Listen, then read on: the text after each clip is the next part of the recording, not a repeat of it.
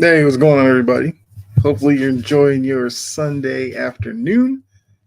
As you can see, the playoff watch-alongs are back. I'm excited. Hopefully, you are as well. Oh, what happened there? Let me remove that really quickly. I was trying to get the little scoreboard ready to go.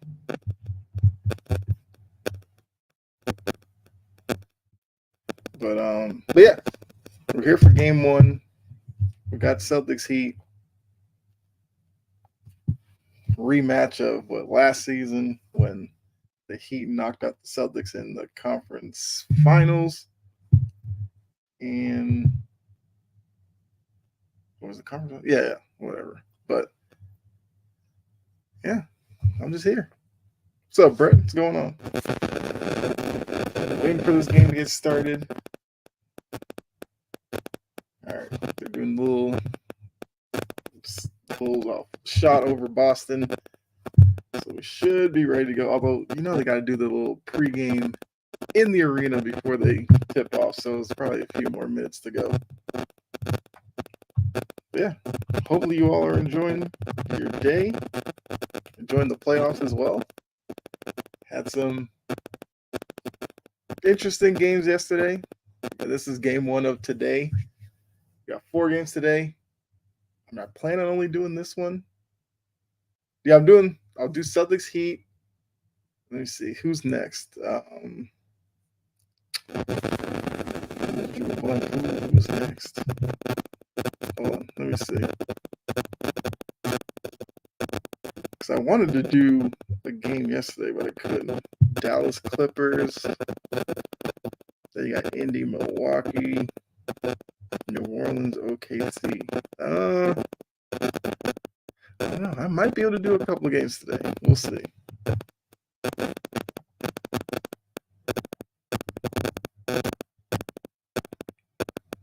I mean, definitely a lot of intrigue with each of the games today. So maybe I do the first 2.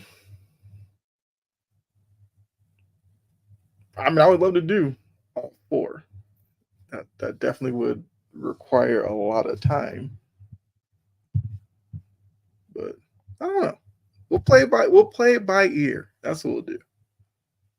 I'm committed to this one right now, but I could do more.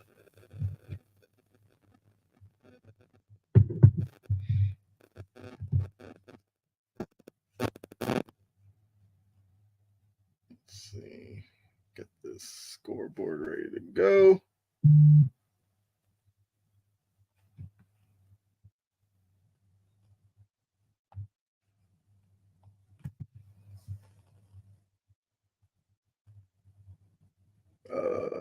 Facebook. Hold on. I gotta see something. Facebook user.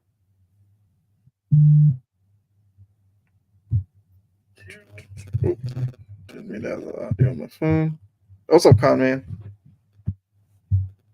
I feel like I've seen your name on here before. Why is it saying Facebook user now?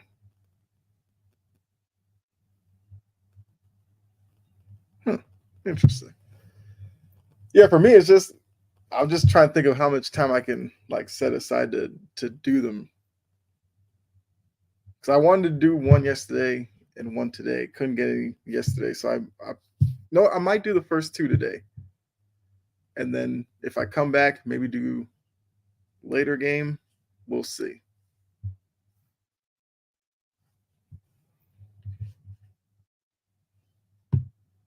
Yeah, like I said, we're playing it by ear.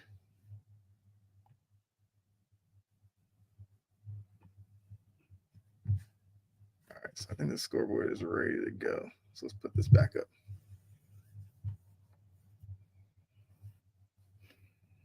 But yeah, so what am I looking for game one here?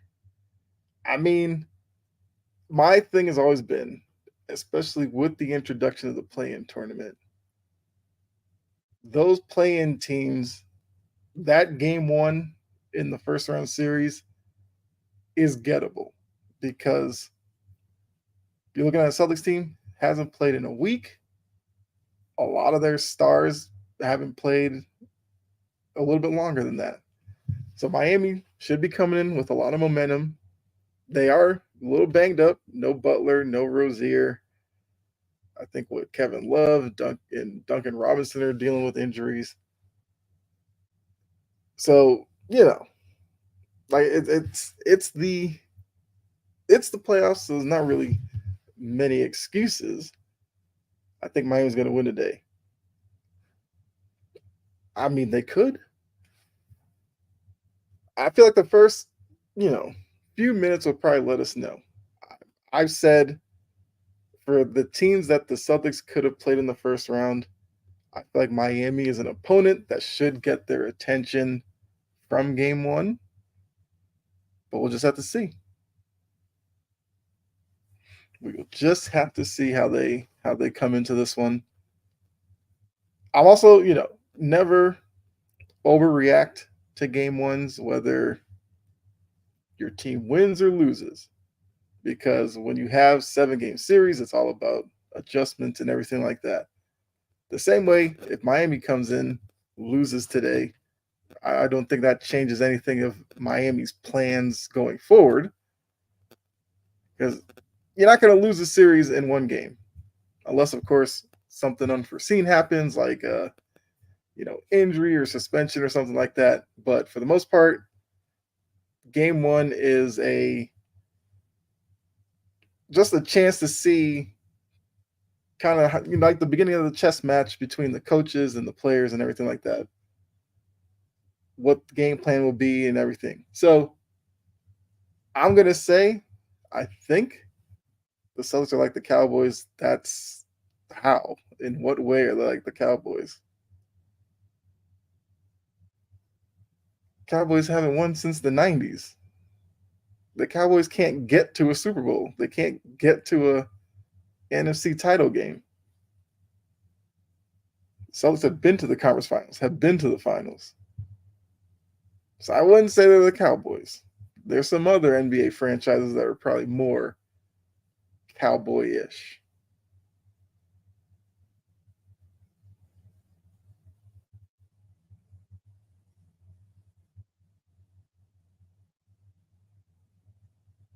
Neither are the Celtics. The Celtics won in '08.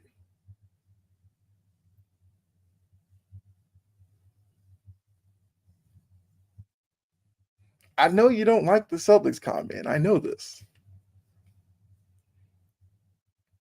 They're already not the Cowboys. They are in contention. The Cowboys put themselves in contention just from talking about it, but they don't actually prove it. Celtics have paid their young stars. Cowboys, I don't know. Go ask CeeDee Lamb. Go ask Micah Parsons. Go ask, yeah. Oh, wait, how long ago was that? Okay, the Cowboys won in '95. Quite a bit longer.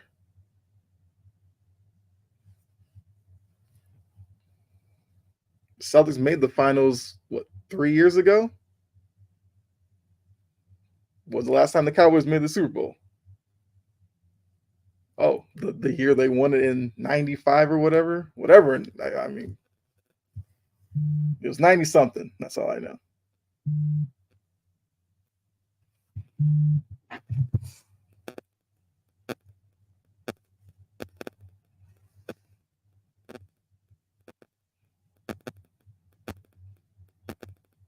Yeah, I mean,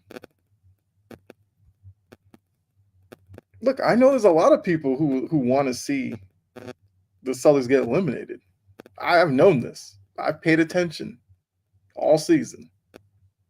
And hey, that's their prerogative. I'm fine with it. A lot of people on ESPN would hate to see the Celtics team win a title.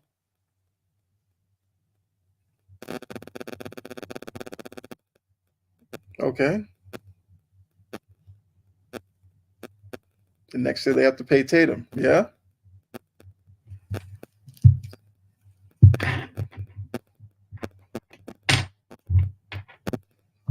That's not that big of a deal.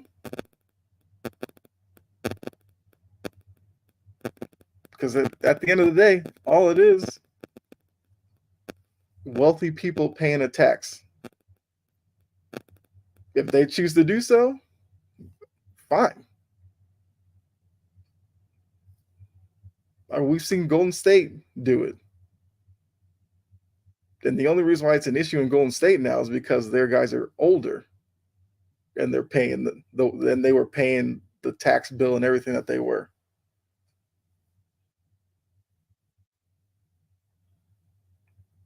Yeah, I know, I understand how much it is, but it's a younger player.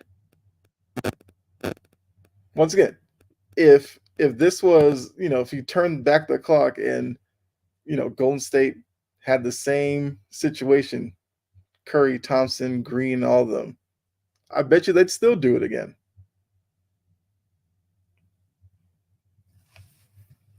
Because I understand what the NBA is trying to do by, putting a lot of restrictions and everything on it. Because I do agree. I like what they're doing. They're hoping to keep. I mean, well, actually, let me backtrack. The fact that the Celtics are paying Brown and Tatum, guys they drafted, that's not necessarily what the NBA was trying to crack down on. The NBA was trying to crack down on the player movement to like the same cities. So the Celtics are actually unfortunate in everything. This isn't a thing you pay Tatum and keep it moving. Exactly. I definitely agree with you, Mo. Because the crazy thing is, like, if they didn't pay Tatum, like, let's not sit here and act like every other team wouldn't jump at him the second that he's available and pay him the same money. Once again, comment. I get it. You're not a Celtics fan. So I know that you say that they'll find a way to lose. Okay. So once again, anyone but the Celtics. Sure. Not both of them. I mean, let's be real. A lot of people hated on Jaylen Brown for that contract. Jaylen Brown had a pretty good season.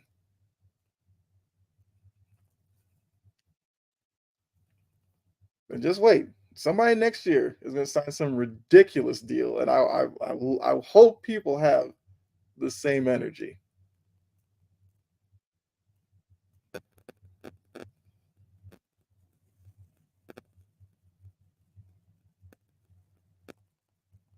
And what do you know? Jaylen Brown hit a three. Mo, what's going on? Have the Celtics in the finals. I do as well. Well, I'm also not going to say I don't see some challenges that could potentially be ahead of them. Adebayo misses the little free throw line jumper. Appreciate that, Con man. Jaylen Brown with the dunk. 5-0 Celtics. Yeah, the scoreboard's going to be a little bit ahead of me. You guys already know how that is. We make it work. All right, Heat looking for their first bucket. Hero, step back three, a little bit long. I couldn't get the rebound. Tatum back the other way.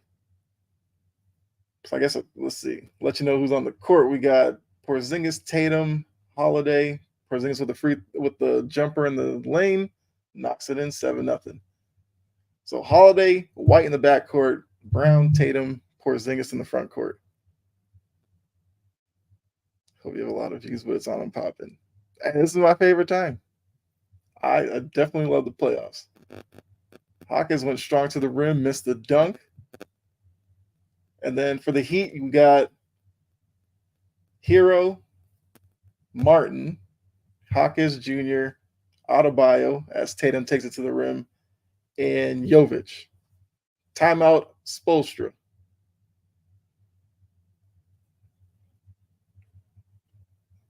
Not seeing Miami Heat to win, sorry. Who knows? Miami went all the way last year. They did. I don't think this is the same Miami Heat team, though. That's my only issue.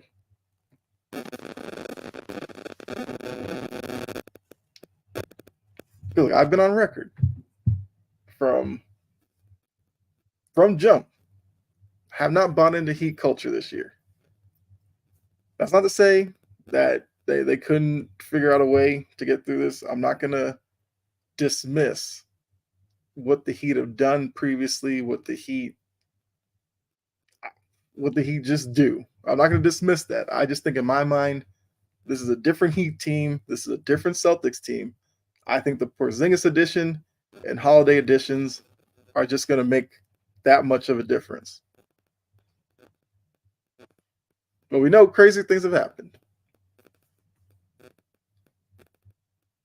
So we're in a timeout. All right, let me try refreshing this.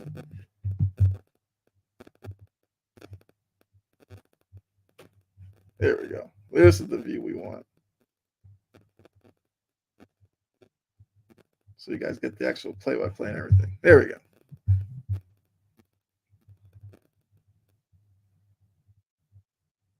All right. Nico Batum for MVP. Look, Aaron, appreciate you tuning in. Batum had a great game. Unfortunately, the Knicks did get game one. That series is interesting because I'm still here, not going there. All right. Appreciate that, con man. Heat Knicks. I'm not Heat Knicks, geez. Sixers Knicks.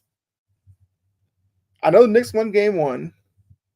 I'm one of those who have the Knicks winning the series. I have it going 7. The Embiid re-injury, re-injuring his knee, does make it a little bit more interesting because he did come back in the game yesterday, but he wasn't as aggressive, I would say. He kind of hung around the perimeter a little bit more after coming back from the knee.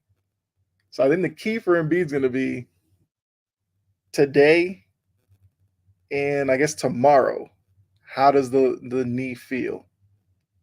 I mean, it was a crazy play to start with. He, throwing off the backboard to himself.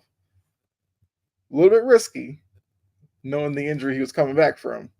But hey, it's playoffs. You take those risks. If he is in any way hindered, I don't see how the Sixers take it 7. That's putting a lot of faith in a Knicks team that, hasn't really been in this position of being, a number 2 seed, all the pressure that comes with that.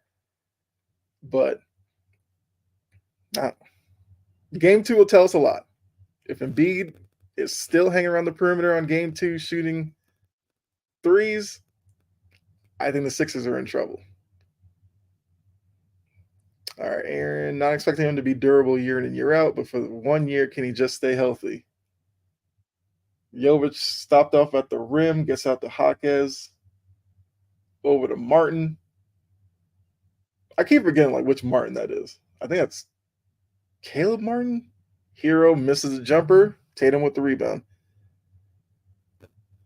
I mean, Aaron, you can ask Pelicans fans. They thought they were getting healthy Zion this year, and he ends up getting hurt against the Lakers.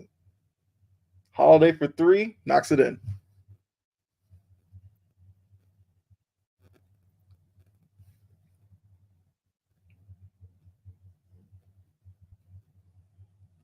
Now, looking at the score right now, if you're a Heat fan, your thing has got to be weather this opening storm from the Celtics and then try to work your way back in.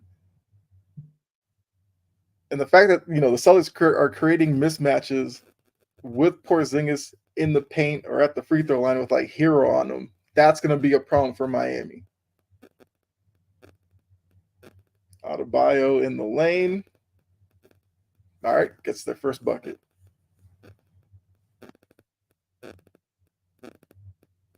So the mismatches that are created, Porzingis for 3.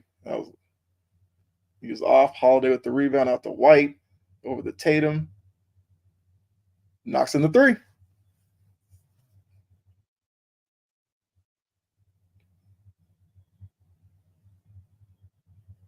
That's what I'm saying. With the Porzingis addition, the mismatches that the Celtics can create, we'll have to see what Spoelstra does to combat that. Because right now, yeah, Adebayo's guarding him, but all they're doing is a simple screen action, and Porzingis is getting a much smaller guy on him. White's 3 in and out.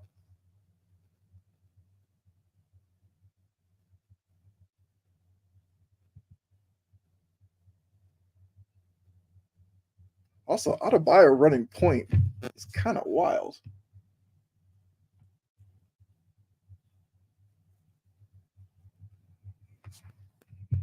So appreciate everybody tuning in. Definitely enjoy this. Adebayo almost got the N1 there.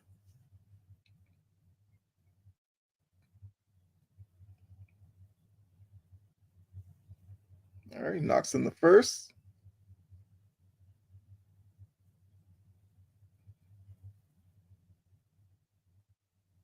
So their scoreboard is like 20 seconds ahead, which is fine.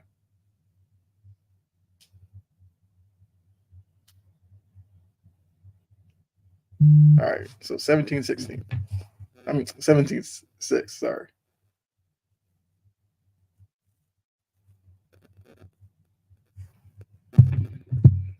Also, the benches will be interesting.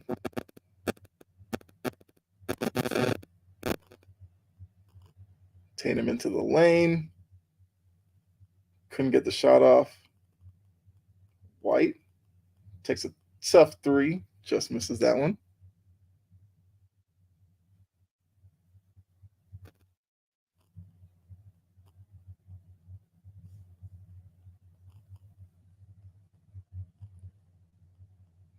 All right. So yeah, just let any of you know who are just, wandering in. I am a Celtics fan, but I will do other playoff games as well.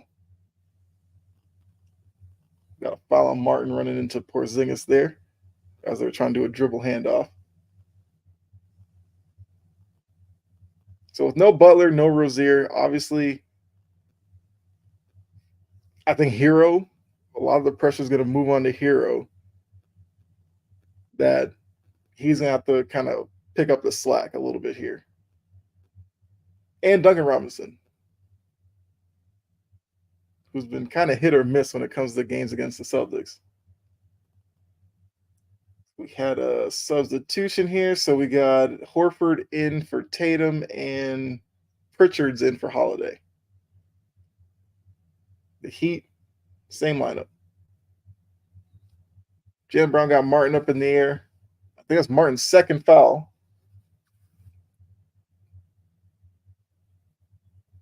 Not sure what Martin's complaining about. Like he got you up in the air and you bumped him.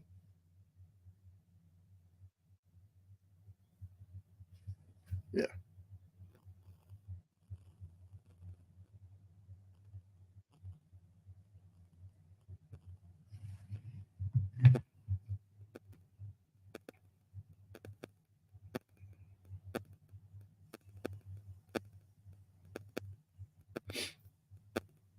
So Martin's to the bench with the 2 fouls.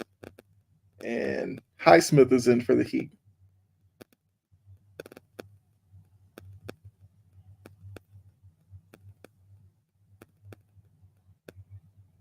All right, so Hawk is back the other way. Into the lane. Adebayo can't corral it, but he gets it back. Kind of loose right now. Highsmith for 3. Short. Horford with the rebound. Brown into the lane. Gets stopped at the rim by Jovic. Out of bounds. It's off of Jaylen Brown's knee. Good play at the rim by Jovic.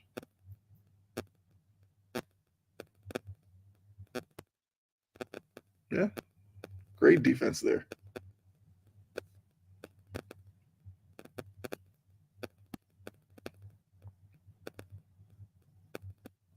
I think the Heat have to try to get Hero going here. Jaquez into the lane, up face, gets Porzingis up, but he's short. And they're call a foul, loose ball foul on Peyton Pritchard.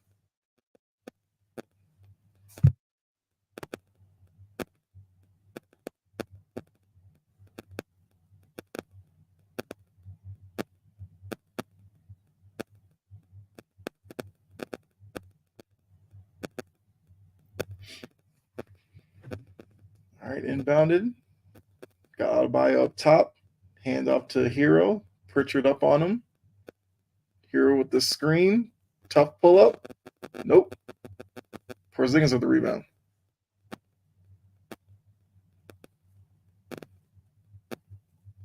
Brown in and out dribble, gets to the rim. I mean, tough finish. Jovic, I guess that was a Euro. I don't know. It was a slow Euro step. I'll give him that.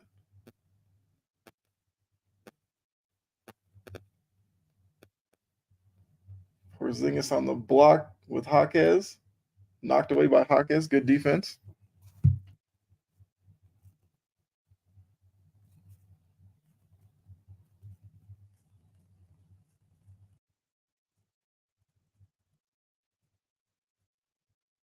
Yeah. Let's show the Jovic play again. It was a Euro. I'll say that. Wasn't the cleanest one. Porzingis out to Jaylen Brown. Short shot clock. Pritchard in the corner. That's a killer. The Heat played great defense for about 22 and a half seconds, and Pritchard gets a open corner three that he knocks down. Jovic long on that jumper. I haven't really watched Jovic play a lot. This will be my first time to kind of see him and how good he is. Porzingis for three, knocks it in.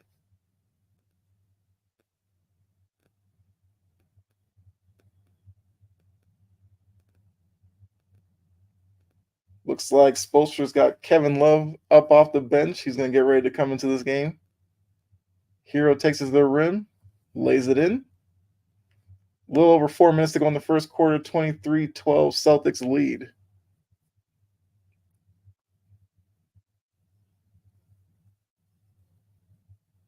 Yeah, that was a tough entry pass from Jaylen Brown. The angle just wasn't there. Hero stopped Derek White. Great defense. Looking to run. The Heat are back, though. Horford's got a mismatch. Trying to get it to him. Kind of tough to tie up a guy from behind him, but we got a jump ball.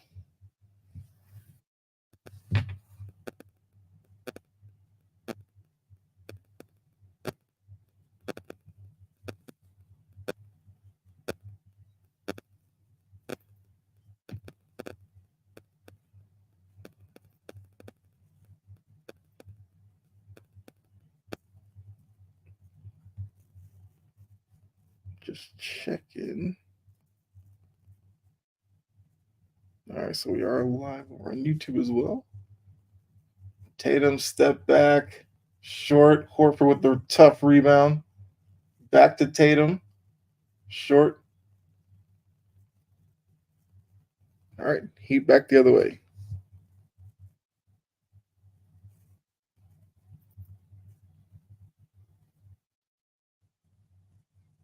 Nice stop and go. Oh, who was that? That's Delon Wright. There's a name I haven't said in a while.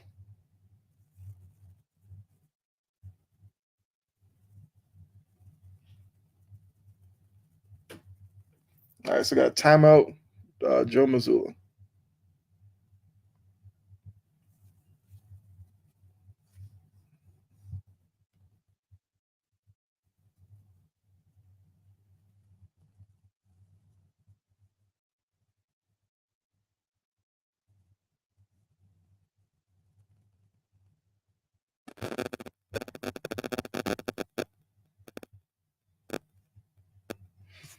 All right.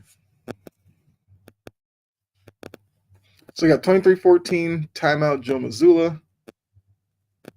We're here a little over 3 minutes to go in the first quarter.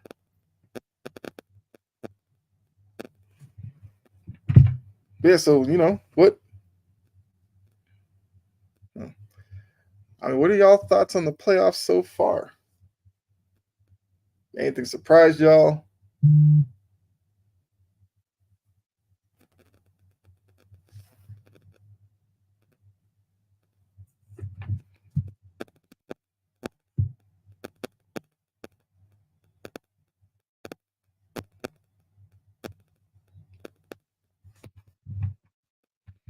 Injuries, yes. Look. It's definitely a risk when you play 82 games and then you get into the postseason. How intense a lot of these games are. It usually that's kind of how it works out. Your champion is kind of the team that's avoided anything really like too catastrophic. What's going on? I mean, was that one YVNG Nick? So let's say Nick. What's going on, Nick? Over on Twitch. Just praying that the Celtics take it home this year and that we are healthy enough throughout the playoffs. I mean, that's every team's wish, but yeah, I agree with you. So I take it you are a Celtics fan, Nick. Appreciate that. Risk or reward? I mean, the reward is lifting that Larry O'Brien trophy. But yeah, every time your team steps out on the court, there is a risk. Like I said, you hoist up that trophy at the end, it was all worth it.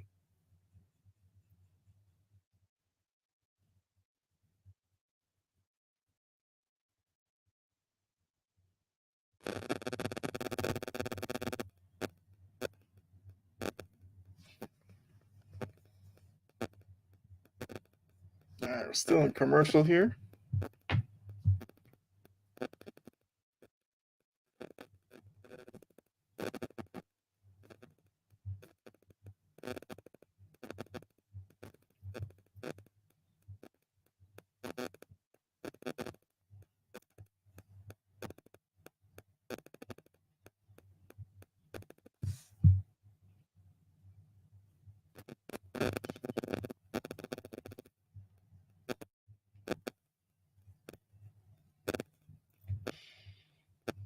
Horford in the corner, just long on his three, and DeLon Wright with the rebound. So let's see, we got for the Heat, DeLon Wright, Kevin Love, Duncan Robinson, Highsmith, and Jaquez on the floor. For the Celtics, you got Tatum, Sam Hauser, Al Horford, Derek White, Peyton Pritchard. Love was working on Hauser there in the paint. I thought he might have been able to overpower him, but he wasn't able to. And I think DeLon Wright was cutting to the basket from the corner. Kevin Love didn't see him and threw it out of bounds.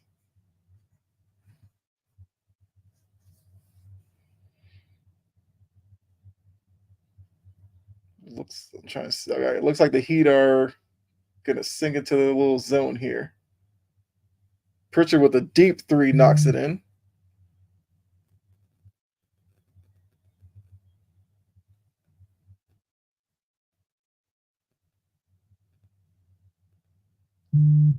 That was a wild jump stop by Hopkins there. Another turnover for the Heat.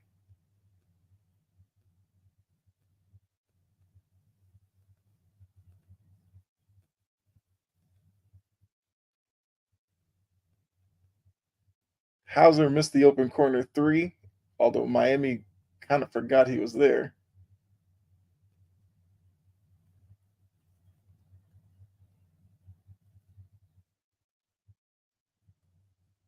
Kevin Love for three.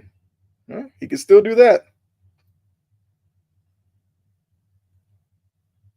How old is Kevin Love now? I thought I looked this up before. And he was a lot older than I kind of thought. Pritchard's off on the three. Hauser with the rebound. Horford's along with it. Kevin Love and Duncan Robinson kind of ran into each other on the rebound and lose it out of bounds. Celtics ball.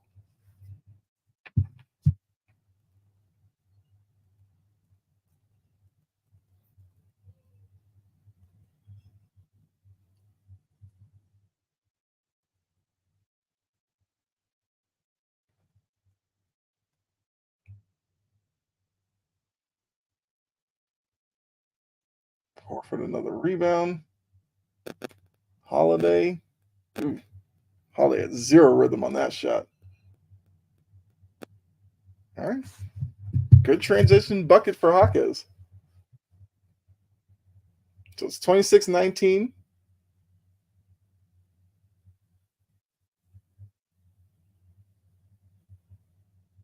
Holiday into the lane to Horford. Comes up short.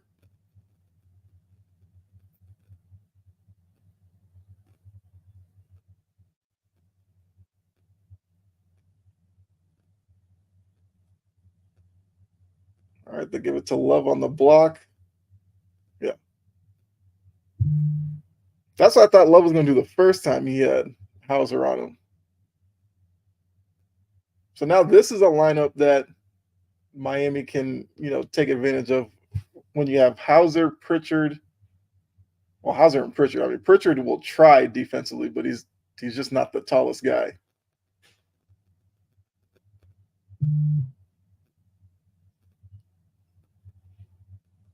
Okay, I'm about to say Duncan Robinson. That was a wild three to take there.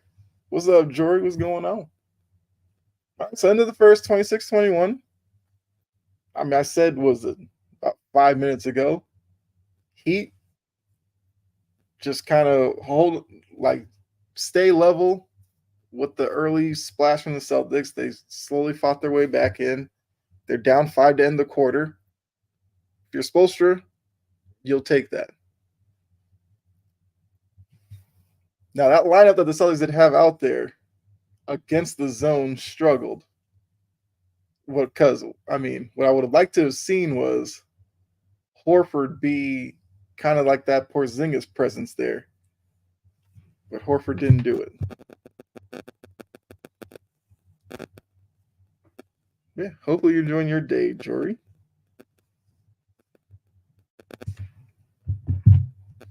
So the plan is to do Celtics Heat. I may stick around and do Mavericks Clippers. We'll see. In fact, time permitting, I would do every game. By the third game, y'all might be tired of me. Boston doesn't know there's an area inside the arc they can shoot from, right? Yes. I said I would have liked to see Porzingis out there in that closing lineup to end the quarter, but I mean, he needed a rest. Horford should have been in there. I mean, Brett, we know how Tatum shooting a commercial SoFi got the money.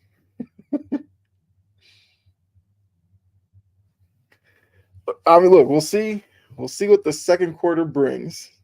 We'll see what the talk is in the huddle.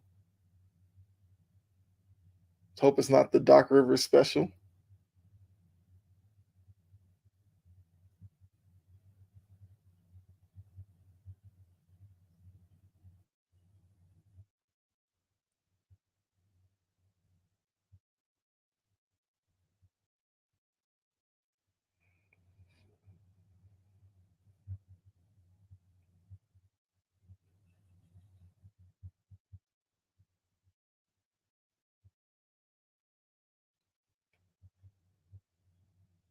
All right, got all these commercials.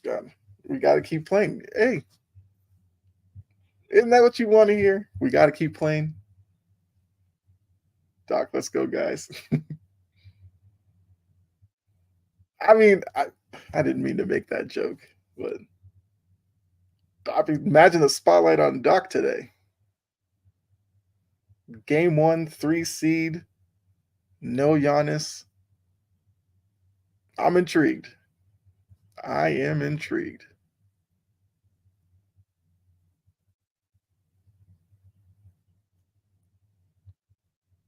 Please no.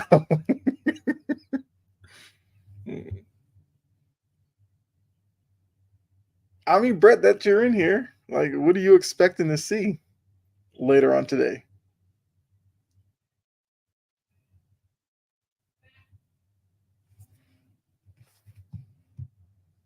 Rather put a mic on the hot dog vendor than Doc. I mean,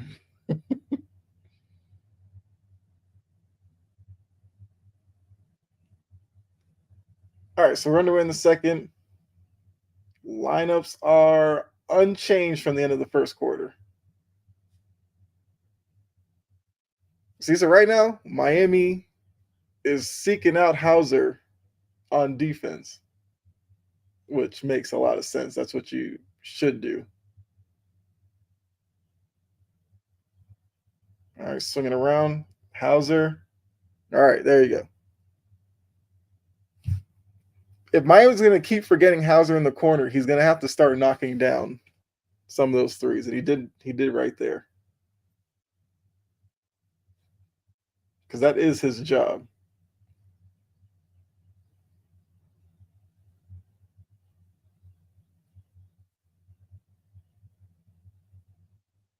All right, out of bounds off of Robinson.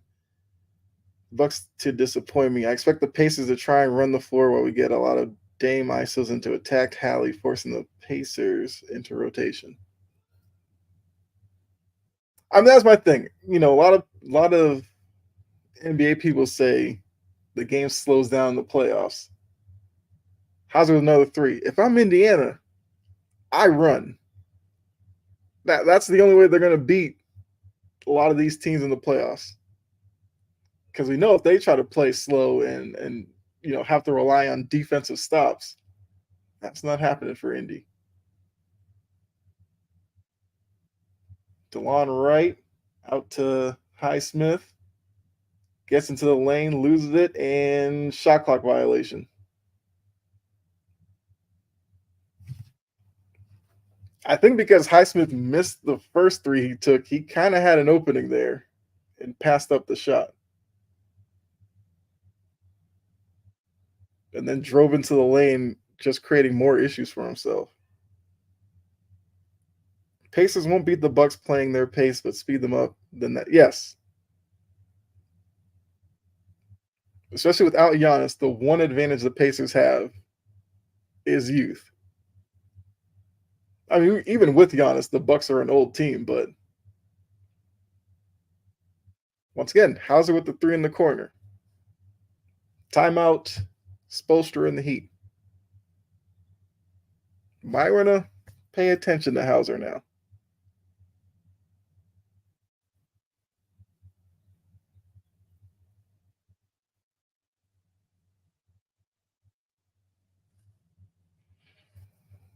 So who do you have for, I guess, winners today? Brett and anybody else here in the chat. So we got Celtics Heat, Clippers Mavs, Bucks Pacers, and then the nightcap Pelicans Thunder.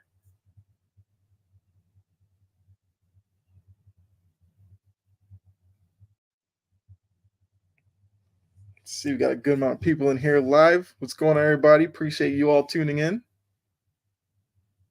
First of many playoff watch-alongs this season.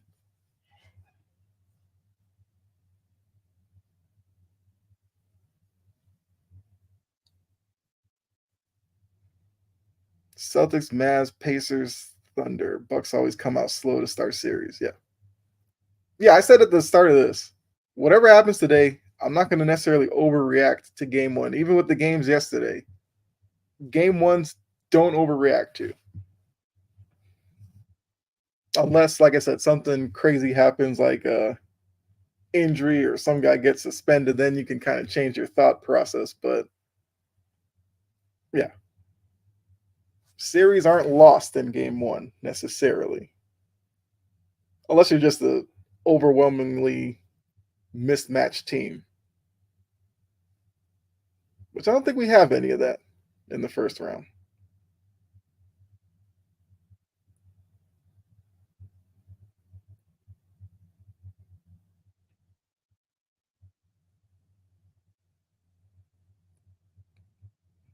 So while we're in the timeout, hold on. Lakers fans overreacting was hilarious. We need more Jackson Hayes and put Christian Wood on Jokic were my favorites.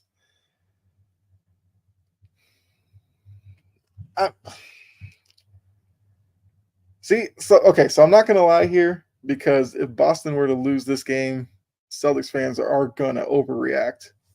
Like I'm not going to, but a lot of them will. I understand. I understand that portion of fan bases. So Lakers, Celtics, when culture of winning, yes, that kind of breeds that overreaction. Look, for about I don't know 65% of that game yesterday, you'd probably say Lakers were doing their job. They started off really strong. I didn't like the last about 3-4 minutes of the first half, but that happens. Like, Denver is a good team. Sure. NBA gamer runs, you understand that. Then it seemed like in the second half it started to get away from them. But once again, it's just game one. You Now this is where maybe the Laker fan overreaction is coming into this. A lot of Laker fans, I don't think, trust Darvin Ham to come up with a game plan for game two to prevent what happened, especially in the second half of game one. So that's why I think the overreaction is probably coming from. But I'm not going to write off the Lakers just yet. I mean, I am somebody who picked Denver to win the series, but I expected Denver to win it probably in like a really tough 6 games or so.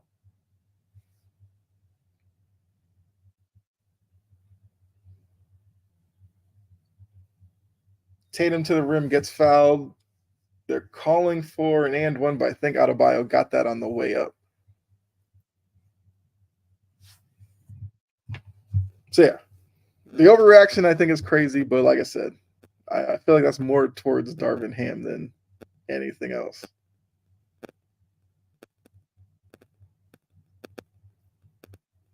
Tatum knocks down the first free throw.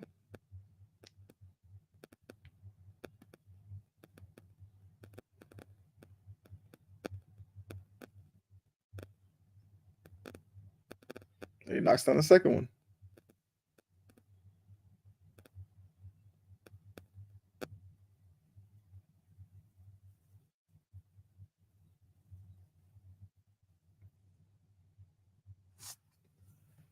All right. Heat answer back with a bucket. So we got 37-27.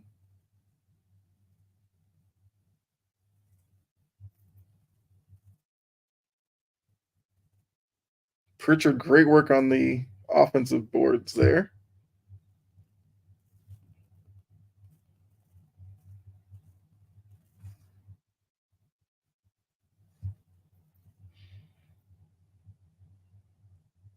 Robinson for three.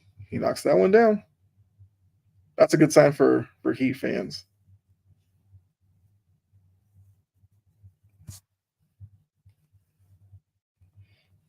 Tatum with the screen for Holiday. Tatum gets it back. He's got Hero, Highsmith on him out to Hauser. Once again, they forgot Hauser over in the corner. Game one from that series is just a copy and paste from last year. Close at half. Nuggets dominate the third, beginning of the fourth. Lakers make a late run. Nuggets then proceed to have the greatest clutch offense ever to end it. I mean, that does kind of summarize the night. Like I said, Darvin Ham. Horford in the paint, little half hook over his left shoulder, knocks it in. 44-30 lead.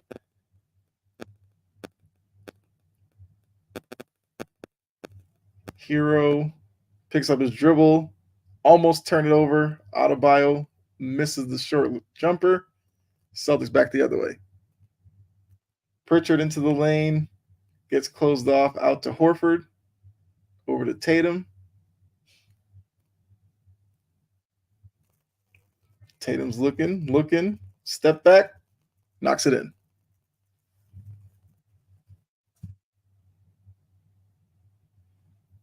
Like the key for the Lakers obviously would be they have to win the non-Jokic minutes. When Jokic is on the bench, the Celtics have to destroy the Nuggets.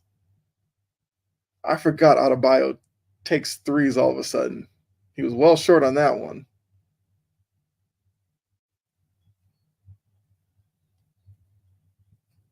Ever since Adebayo hit that game winner against the Pistons, now he thinks he's Jokic. Sam Hauser is currently Peter Griffin playing Double Dribble. Oh, I love that episode. Oh man, it's crazy how simple games were on Nintendo, but they were just so much fun. Double Dribble was a classic. It's my childhood right there.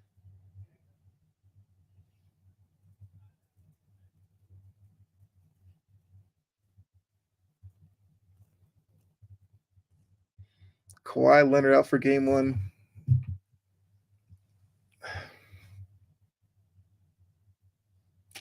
Like, what do you say about that? So he's out for game one, but he's committed to the Olympic team.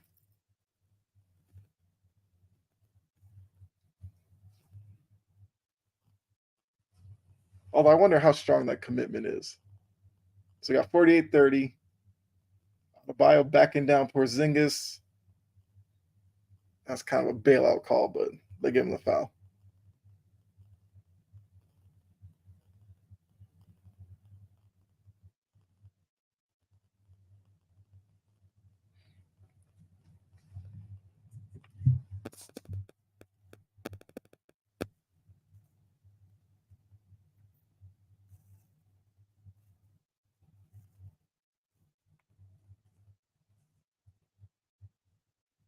Adebayo rattles in the first free throw.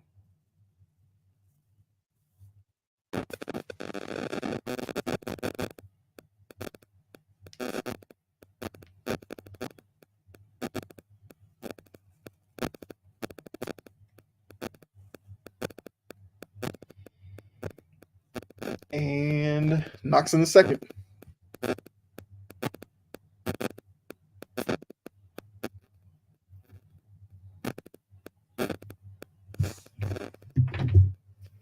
All right, so Derek White pass half court, gets it to Porzingis.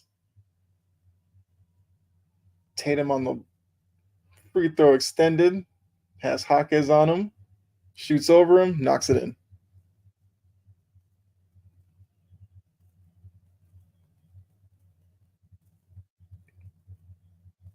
Hero for three. Nope.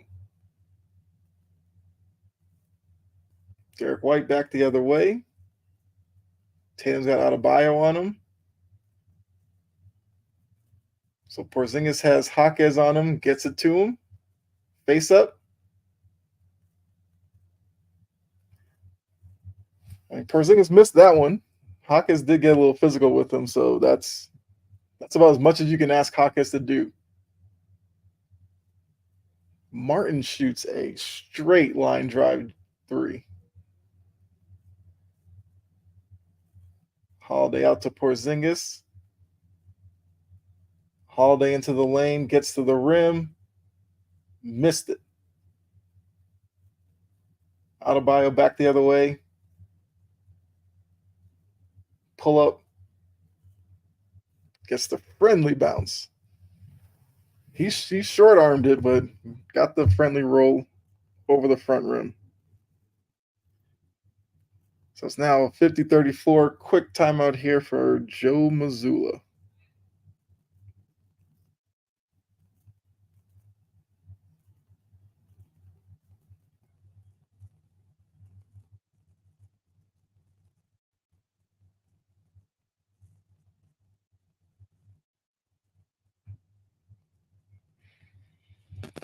All right, got a timeout in the action. We're winding down the first half here. About 5.5 to go. Game of runs. Heat had back-to-back buckets. Mazzulla calls a timeout.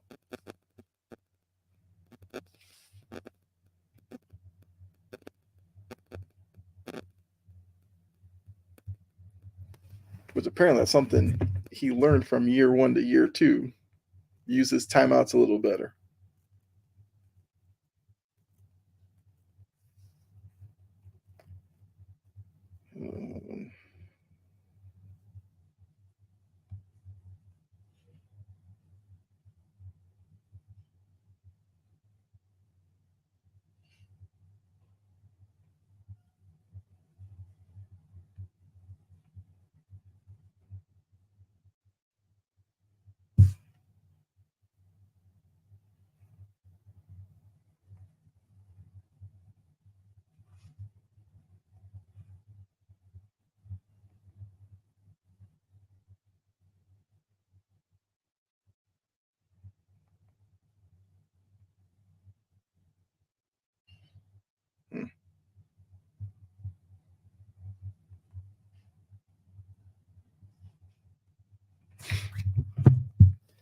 All right, waiting for them to come back from the break.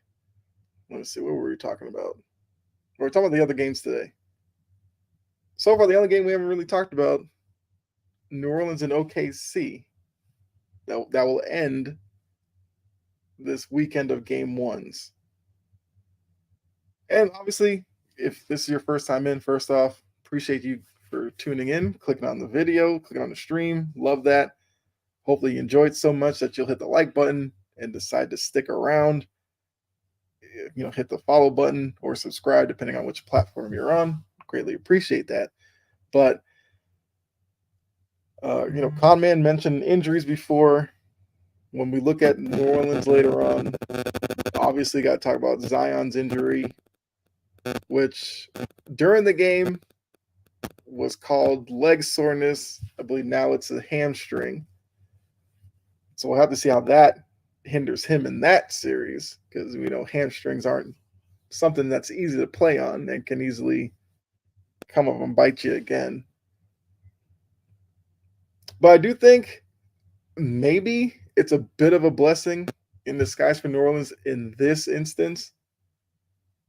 It seemed like when Brandon Ingram came back, he was struggling to kind of find himself with Zion on the floor. Now, with Zion out of the equation, we'll see how many games that lasts. But I feel like Ingram, we'll probably see a better version of Brandon Ingram, which is what they're going to need if they're going to have any shot at beating Oklahoma City.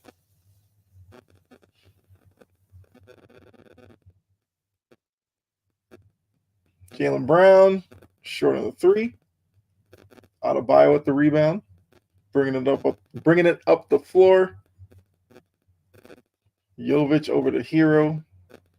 Back to Adebayo. Hand off to Hero. Adebayo. Yeah, that's good offense.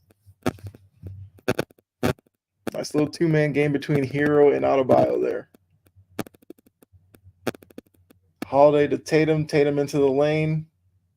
Runner short. Adebayo back the other way. Hand off to Hero for three. Nope. Jovic with the rebound. He saved it. Okay, I thought it went out of bounds. Down low to Hero, who brings it back out. I guess he didn't want Holiday on the post. Gets stripped by Tatum. Got a 3-on-2. Tatum to the lane. Gets it in. Nice little fast break there.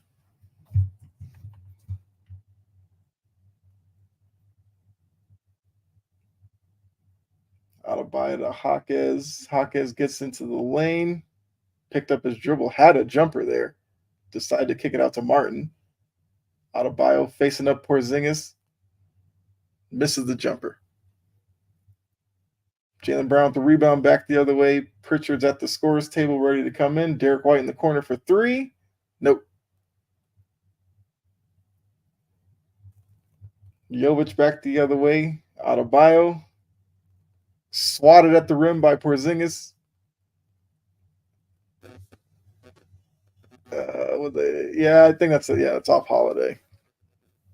Holiday tried to hit it off of Adebayo, who was out of bounds, but I think it short hopped him and bounced before. Let's see. Oh yeah. Holiday actually could have saved it to White, or no, Porzingis was out. Did that hit Adebayo's hand? I can't. No, I think it's the right call. Here off the screen into the lane, out to Jovic. Nope. Jovic looked better on that shot. Unforced turnover there.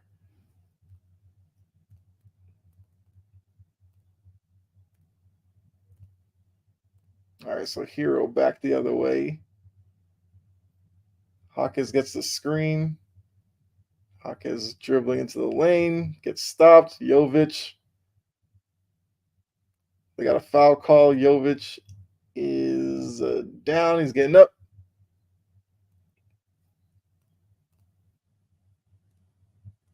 Yeah. Tough drive to the rim for Jovic. Got fouled.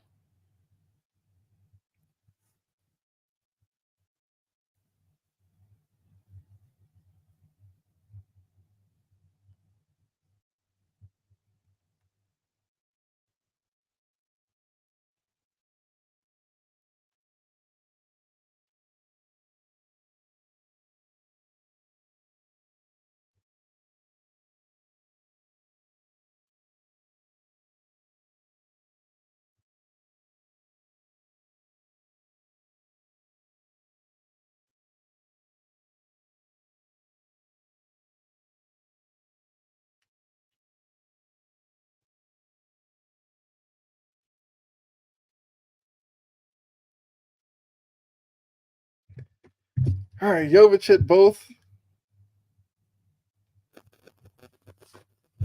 Porzingis drives out to Pritchard.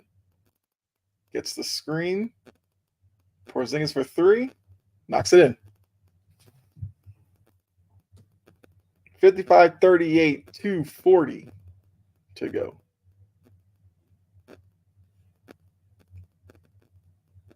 Hero back to Jovic, out to Martin.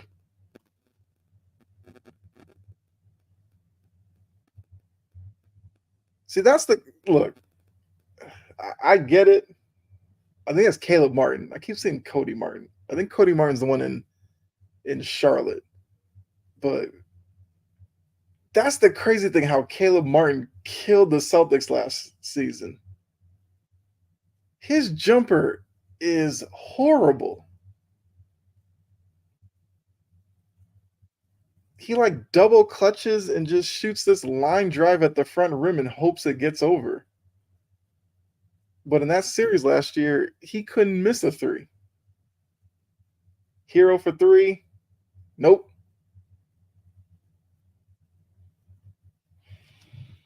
All right, 139 to go.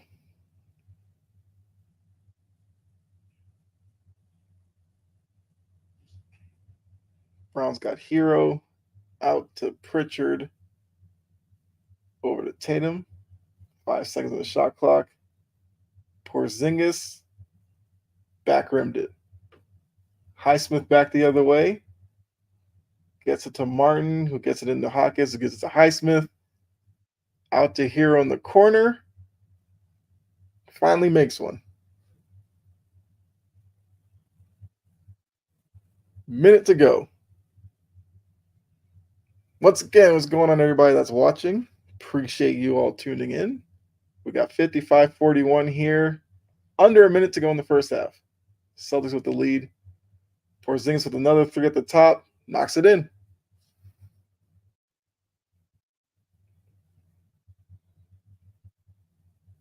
Porzingis flexing his wrist as Jovic did hit him on the way by. Didn't get the call, but whatever.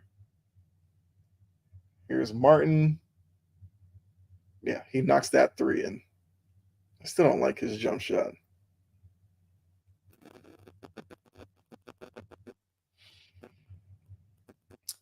All right, so let's see.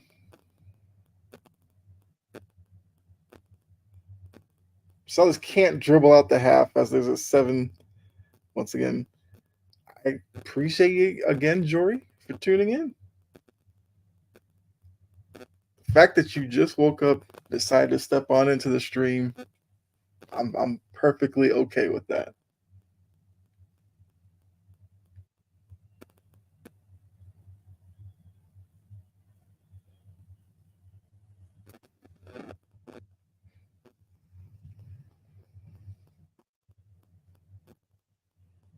Yeah, it's clearly a foul on Jovic on that Porzingis three.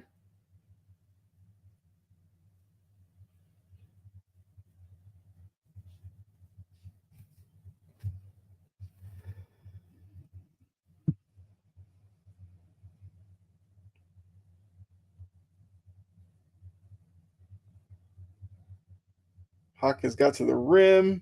That's going to end the first half. So 60-45, end of the first half. I will be sticking around during halftime. We can talk about this game, games that are coming up as well. Whatever you guys want to talk about.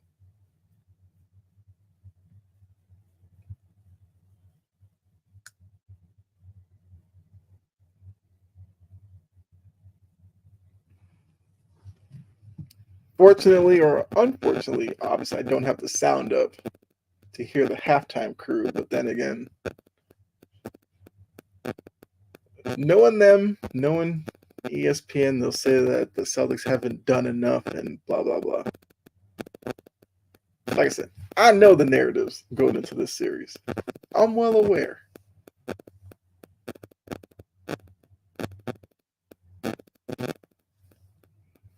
Yeah, for those of you tuned in, say what's up. Let me know you're here. Let me know who your team is if you are new to the channel. And if you are new to the channel, welcome in.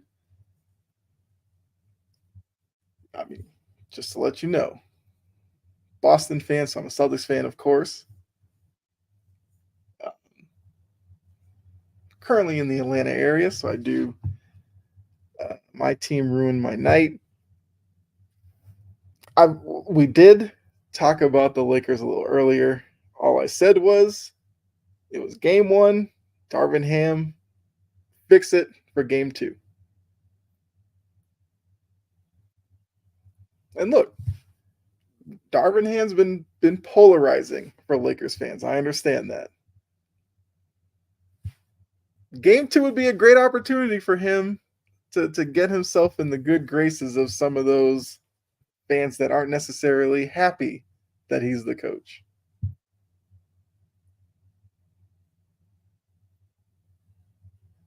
Because obviously it wasn't all bad for the Lakers. There are some things from that game that they can take away, go into game two with, like me. And I understand it. You know, Darvin Ham has had a lot more negatives than positives. But like I said, he can wipe all that away because of the playoffs and everything. That momentum swing killed me because I knew. Yeah, that was another thing I said. For about 85% of the first half, Lakers did their job. But the way that they ended the first half didn't help. And then the way that they started the second half didn't help. And that's kind of where they lost the game. By the time they got to the fourth quarter, yeah, they made that little run at the end. But yeah, momentum was well away from them at that point. But if you bottle up how they started the game, that is something to hang your hat on.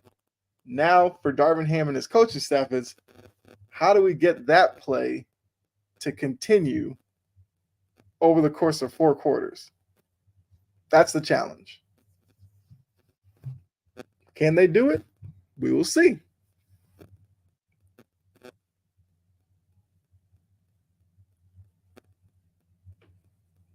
Also, needs to be said, I, if any of you are LeBron fans, you might want to turn your ears off to this one. The fact that late into the fourth quarter, there was a point where LeBron had only taken one shot, had 2 points. You can't have that and expect to beat Denver. That's all I'm going to say. That's all I'm going to say. I know bringing up LeBron deficiencies can be a testy subject. I'm not saying for you, Jory, because I know that you're a Lakers fan that keeps it real, but some don't want to hear that, but just had to say it. I thought Anthony Davis was good. I thought he played well. I thought Austin Reeves struggled. Can't have that. D'Angelo Russell struggled. Can't have that. I mean, that's kind of like the big things right there.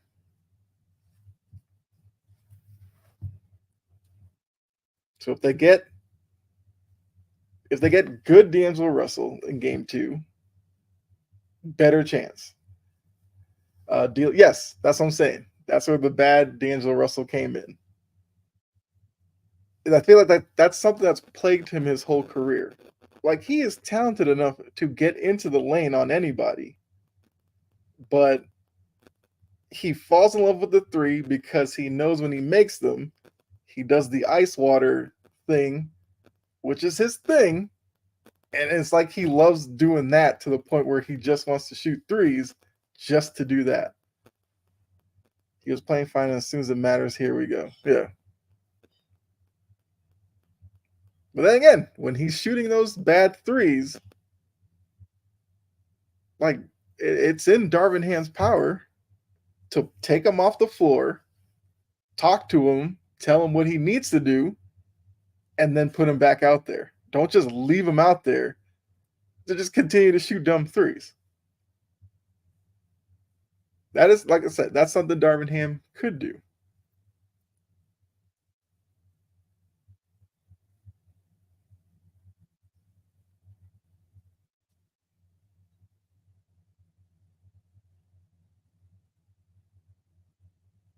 Also, I'm gonna bring this to you all as well because this is a conversation I had with my dad about Heat culture. It's like a no-win situation, right? Because the Celtics beat the Heat, they'll just say they're banged up, and because of Heat culture, they made it to the playoffs anyway. And then if the Heat win, it's gonna be because that's Heat culture. That's what they do. How did we get to this point with Miami? That's all I need to know. I get it. They won titles when they had LeBron, Wade, and those guys. Since those guys have left, okay. Why is there no pressure on Miami? I was going to say Jimmy Butler, but Butler's hurt. He's not playing in this game. Because I remember, I think ESPN did a segment or something like that about players who have pressure going into these playoffs. And at no point did anybody mention Jimmy Butler. They mentioned everybody else. You know, there's pressure on KD. There's always pressure on KD in the playoffs. There's pressure on Luka. There's pressure on Tatum. There's pressure on Brown. There's pressure on all these guys. But somehow, never any pressure on Miami. And maybe one of you can let me know why that is.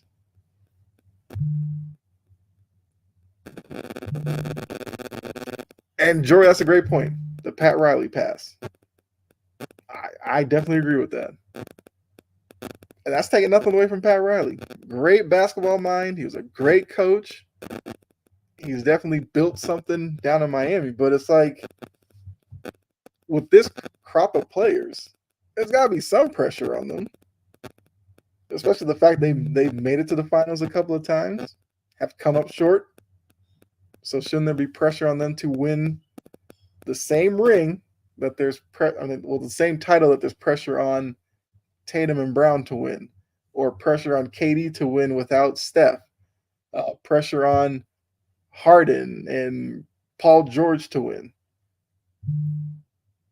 That's it. That's my Heat culture rant.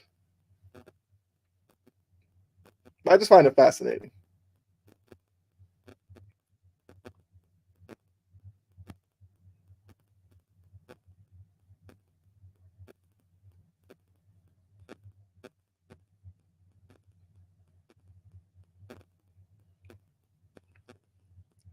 So I probably messed up by not having the captions on during halftime. Because I always like to hear Wilbon. Because I mentioned earlier, there's plenty of people who would hate to see the Celtics win it all. Mike Wilbon is one of those people. There's plenty of examples to kind of show you that it would be his worst day of work if the Celtics won a title and he shows up the next day and has to go on camera and talk about it. That's his nightmare.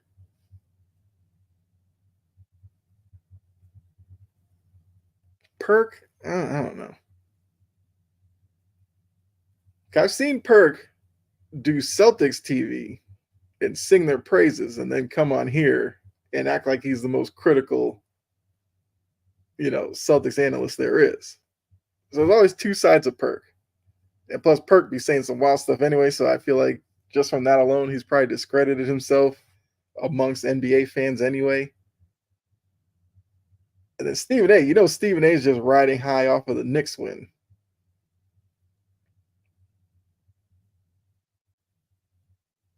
Which that in itself, yeah, I could definitely talk about that for a while too.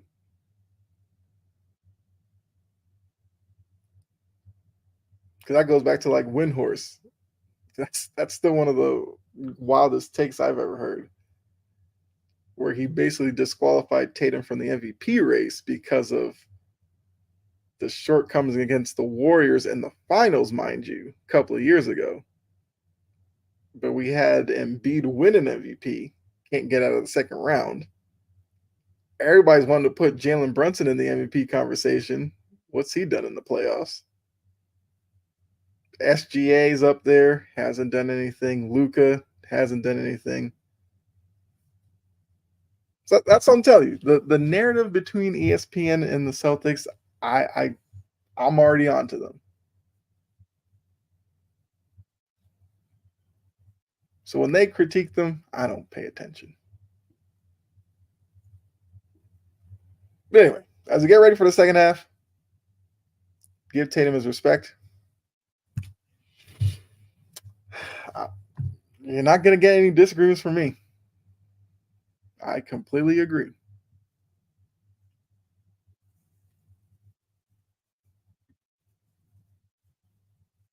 I completely agree with you.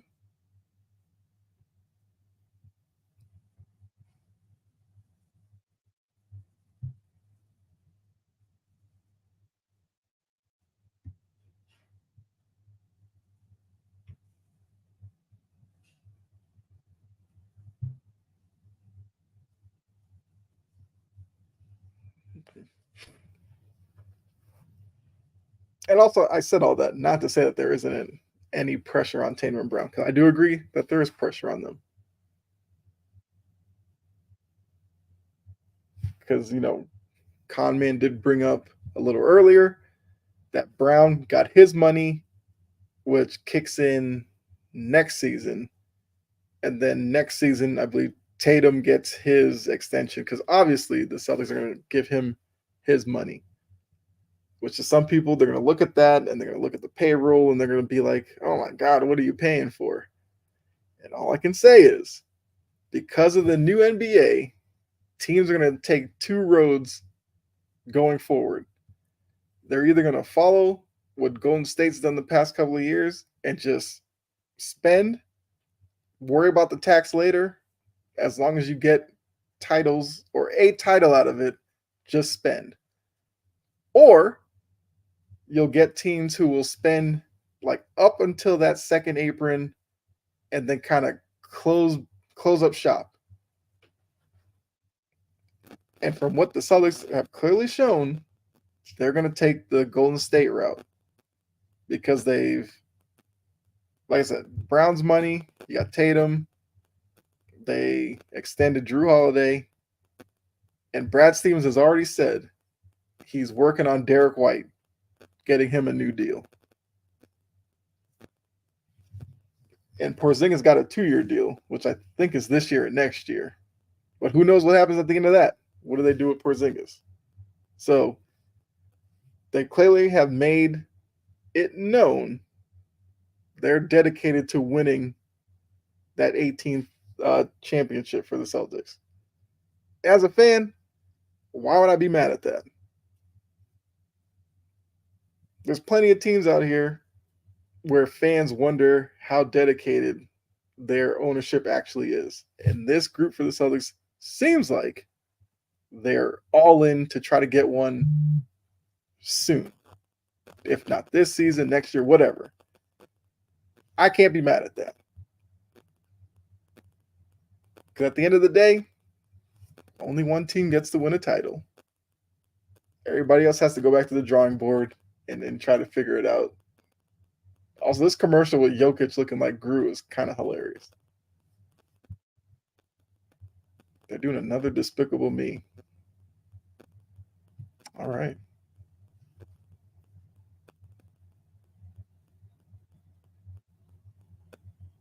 I'm not mad at that. I like Despicable Me. All right, so it looks like we're getting ready for the second half. They're just putting up the stats. I mean, Brett was in here, talked about how Celtics were 12 of 30 from three, shooting way too many. The Heat are 3 of 14. And as I said, all 12 three makes were assisted. So it's in ball movement. That's been my thing with the Celtics.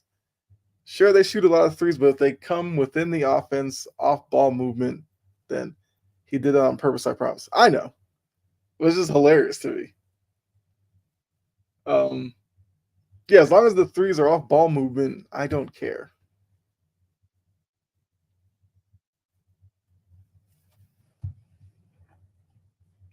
Because that is the NBA.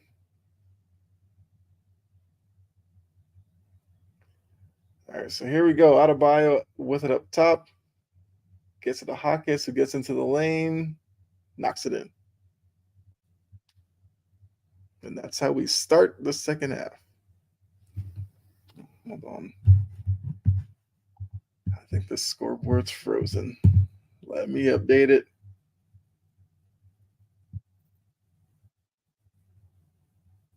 Great crash to the boards by Porzingis. Jaylen Brown out to Derek White. Gets into the lane, out to Brown. Corner. Knocks in the three. There we go. It is back working for you. Adebayo, hand off to Hero. Hero's really struggling. Hawkins for three. Jeez, he didn't hit anything on that one. Holiday back the other way for three. Knocks it in.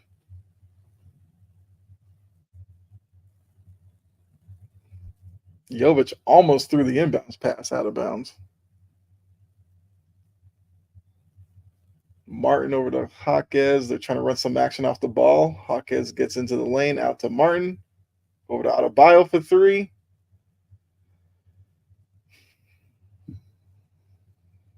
All right. Heat culture. I'm sorry. I don't need to see Adebayo shooting threes.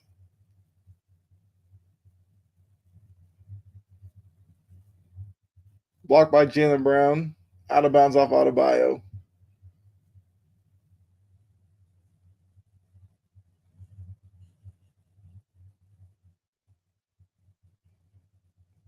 Holiday gets the screen from Porzingis.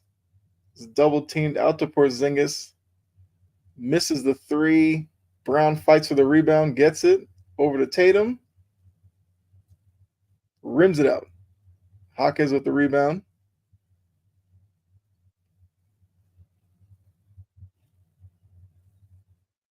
Deflected out of bounds by Drew Holiday. Heat will inbound it.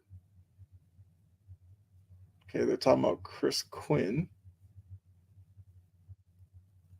And he's supposedly supposed to be getting a head coaching job soon or something like that. Or people are saying he should be one soon.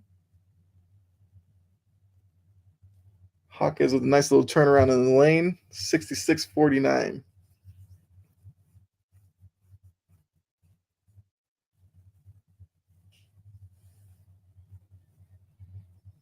Holiday gets the screen. I mean, a lot of clutching and grabbing here. Adebayo with a silly foul there.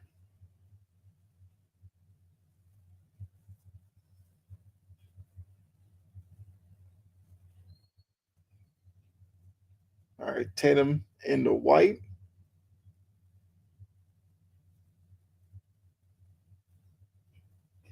White off the screen. Open three. No. Hero with the rebound. Looking out to Jovic. Jovic steps into a three. Nope. Hawkins with the rebound. Jovic for another three. He finally makes that one.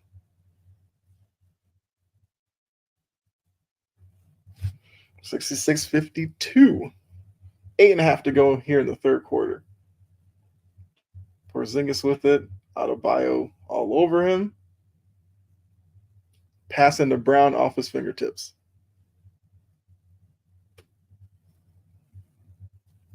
Hawkins back the other way. And that's a tough layup there.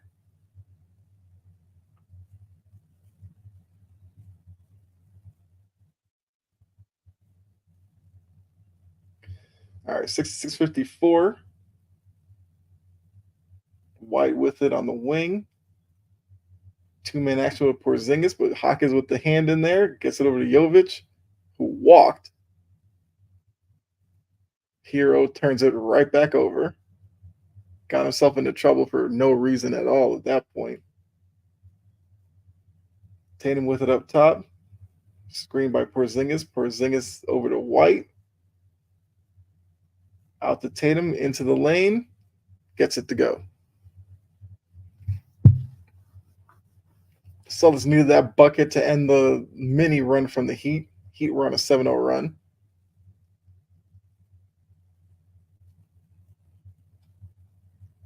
Hawk is working on Brown. Well short on that fadeaway. White out to Tatum. He's got Adebayo on him.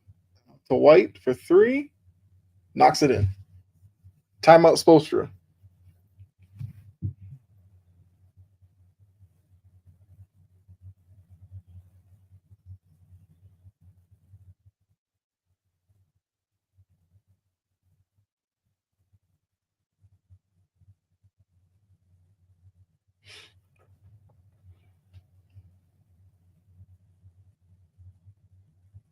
All right, they're going to timeout.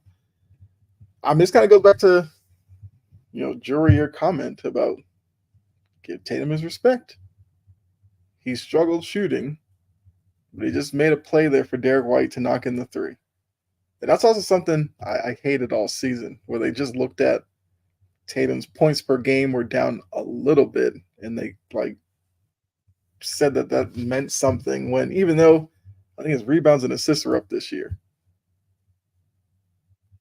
But like I said, neither here nor there. So after the Heat go on a 7-0 run, the Celtics kind of answer back with was like 5 straight points, and Spoelstra calls the timeout to try to settle things down. I think for the Heat, one, Adebayo settling for threes works into the Celtics' favor, so he can keep shooting those. 2,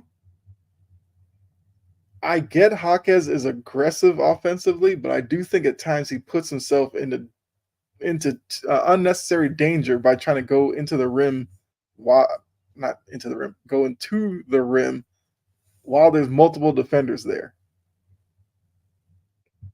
And he's kind of forced up some shots in this game.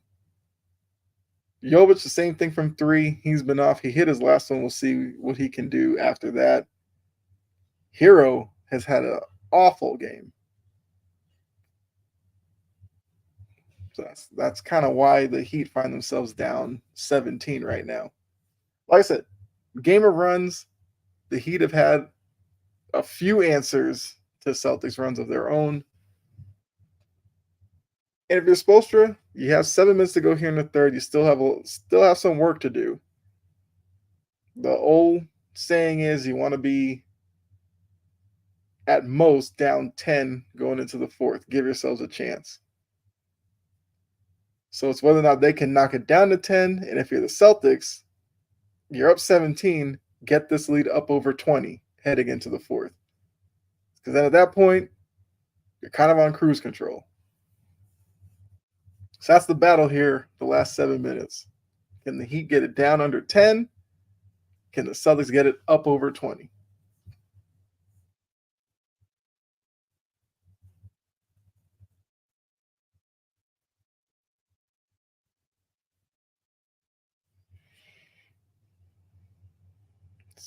See some people tuning in. Appreciate you all. If you're enjoying this, hit the like button. You will get some more of these. Playoff time. Love watching these games with you all. Kind of getting your reaction to stuff that's happening. You get mine.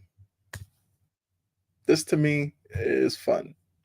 This is why I, started my channel and everything. Well, I do have a podcast I do along with this.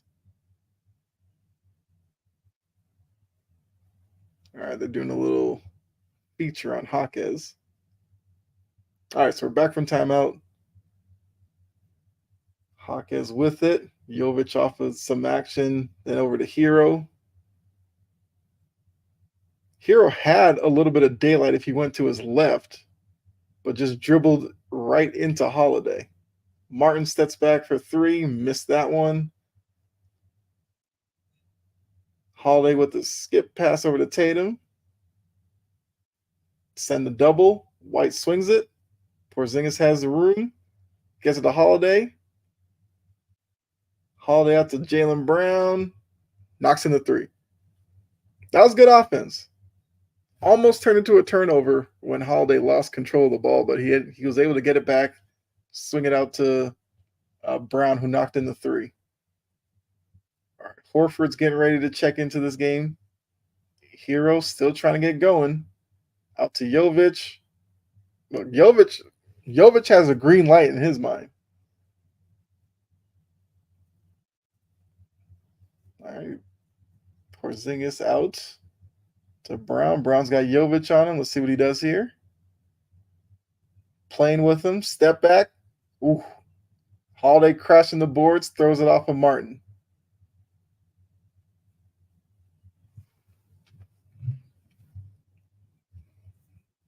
So the lead is now up to 20, 74-54. 5.5 to go. Once again, Celtics push it a little bit over 20 now.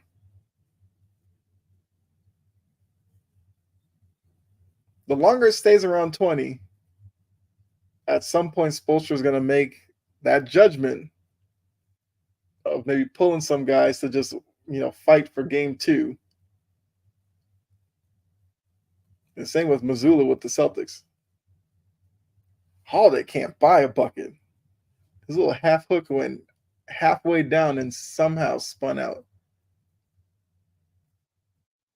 Hero out to Adebayo off the screen. Gets it to Adebayo, who over to Martin. Martin over to Jovic. Shoots it. Okay. That was good ball movement from the Heat. But that's what I'm saying. This is the differences from last year. Martin was draining threes. So you don't have Strus, who was hitting threes as well. Holiday missing at the rim again. Hawkins with the up fake. Throws it down to Martin. Almost a turnover, but Martin was able to keep it. Adebayo's posting up. Horford facing up into the lane. Out to Martin. Over to Hero. Out to Martin. Over to Hawkins. Shot clock violation.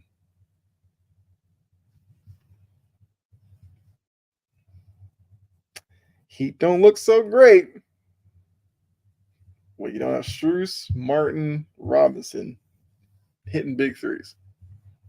Martin's been awful this game as well.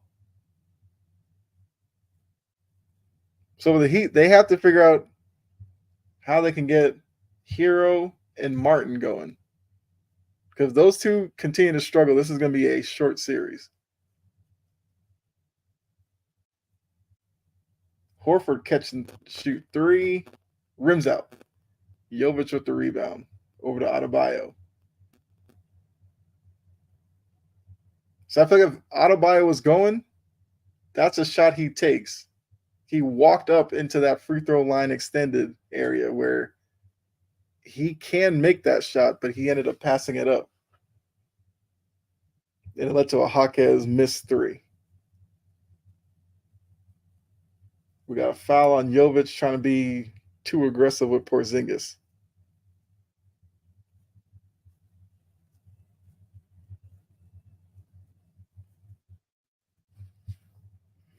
Also, those of you who are tuning in, if you saw in the description, I do have a Discord for my channel. As you can see up at the top there, chomping at the bit. Feel free to hit that link, join the server. Actually, now that I think about it,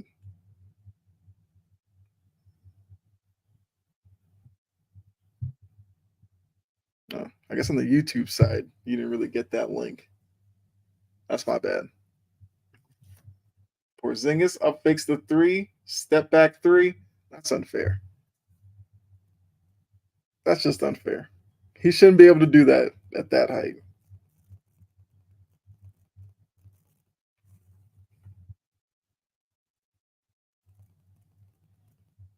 Jovic drives in on Porzingis, can't get it to go. Horford with the rebounds. Celtics have a bit of an advantage, but Jovic gets back into the play. Brown out to Horford for 3, knocks it in. Spoelstra with another timeout. It's now 80-57 Celtics lead.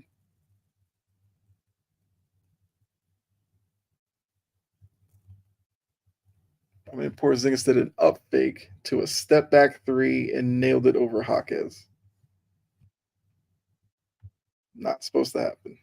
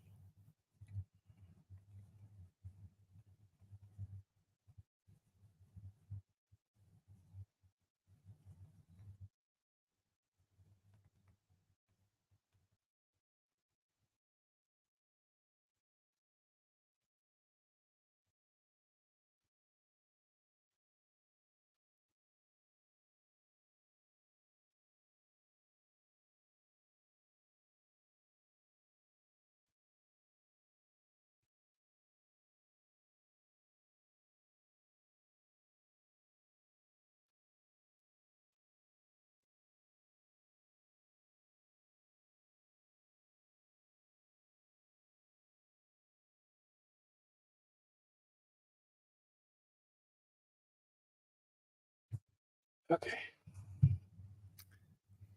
So we're winding down the third quarter here. Celtics clearly have the advantage in this one. What does Spoelstra do here? We'll find out.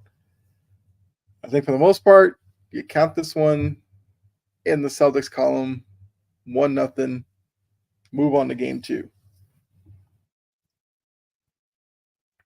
So I guess now it's at that point where you got to look at it and see, almost like, I was talking with Jory here earlier about Lakers moving into game two. What happens game two for this series?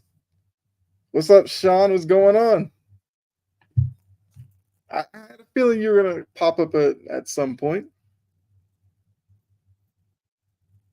I mean, look, you're in here. Let me know what you've thought about the game so far.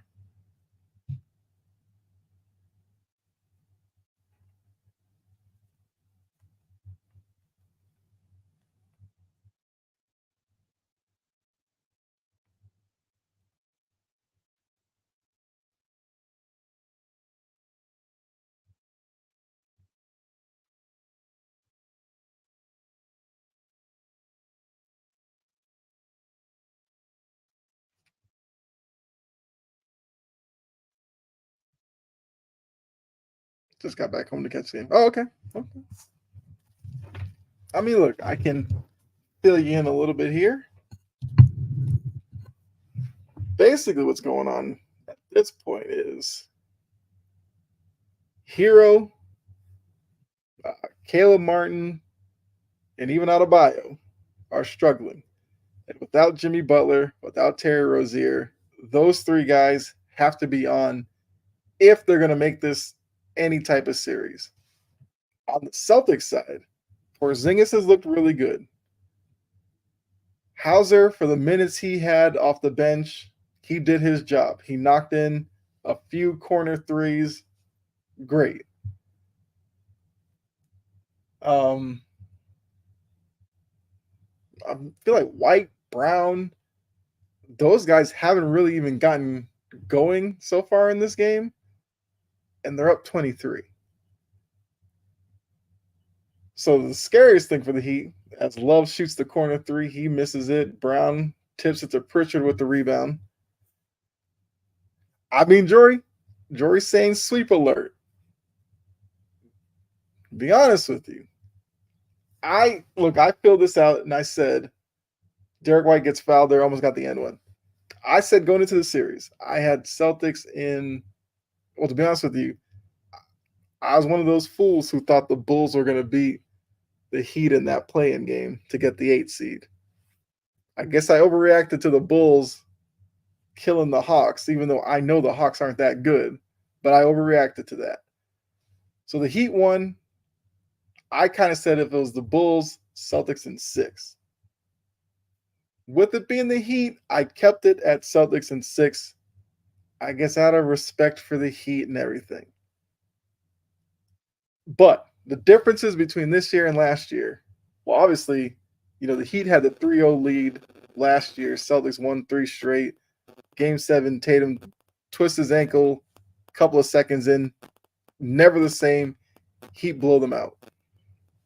But you also have to remember, that series, Caleb Martin was like unstoppable. Max Strus was killing it. And I feel like Hero had a pretty good series. So far through game 1, well, Strus isn't there, so he's out of the equation. Caleb Martin looks like the guy that I know he is, and last year was an anomaly. So he struggled, and that should be Celtics ball because Pritchard never touched it, didn't even come close. And Hero is struggling with the Celtics defense. And also, Duncan Robinson had a good series last year. I couldn't tell you what Duncan Robinson's done in this game, to be honest with you. So Sean asked, when is Butler and Rozier coming back? Good question. I feel like Butler's more of a mystery because all we know is it's an MCL injury. So is it something where it's pain tolerance? Is he maybe waiting around to see? Maybe he's gonna wait a couple of games, see where the series is, and maybe decide whether or not he gives it a go. And to be honest with you, Rozier, I have no idea. I haven't heard anything about Rozier. Butler's out several weeks, so he's done. Oh, well, appreciate that, Jury. I somehow missed that news. I kind of thought because Butler's not a young guy. A knee injury, why push it? So if that's the case, and Butler's out several weeks and he's done. If you're looking at game one here, that sweep is sounding mighty interesting right now. Because the Heat's best hope was Hero. Turns into the guy that I feel like a couple of years ago was untouchable. Even though if you look at today, kind of makes sense why the Blazers weren't enamored with him in a potential Dame Lillard trade. Remember that? Remember the Heat thought, oh, we'll give you Tyler Hero, give us Dame Lillard. And everybody was like, oh, you have to take that in the draft picks. And the Blazers said no. You're probably seeing why. Jovic for three? Nope.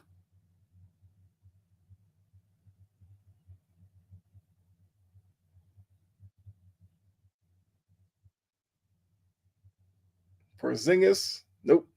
Also, Con Man? Just saying. We were talking before the game. You predicted a Heat win today. We know that's not going to happen. I think you were predicting a Heat series win as well, I think. Would love to know how you feel about that prediction right now. Once again, I'm not. DeLon Wright gets blocked at the rim by Porzingis. I'm not overreacting to game one, but there are some issues here if you're a Heat fan that should have you worried. That's great defense there by Jovic. Because you're down this big in a game where Brown hasn't been crazy, Derek White hasn't been crazy. And even Tatum, shooting the ball wise, hasn't been great either. And the lead's gone from just being, oh, get it over 20 to now it's around 30. Well, it's now over 30. I know you did not predict that. Okay, so here's the thing. Conman hates the Celtics. So I kind of understood where he was coming from. He's not a fan, hasn't been a fan. I get it. That's not for me to, try to change that in any way. So he did say he had the Heat winning today. I thought he said Heat winning the series. I would need some clarification on that part of it.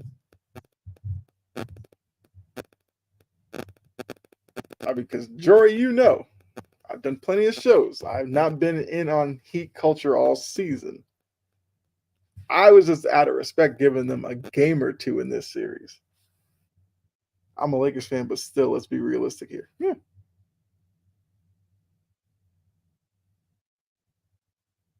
What's crazy is I feel like more people thought Denver could sweep the Lakers than actually would fix themselves to say a Celtics possible sweep of the Heat. That's even crazier to think about. And to be honest with you, even if they had Jimmy Butler, because I'm one of those who's not the biggest Butler guy, only because I hate those Butler games where he does nothing for like 3.5 quarters, and then he'll have like a 12-point fourth quarter, and for some reason that completely wipes away the first 3 quarters. I don't get that with him. And that's one of the things I just cannot stand about Jimmy Butler. Once again, that's just me. Because I'm one of those, a lot of people have put way too many players into the superstar category. I think Butler has been one of those players that shouldn't be in that, but has somehow found his way into that superstar category. And that's my kind of reasoning behind it. Can't let blind hate deter from facts. It's true. It's also tough when you're a fan of or you're completely hating on a team to look at facts in that way. So I do definitely agree with you there. All right, so it's 91-59 going into the fourth. Who had this on their bingo card of, almost a 40-point lead at this point? But yeah. So I think the fourth quarter, let's just have some fun here talking about all things NBA playoffs or any other playoffs. I did watch my Bruins take a 1-0 lead over the Maple Leafs. If there's any hockey fans in here, I don't know. But yeah, another conversation that apparently has been going on, and especially in Atlanta, I've seen people asking, with the way this season ended, is Trae Young a superstar still? And for me, it was still, he never was. I don't understand how some of these players sneak into the superstar club. Once again, you all let me know. Am I wild to say that Trae Young is not a superstar in this league? Or Jimmy Butler? I think they're both stars. Yes. Because technically, to be a star, that kind of just means you're an all-star player. You have some name recognition. You're a star. He was never a superstar. I agree. But for some reason, well, I mean, Jory, you and I know why Atlanta is asking that question. Because to Hawks fans' eyes, at least past couple of years, because I feel like the tide has been turning on Trae Young recently. He has been seen as an untouchable superstar down here. I've never understood that, and I still don't to this day. But it does seem like there's a lot more pushback from Hawks fans in that Trae Young needs to go. And I think to some Hawks fans, they'd like to see Trae Young and probably DeJounte Murray both go. But I'm a DeJounte Murray fan. I feel like you take Trae Young out of the equation, you get a much better DeJounte Murray. He's a shooting cannon with a bad haircut and a shimmy. They also know it's time for him to come up out of here. Yeah.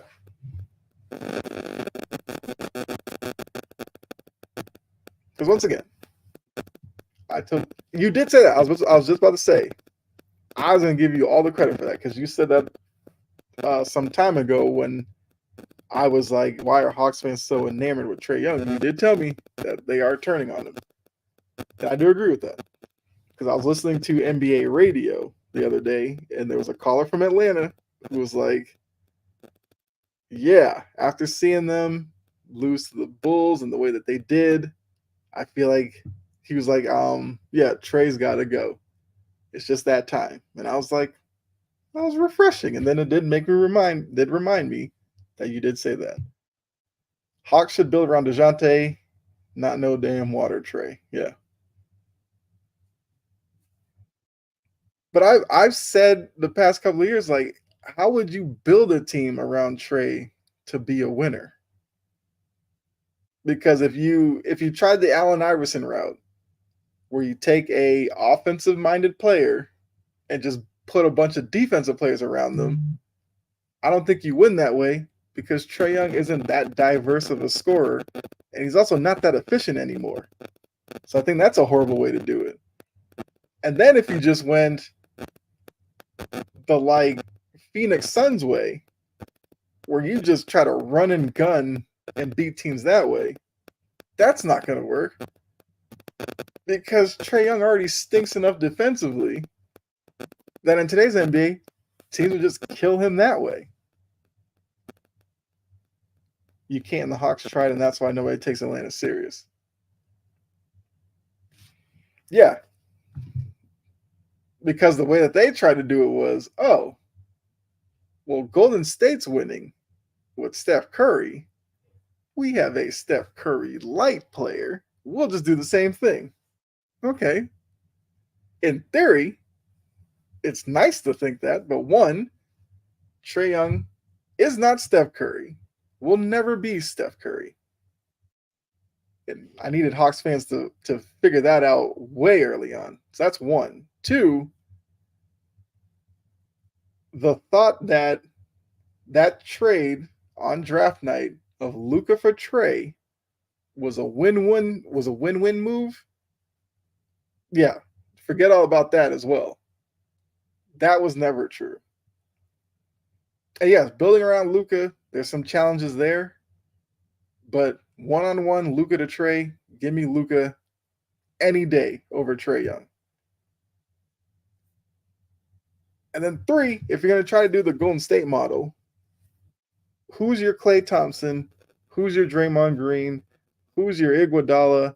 Who's your Sean Livingston? Who are these guys? Like what? Is DeAndre Hunter supposed to be Iguodala? It was Clint Capella. You gonna tell me Clint Capella's Draymond Green or something? Like they never had the pieces to do that, but they kept trying to go down that road to the point that they hired like former Warriors front office people to, I guess, try to do the same thing in Atlanta. So hopefully Trae Young gets moved. New philosophy. I feel like Quinn Snyder would love to see Trae Young gone. I think DeJounte Murray is more of his type of player anyway.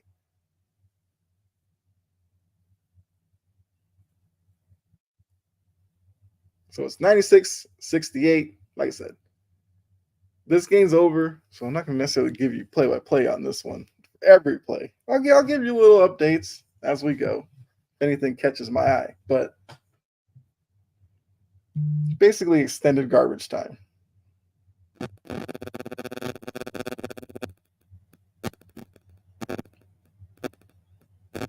I'm sure not too long from now, Tatum will probably get pulled from this game. Hauser into the lane, out to Derek White. Derek White for three, knocks it in. I kind of think White and Tatum are only in this game probably to get some type of rhythm. So once again, well, the Celtics have taken 45 threes. So to some people, it's going to be like, oh my God, that's so many. They've also made 21 of them, which is pretty high percentage. Duncan Robinson gets a layup to make it 99-70.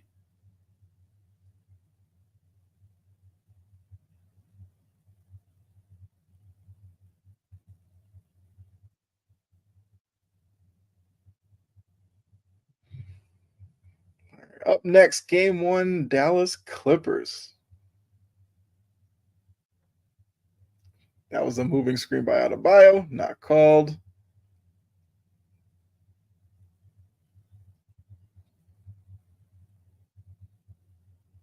Kevin Love just pitched a tent in the lane, no 3-second call.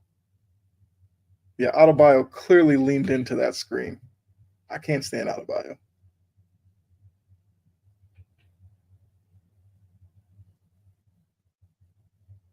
Actually, I can't say that. I can't say I can't stand Adebayo. Certain things he does, I can't stand. No Kawhi tonight. Mavs are taking this game. Mazzulla calls timeout. I'm assuming it's probably to clear the bench. Yeah, I think I'm gonna hang around for Dallas Clippers. Yeah, I'll hang around for a second game.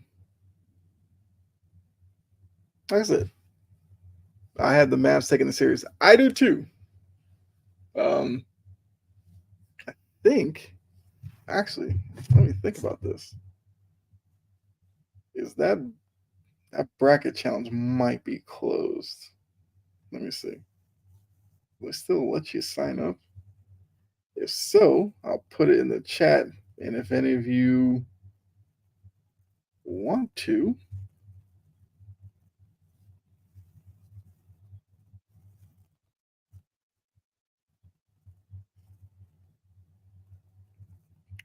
yeah, looks like it's closed. Okay.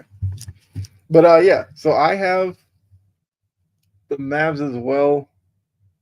I'm trying to think of how long that series goes, though. The fact that Kawhi's out for game one, how many games he misses will change my assumption. But I had the Mavs in 6 for that one.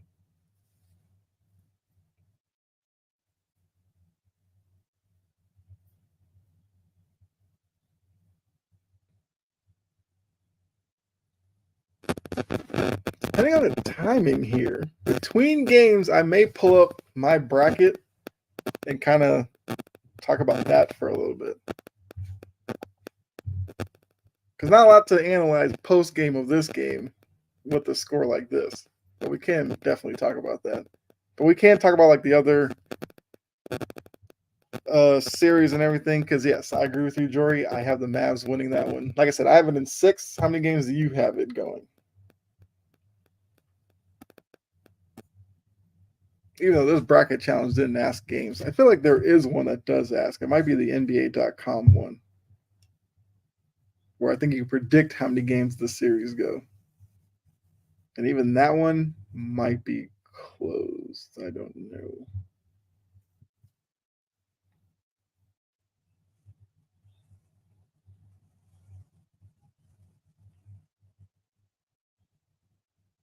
Let's see. How do I find it? Hmm?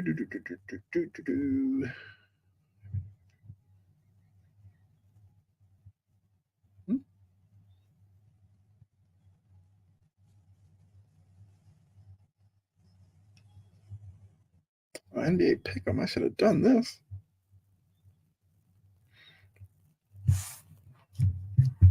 Five to six max.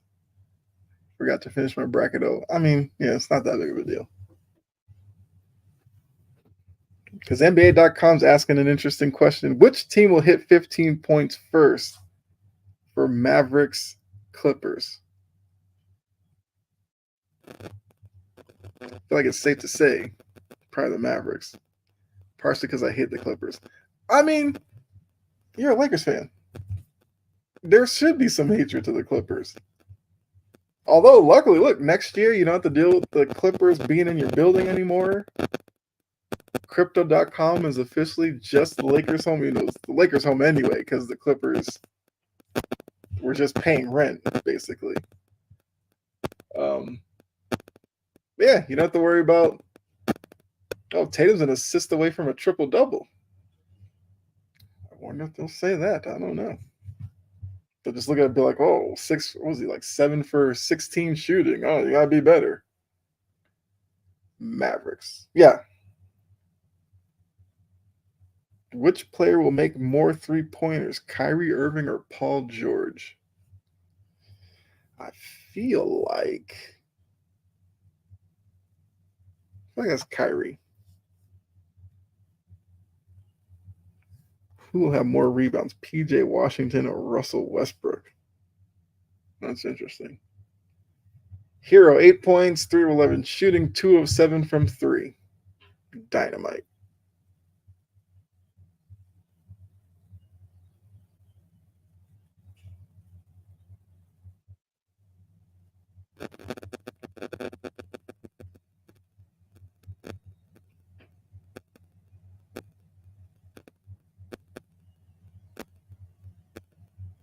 Oh, we got Hero and Pritchard kind of having some words. Ooh. They can take all 0.5 banners they have. Well, yeah, I mean, look, next year the Clippers moving to their new home. Which, look, I'm happy for Clippers fans.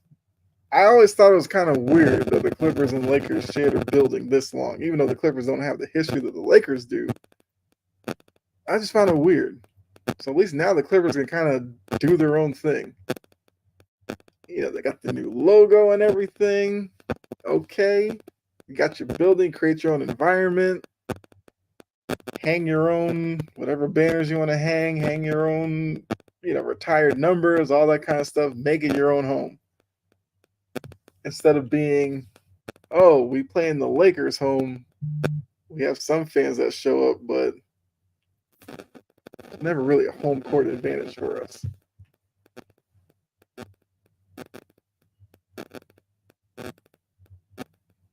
So yeah, I definitely understand that.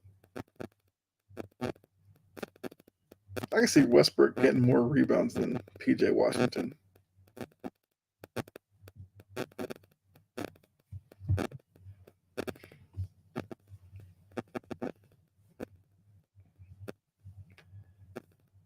Let's see.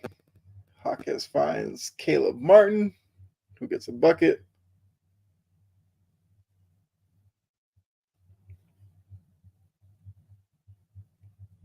I can only imagine JJ Redick's probably saying, oh, these guys in the Heat getting these buckets might help them out in game 2. I don't think so. I feel like I'm coming around to you, Jory.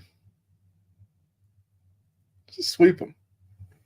In the back of my mind, I've kind of felt that way. Get rid of Miami as soon as you can. I was one of those Celtics fans who wanted Miami in the first round. I kept seeing Celtics fans like, oh my God, we're actually getting Miami. I'm so worried. And I was like, stop it. Let's not do that.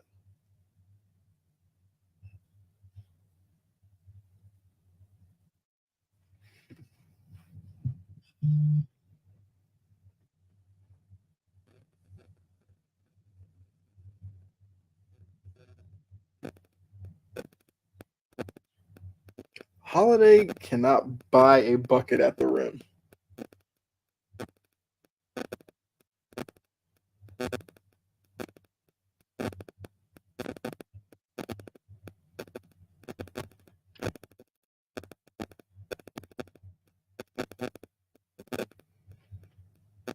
Heater cooked.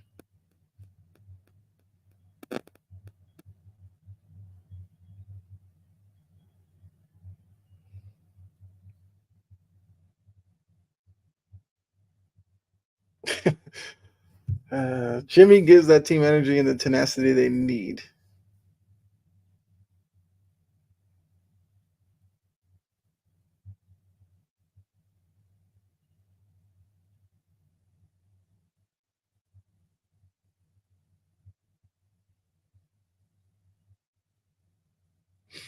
So I'm sure the Heat are going to do something here in these last few moments to make the score look a little better, but doesn't change the fact where they were.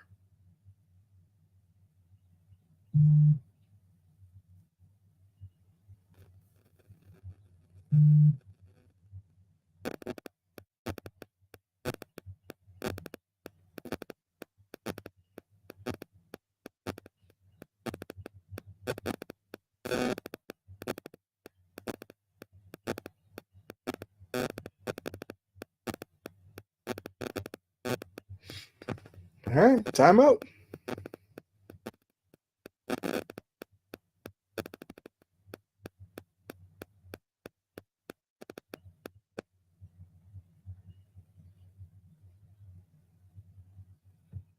Heat are on a 26-7 run, but like I said, so what?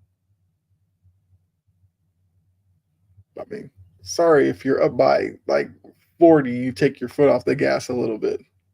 That's like human nature.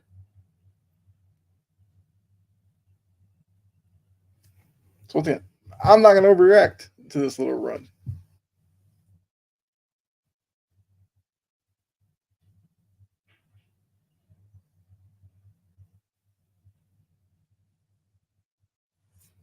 I'm glad Missoula called a timeout. Get a bucket here, stop another bucket, and we call this over.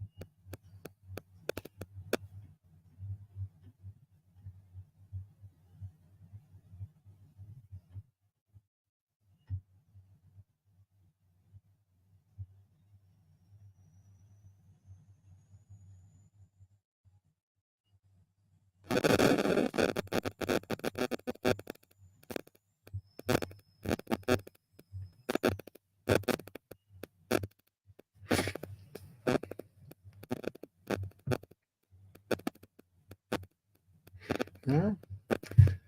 Oh, what are we, under 4 minutes as we wind this down. Appreciate all of you tuning in. Um, we'll be hanging around for Mavericks Clippers. So if you are a Mavericks fan, if you're a Clippers fan, feel free to definitely hang around. Even if you're not, hang around anyway.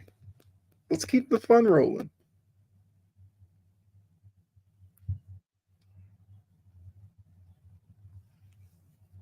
Waiting for them to come back from commercial here. Let's just, like I said, Celtics get a couple buckets here, couple stops. Just keep moving. Just keep the clock moving. Last thing I want to see is like some fouls or something like that. Just get this game over with so they can get ready for game 2, which would be, when would game 2 be? Would game 2 be like Wednesday?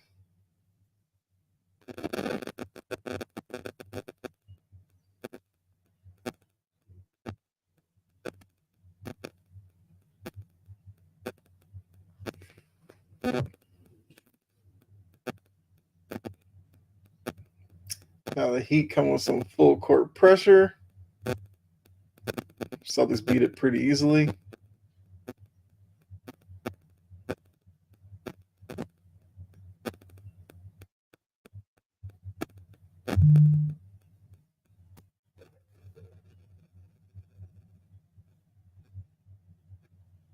There you go. Derek White hit a 3. There we go. Slow the Heat down here a little bit. And I believe Tatum just got his triple-double. Yep.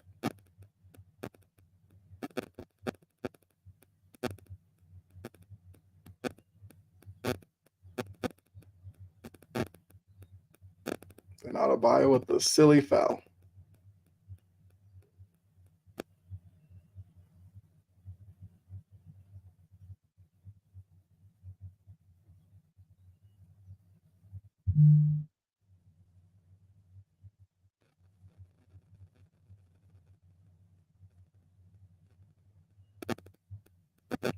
All right, how to play.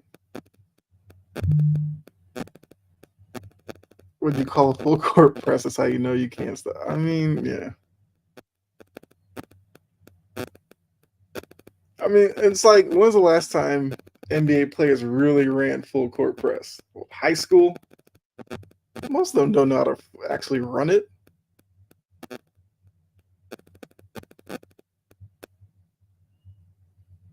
Hey, Adebayo hits a corner 3. There you go. Or is it a 2? Couldn't tell where his feet were.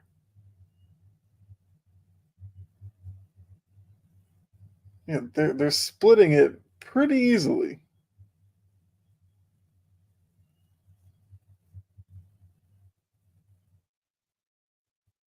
How's that an offensive foul if Porzingis went around Martin?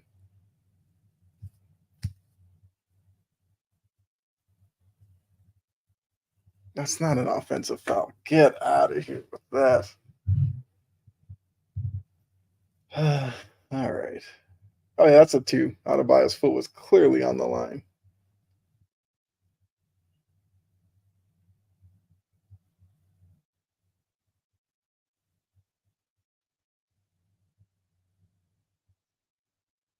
I mean, the Heat can't really afford to use clock right now.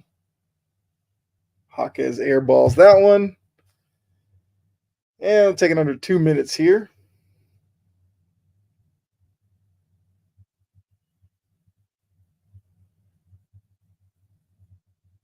just kill clock Celtics. All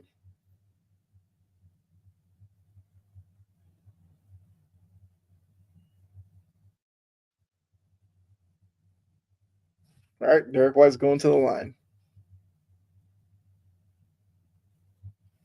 Well, we're close to getting start of Mavs Clippers, which I guess I'll probably have to change the title on this video once that game gets going. I would have put them into the title if I was convinced I was going to do the second game as well, but having a lot of fun talking to you all, so I'll stick around for Mavericks Clippers. Showing Mike Gorman, who is retiring as the voice of the Celtics. Great career for Mike Gorman. 43 years. It's a long time to be doing that job.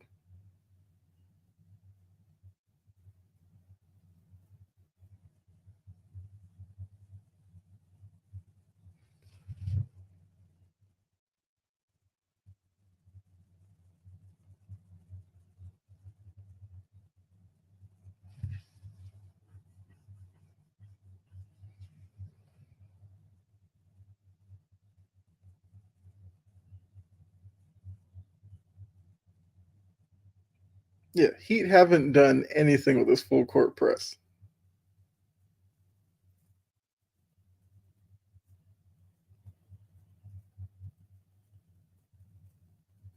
I mean, I guess it's a little more organized than what Rick Pitino tried to do with the Celtics those years ago. That was wild to see.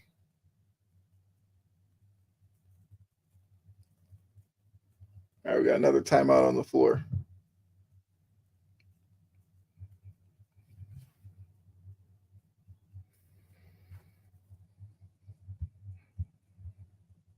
So I'm pretty sure when we come back, Brown will be on the line for 2.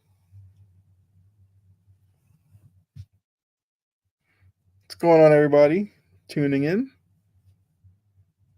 Just chilling, watching some NBA games with you all on this, well, I was going to say sunny Sunday afternoon, but depending on where you're watching from, it may not be. It's actually cloudy here in Atlanta anyway.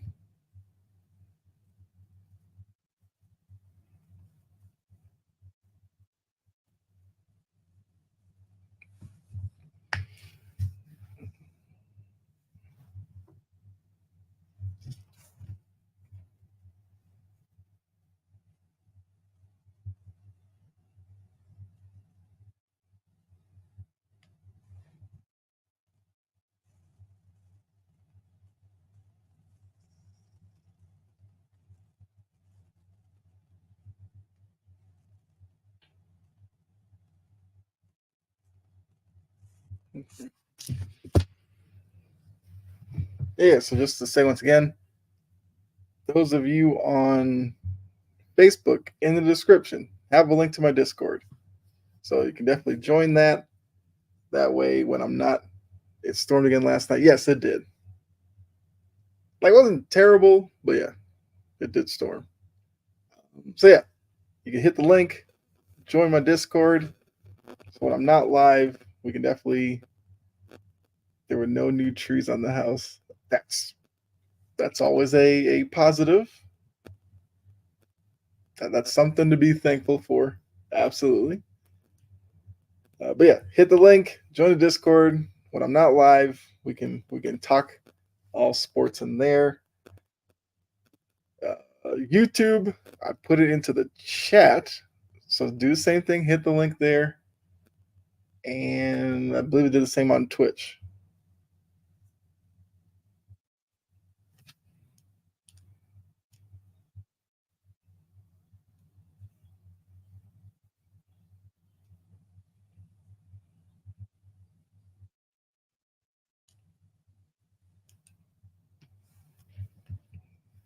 All right, let's play out the string here. Got a minute to go.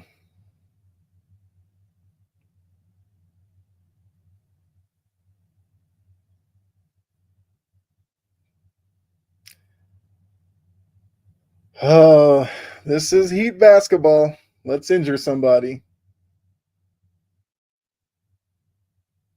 Explain to me why Caleb Martin is undercutting Jason Tatum there.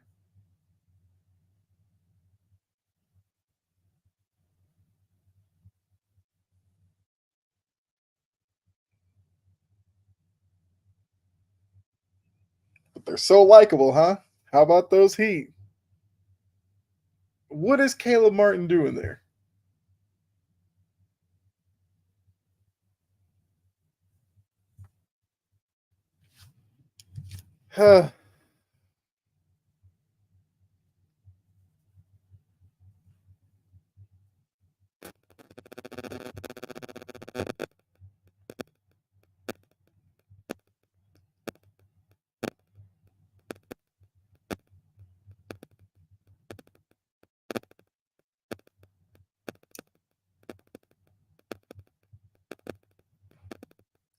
I'm not gonna lie. I agree. I think Jaylen Brown was ready to. I mean, Tatum, give him all the credit. He got up and was like, "Let's move on."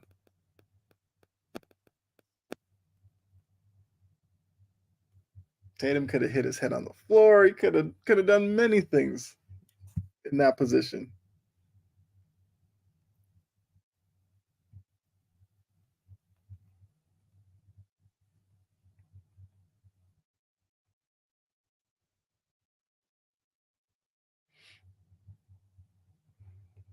I have a feeling the hatred in this series is just ratcheted up a little bit after that play.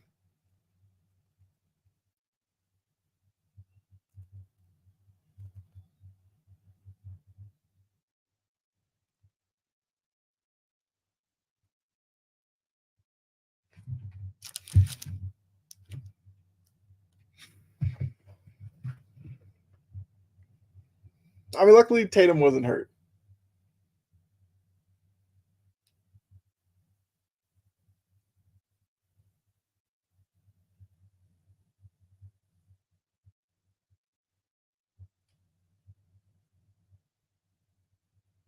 That play might wake up Tatum.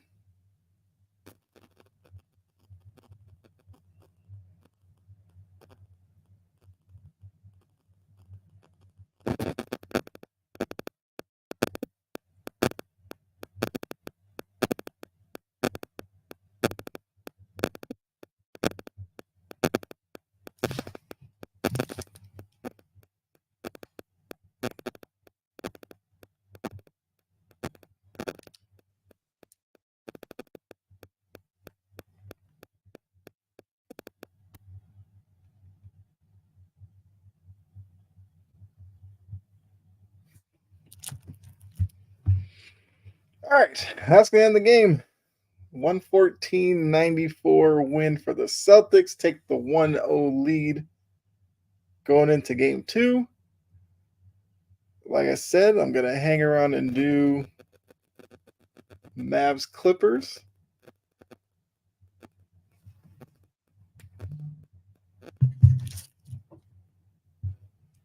Hey, Sean, we got win number one. Three more to move on to the second round.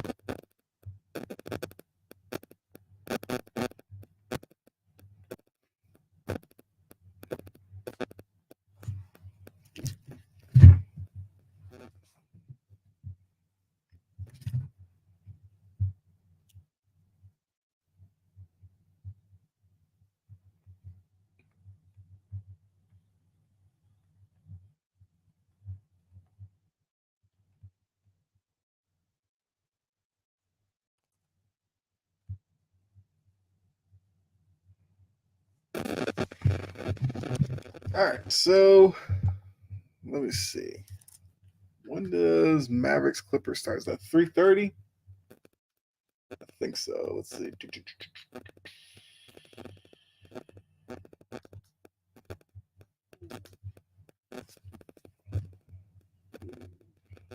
I mean, Sean, what'd you think?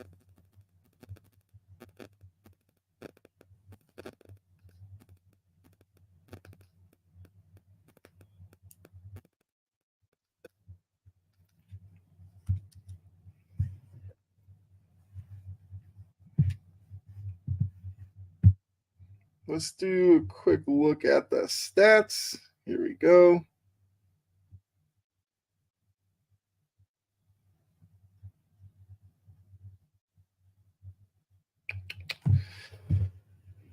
I kind of forgot the Heat had Patty Mills. Hopefully they could keep it going. I agree. We'll see. We'll see what game two has in store.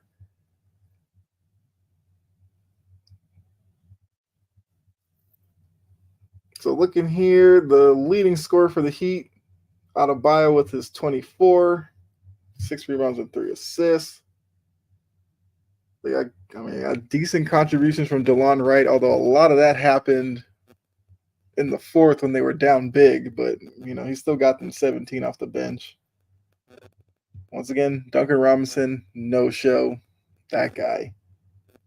Caleb Martin, no show. That guy. Tyler Hero with only 11. That can't happen in game two. Otherwise, it'll probably look a lot like this game did today. Hawkes 16. He was fine.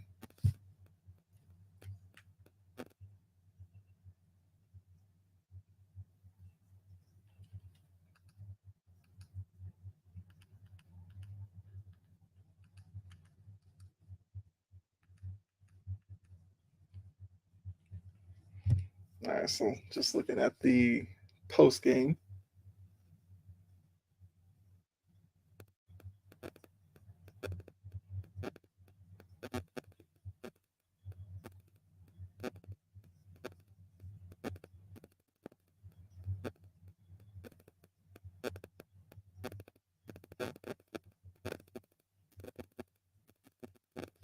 Okay. Let's see. The Celtics. Tatum with 23. Got a triple-double, 23, 10, and 10.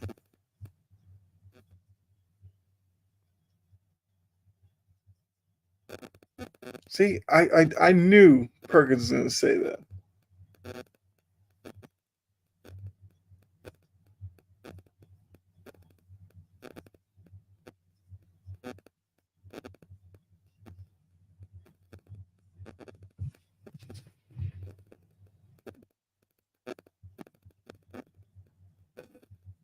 Yeah, okay. So 23, 10, and 10 for Tatum. Brown 17, 8, and 3. 8 rebounds. Big help there. Porzingis 18, 4, and 1. A couple of blocks that were big. Derek White got your 20. Okay. Holiday 6, 7, 3, 2. I mean, that's kind of a Drew Holiday stat line. Not gonna lie.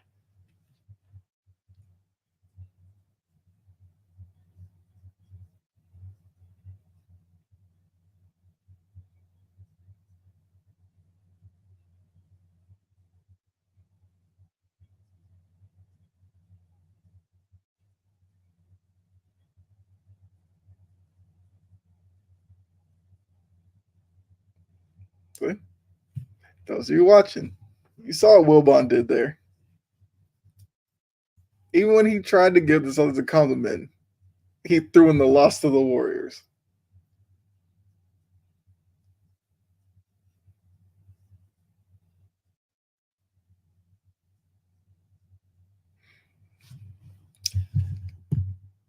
All right, let me go ahead and switch this over. Like I said, stat wise, whatever. Switch it on to the next game.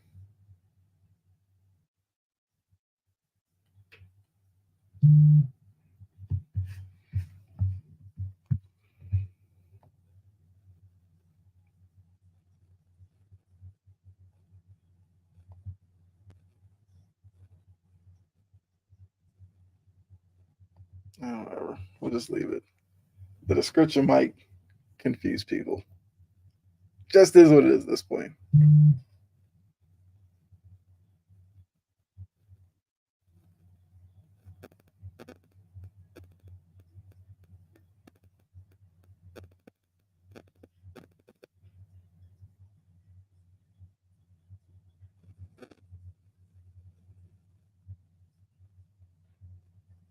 So it looks like Perk is predicting a sweep.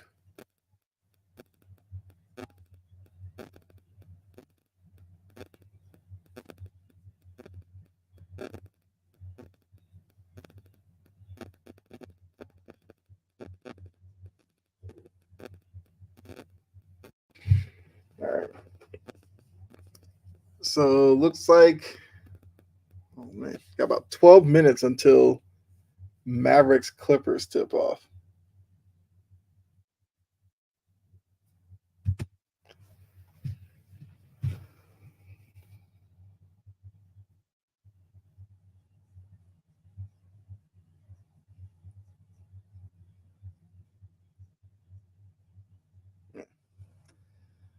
I'll hang around.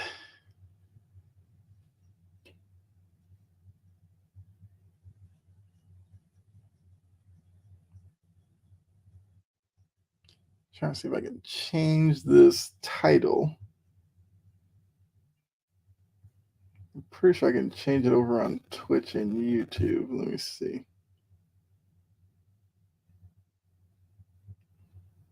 Actually, YouTube might be a bit of a challenge as well.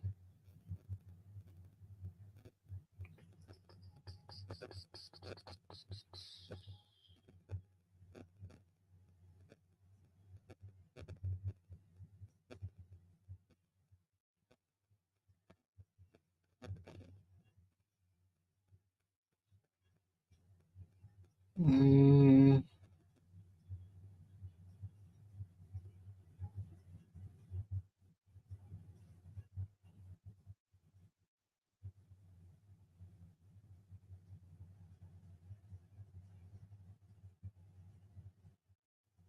I feel like it's gonna be a hassle. Yeah, whatever. The title is what it is at this point. We did watch Celtics Heat, but now we're gonna move on to Clippers Mavericks. Okay, so let's look at this series now. Now that we have about 10 minutes before tip off, what are the keys for both teams? Well, for one, the Clippers need Kawhi to come back. That's a given. It's not breaking news there. They need that.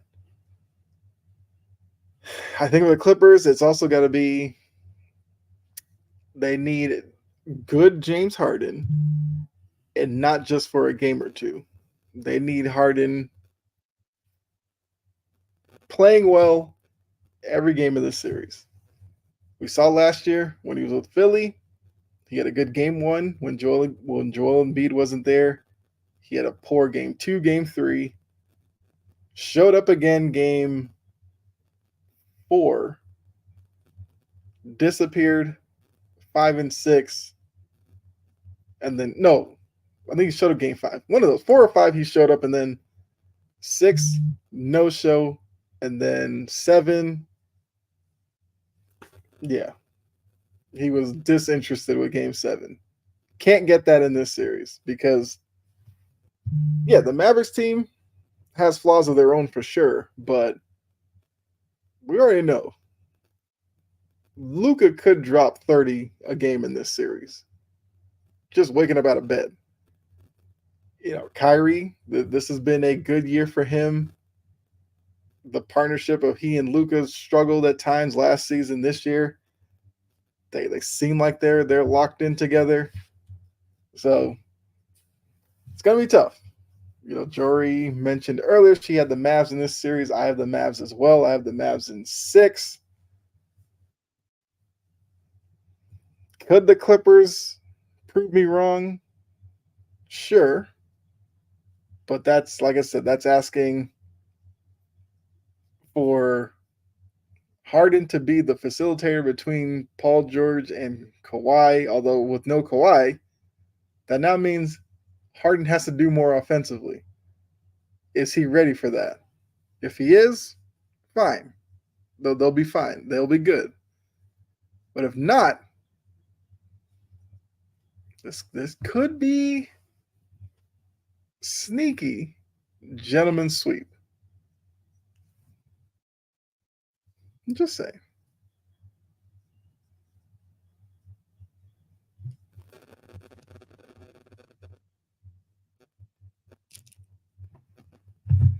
Actually, let's just do this. Let me put it in the chat here.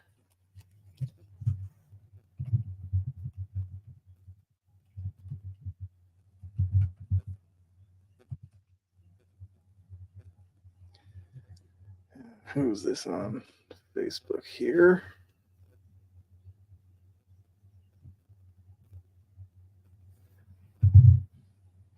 All right. What are we doing here? No.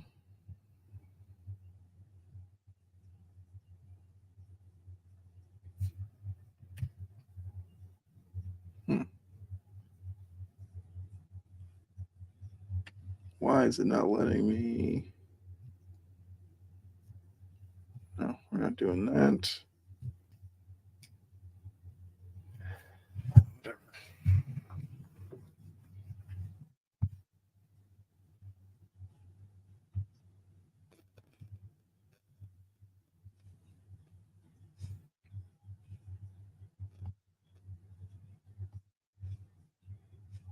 Oh, I can only do that on YouTube? Crap.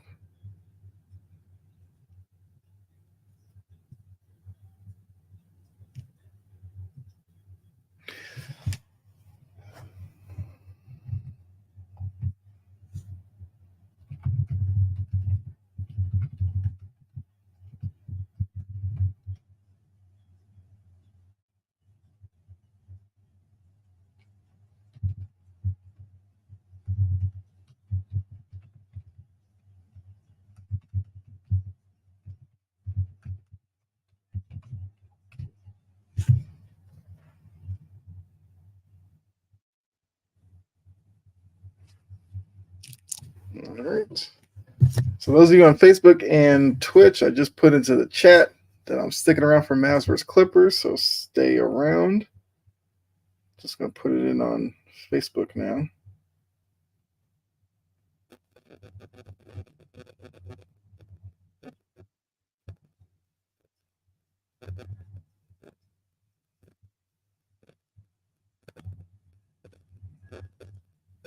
All right. So that's now in the Facebook chat.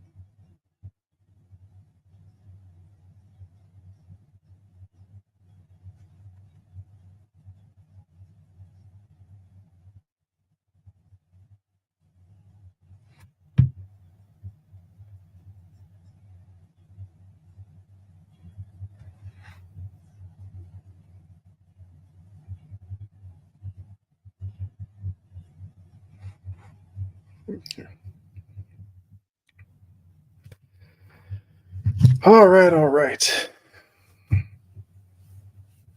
So those of you who are sticking around for the second game, appreciate you.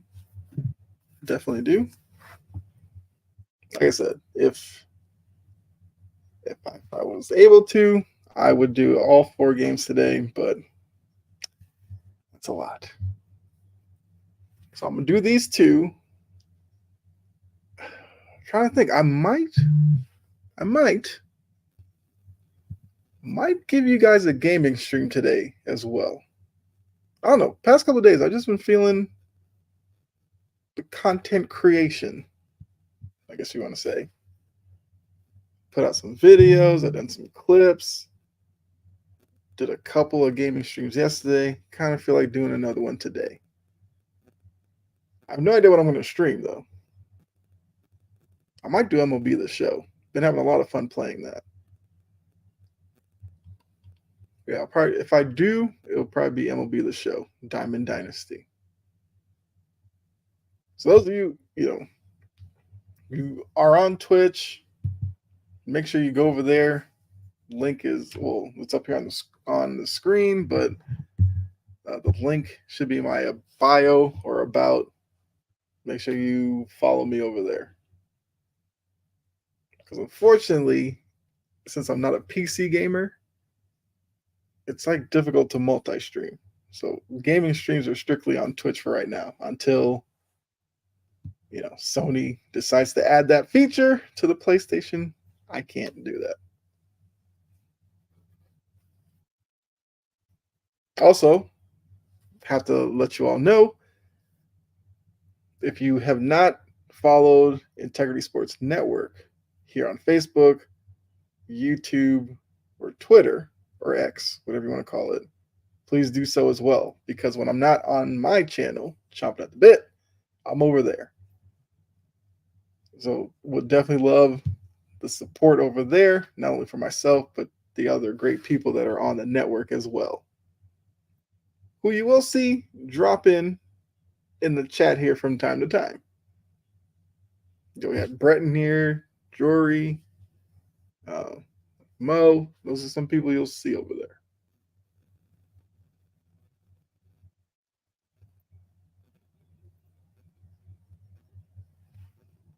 All right, so looks like we got Ryan Rucco and Richard Jefferson for this game. I did mention you, Jory. Absolutely. Like Jory. You see her on Integrity Sports Network as you will see myself. So definitely love some of you to follow us over there. New network. It's a rebranded network, we'll just say. So love that support. Great shows, great people like Jory over there. Great content. Well, let's be real. Great content over there. Oh, hold on. Got to refresh to get the view I want on here. No, not yet. The game hasn't officially tipped off yet. All right. All right, so starting lineups.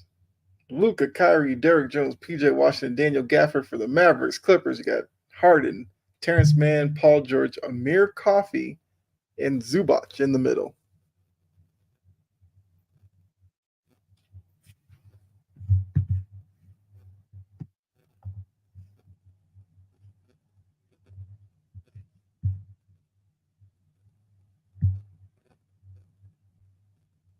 Okay, this is gonna be stubborn today.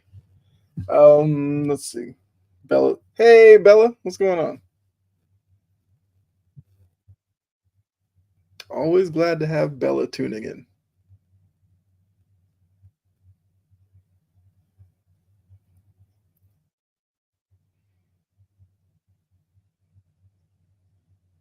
Zubac out to Paul George. Missed the three. Great crashing of the boards from Terrence Mann.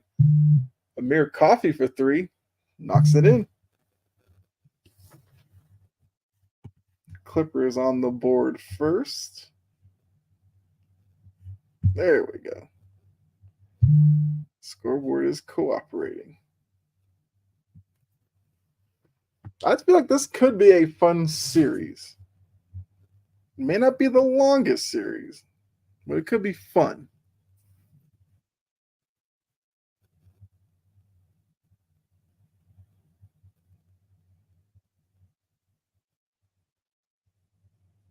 I mean, yeah.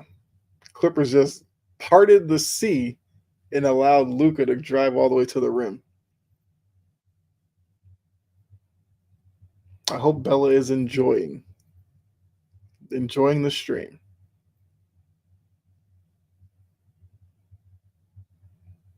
I mean, Zubac just bullying Gafford. I've always appreciated Zubac's game.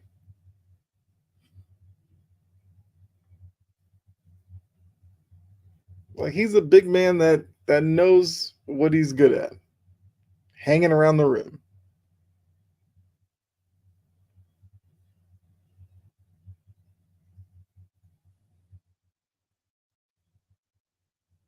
Great drive by Paul George. Gafford with the goaltending.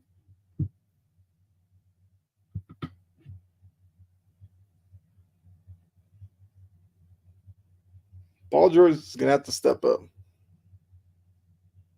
She is and standing on my notes. Come on, Bella, you gotta let her be productive.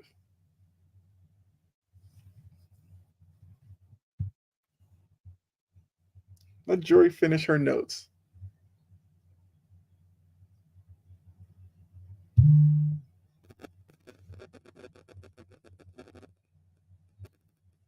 Great pass by Gafford. That was a good inbounding play there. Kyrie's gonna go to the line for two as he was fouled by I've been Coffee, I think. That was Paul George. Paul George with the early foul.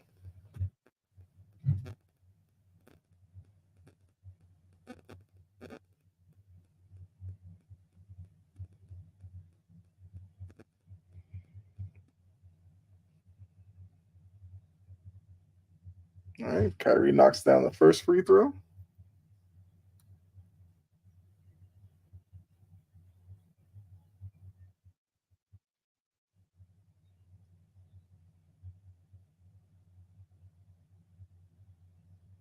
Kyrie kind of looks like an old man now.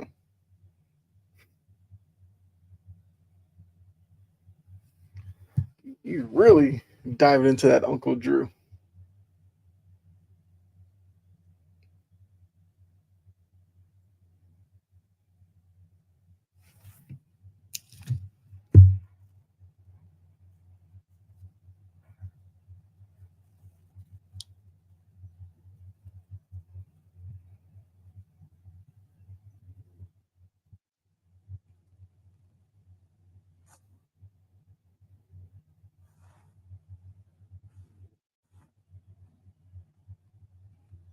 Oh, changing the title over on Twitch because I know I can do that.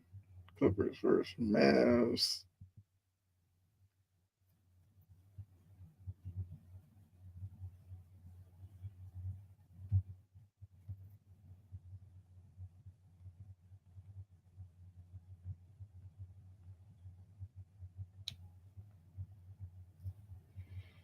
So we got 7-7. Zubac out to Terrence Mann. Yeah. Zubac is going to be a problem for Gafford. He's just too big for him. I just hope the Clippers don't like go away from him. Not that they should run their offense through Zubac, but he's an option to go to every once in a while. Great pass up the floor by George. Man gets fouled by Gafford. Going to go to the line for two.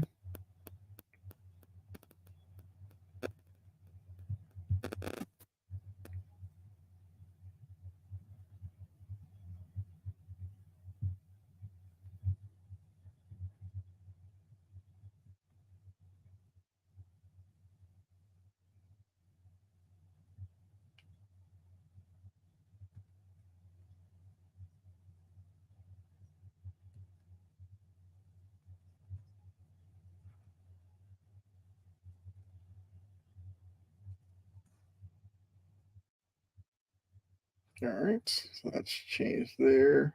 There we go. I think.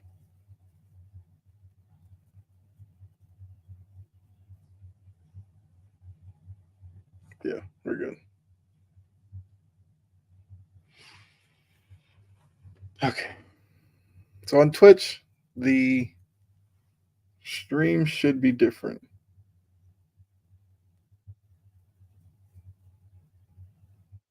There we go. Title's good there. I can't change the title on YouTube and Facebook. I'm not going to attempt to change the title there because that's not happening either. All right, so we're good.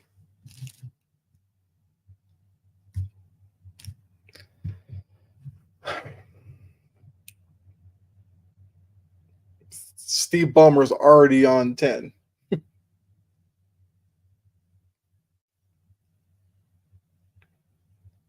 Kyrie kicks out to PJ Washington. Nice little jab step. Good runner there. Good shot.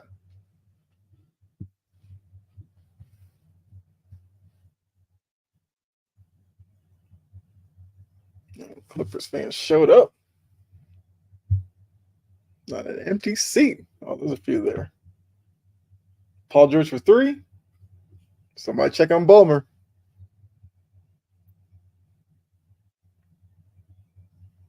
It's also the battle of owners. Steve Ballmer versus Ballmer's already look at Ballmer's already drenched.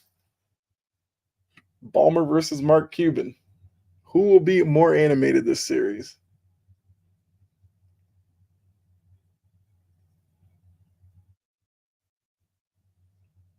It's a pretty good start for both teams.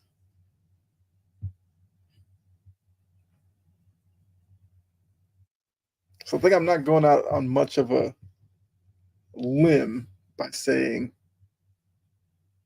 this game should not be a blowout like Celtics Heat was.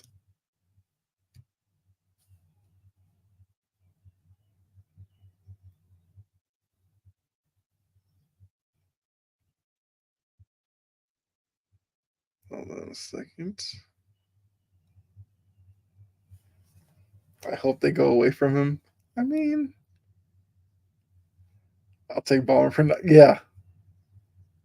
Like they just showed Ballmer after the Paul George three, and he looks like a guy who's spent already.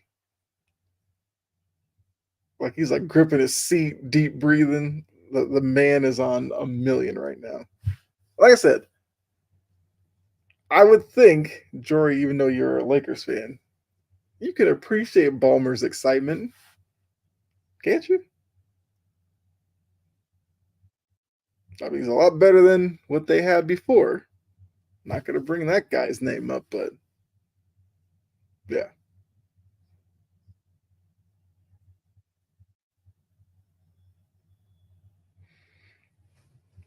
So yeah, appreciate everybody for tuning in. We did Celtics Heat, sticking around for Clippers Mavericks. I I probably won't be able to. I don't think I'd have the energy to do Bucks Pacers, but I will definitely do a Bucks Pacers game over the course of the series. That's what I'm gonna try to do. Try to at least get a game out of each of the series throughout the first round. So we've done Celtics Heat. This will be Cavs. I'm not Cavs. Mavs Clippers. I'm gonna try to do like Lakers Nuggets, one of those games. Bucks Pacers. Sixers Knicks. I'm gonna do one of those games for sure. So try to hit on each series at least once in the first round. Now, of course, my Celtics. I'm gonna do as many of those games as I can. Actually, that's what I was gonna look up. When is game two? I'm hoping Wednesday. Beautiful. Game two is Wednesday, so I can do game two on Wednesday. Fortunately, Bruins Maple Leafs is Wednesday as well. I wanted to do one of those games as a live stream too. They literally play the same day all the time. Although Saturday does give me an interesting proposition because I could do Celtics Heat at 6 o'clock. Bruins Maple Leafs are at 8. I can actually do both those games. All right. Hopefully by then they'll be looking to sweep the Maple Leafs. Getting a little ahead of myself, I know.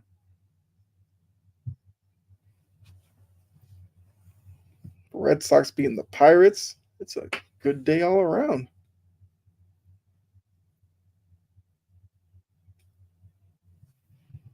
All right, so Wednesday's game two.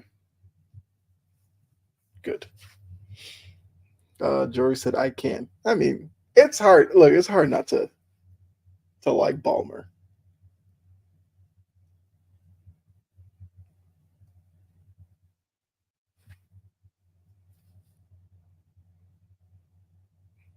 Like, I'm pretty sure for Lakers fans, if the Clippers ever won a title, the only person they'd probably be happy for is Ballmer. Obviously, not gonna celebrate the title. I'll watch hockey. I will say, because I feel like I've had this discussion as Zubac misses the shot there. So for me, since I grew up in Boston, hockey is just like ingrained up there. Even though I never learned how to ice skate, so yeah, I played floor hockey. That's not the same. Playoff hockey is really fun to watch. Not gonna lie. And Zubac is killing it in the paint, as I said. So this is something that, look, as long as Kawhi's not there, they can lean on Zubac when they need a bucket. Because I don't know who on Dallas is going to be able to necessarily. I mean, at that point, he got switched on to by Kyrie, which that's obviously a mismatch. But a lot of the Mavericks bigs aren't big bodies. I mean, free throw wise, yeah, that's going to be an issue. But yeah, back to the hockey.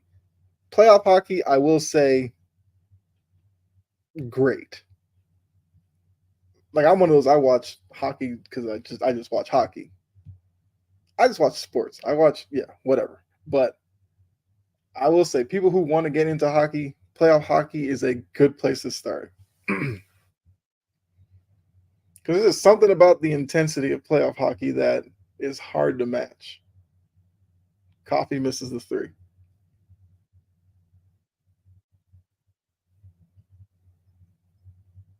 Like most sports, when it comes to playoffs, are good to watch, but hockey's really good to watch in the playoffs.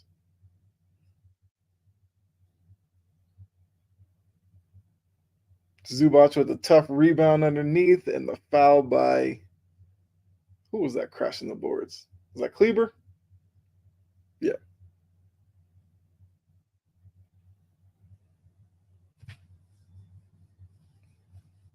So yeah.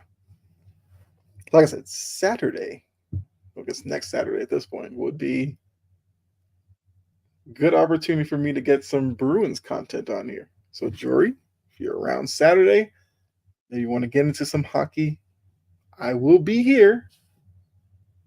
At least as of right now, that's the plan. Doing a live stream for Bruins Maple Leafs.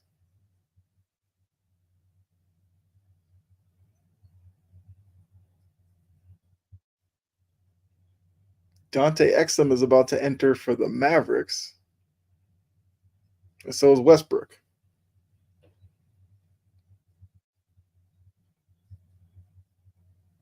How about Dante Exum appearing out of nowhere this year? It's like he's coming in for Kyrie. Luka knocks in the first free throw.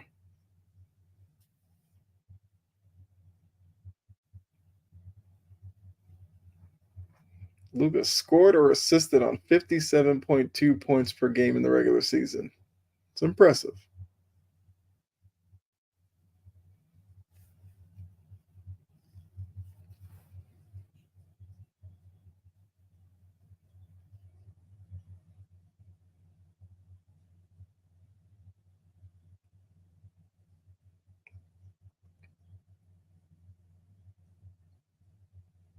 All right, so Westbrook's on the court. Let's see what Westbrook does here.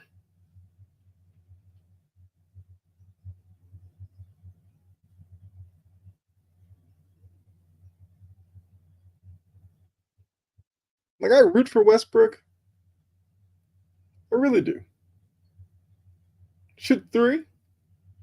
Knocks in the three. Okay, Westbrook. But when I watch Westbrook, I'm like, if Westbrook was born a little earlier and played in like the 90s, I feel like Westbrook would have been so great. That's not to say he's not a great player now, but I'm just saying he just has like a 90s player vibe to him.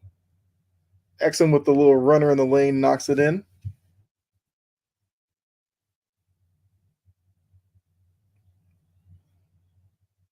Harden with the step back three. All right, he makes that one. That's a good sign. 24-15, Clippers lead over the Mavericks. This quarter's kind of quick. This quarter's been moving along pretty quickly. Kleber for three. Nope. Coffee with the rebound. PJ Washington, a little pressure. That's an offensive foul. Yep, good call. Harden's shoes look weird on his feet. I don't know why. They look odd.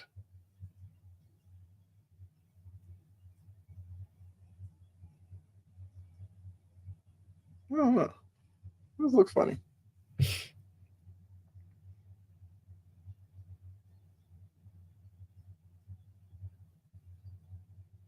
But yeah, it was an unnecessary offensive foul by Coffee there. Like he had set up the screen.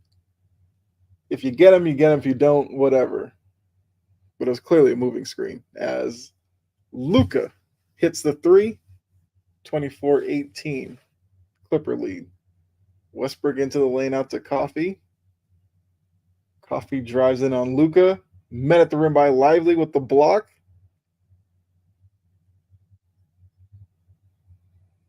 James Harden.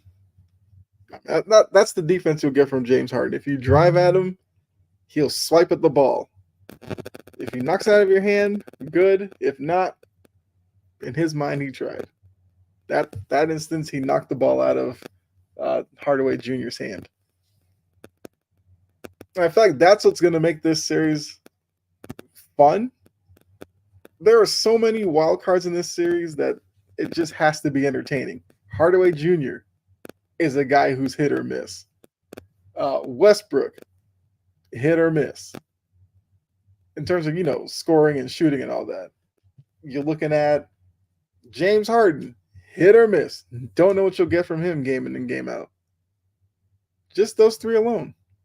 And there's others in this series. Amir Coffee, I don't know what you'll get from him every game.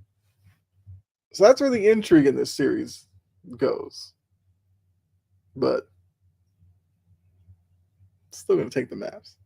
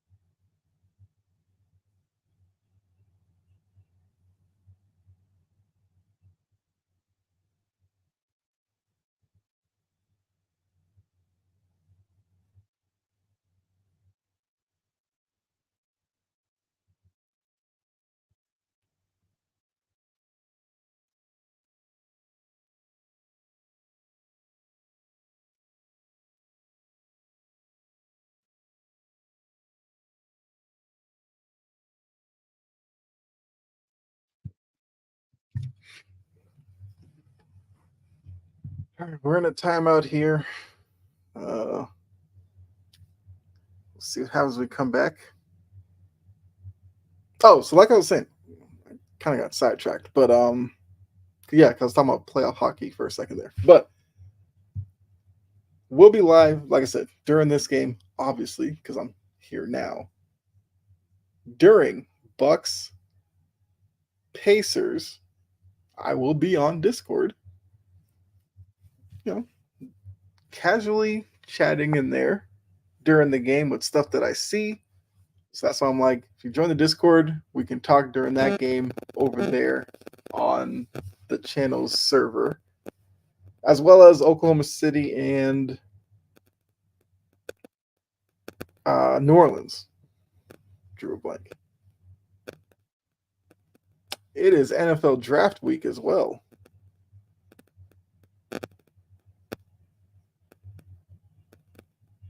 Did they challenge? Oh, they challenged whether it was off Hardaway. That was clearly off James Harden.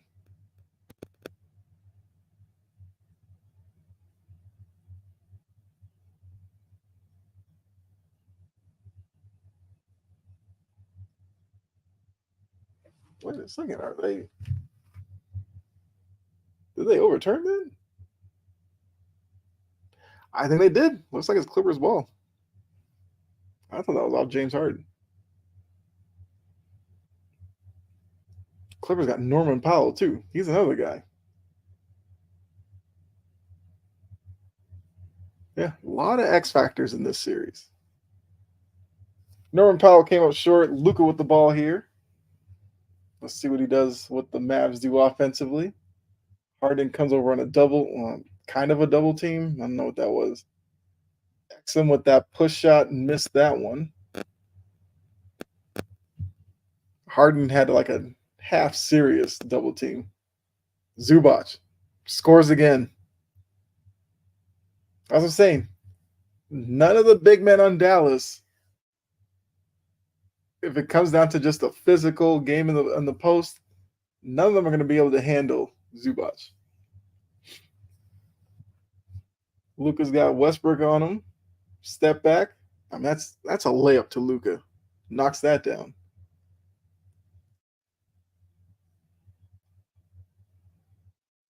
Luka will probably have like multiple 40-point games in this series. Harden for three. Oh, okay. Harden's ready to play today.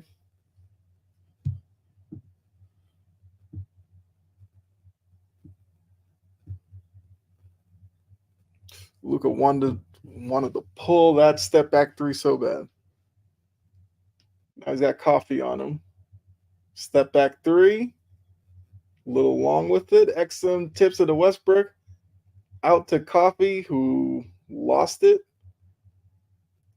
You got to make that catch. That was an easy play for him. He got too excited. He was ready to make his move before he caught it. Is that two on Coffee, or is that? I think that's two on him.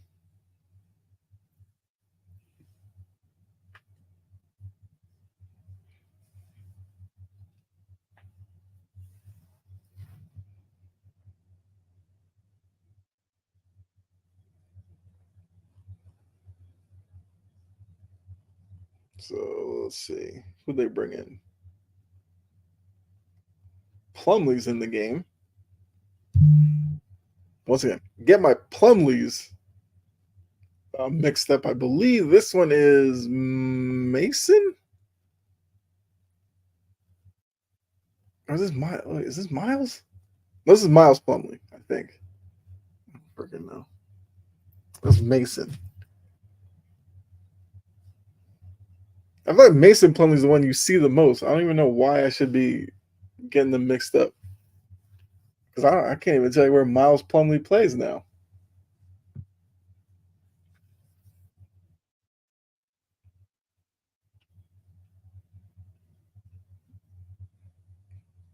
Kyrie just pushed James Harden away. That's right. Because their time in Brooklyn wasn't exactly rosy with those two.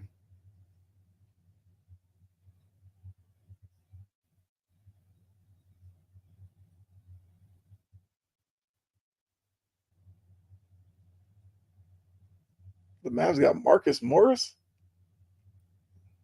That guy's a psycho. I guess it's been a while since I've seen the Mavs. I forgot they had Marcus Morris on their team. Who else they got over there?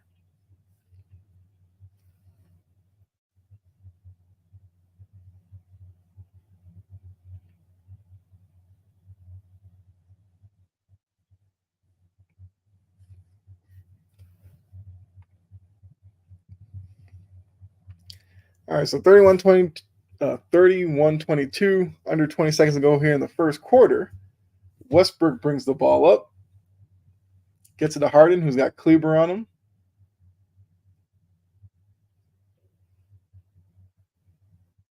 Tells Westbrook to go in the lane. Harden hit the step back three. I still hate that shot, but that's James Harden. Check out Ballmer. 34-22 lead going into the second quarter. Come on, show Ballmer. They didn't show. I want to see what Ballmer had going on. I keep seeing like notifications about Coventry. Did Coventry beat Manchester United today? If they did, kind of wild.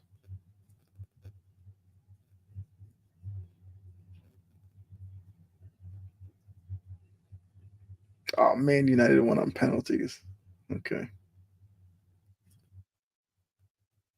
It's not exactly a good thing, but whatever.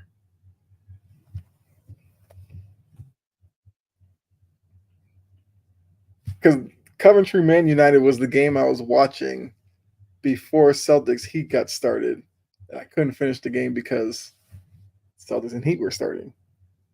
So I was just checking that score really quickly. And Man United beat Coventry on penalty kicks, which it's not a good win, but win's a win. All right, so through one quarter, what have we seen? Zubac gonna be a problem for the Mavericks underneath.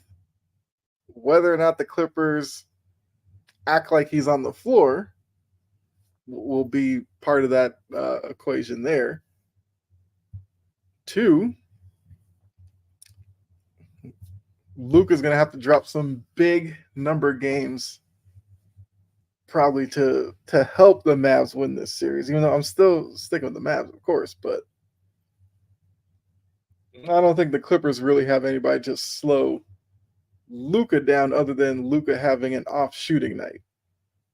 From what I've seen in the first quarter, Luka can basically get to the spot that he wants to.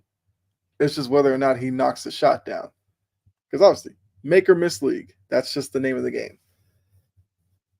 Other observations through one quarter.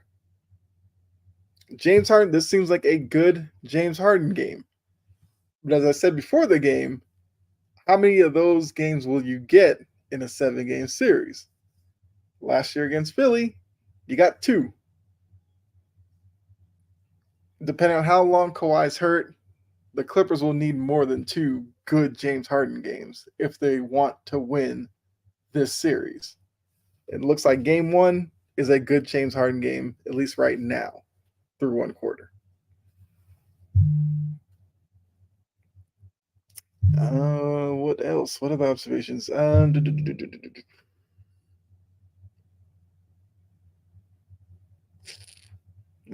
that's kind of it.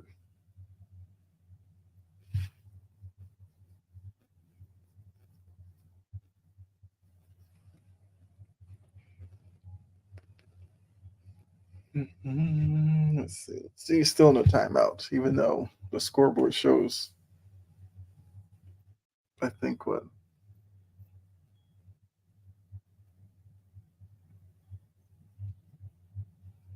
It's like the Clippers scored at some point.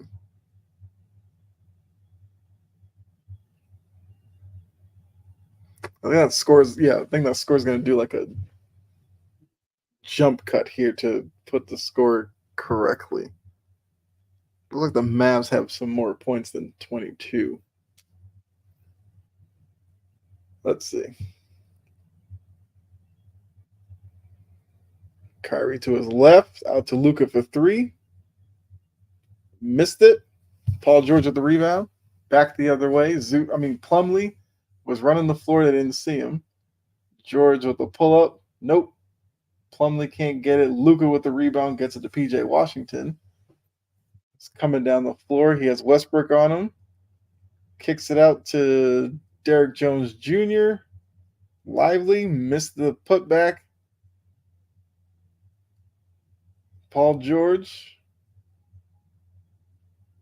He's got Luka on him. Luka's getting him to the middle. Out to Powell. Knocks in a little runner.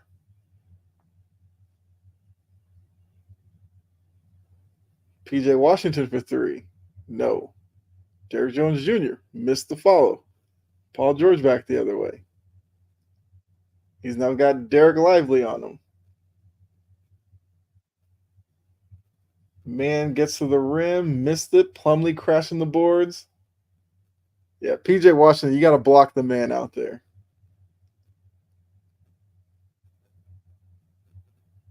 There goes front runner Harden, waving to the crowd, getting them pumped. All right, James. All right, calm down. Calm down.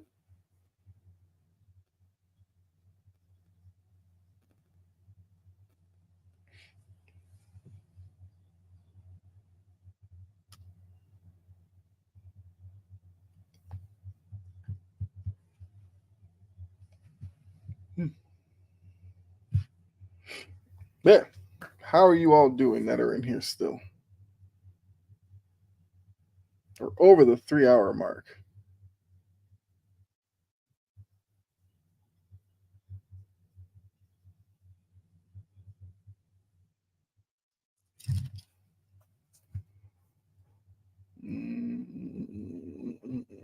Hold on a second. Let me see. Do this.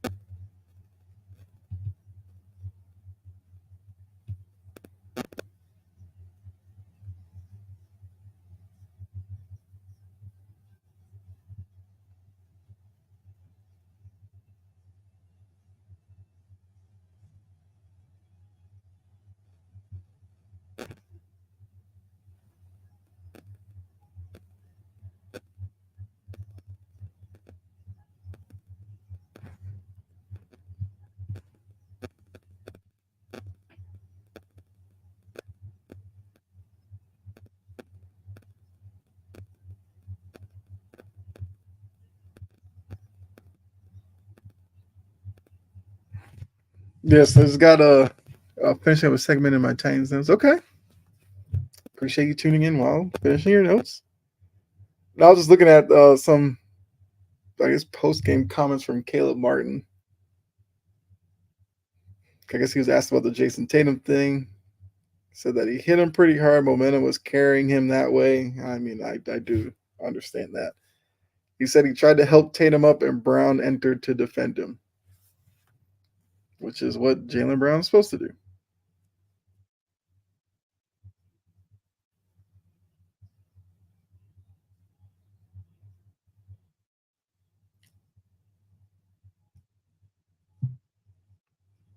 So that's what they had on that.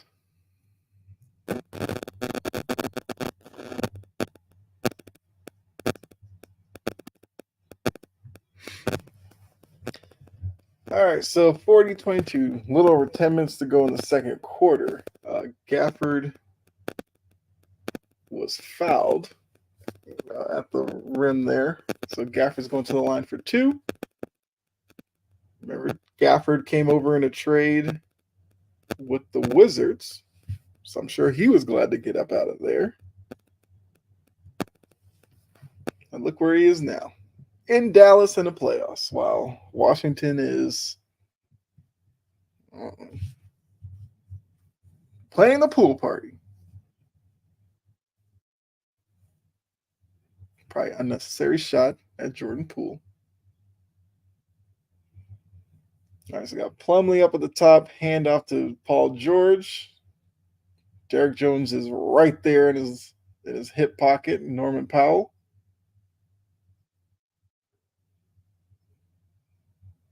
That was great defense by Dallas. Shot clock violation.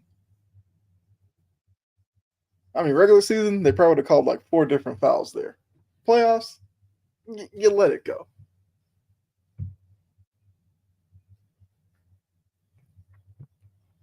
All right, Gafford trying to do a handoff to. Oh, that was terrible. Turnover. Paul George gets fouled in transition. Gafford wanted to do like a handoff to Luka. Couldn't. The defender was in the way. He floated a little soft pass over the top that got deflected by. Was that man? I can't remember now. But it turned into a turnover.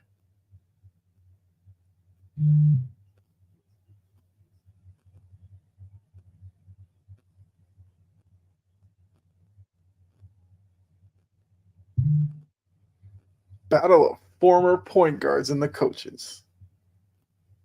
Jay Kidd and Ty Lue. Great block by Derrick Jones on Plumlee. Bodies crash to the floor. PJ Washington gets fouled by Westbrook. Westbrook shoves him off because why not? Russell Westbrook gets up out of bed in the morning looking to punch a wall. So, not surprised he's going to get into it this early on.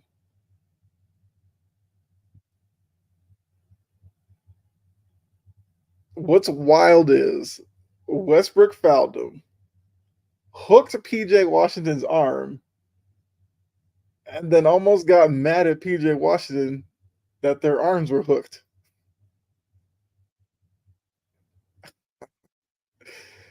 The Russell Westbrook experience.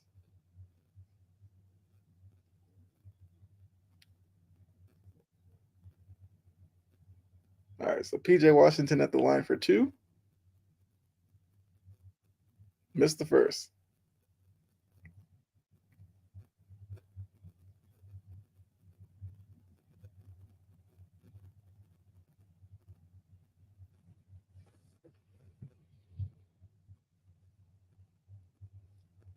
Second free throw.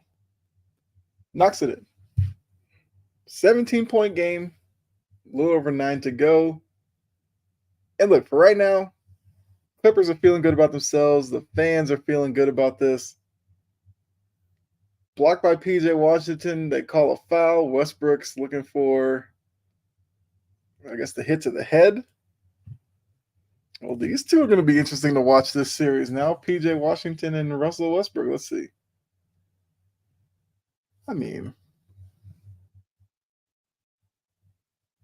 like his forearm caught Westbrook. It's not like it was intentional because he did actually get the ball. So that is a foul. Westbrook misses the free throw.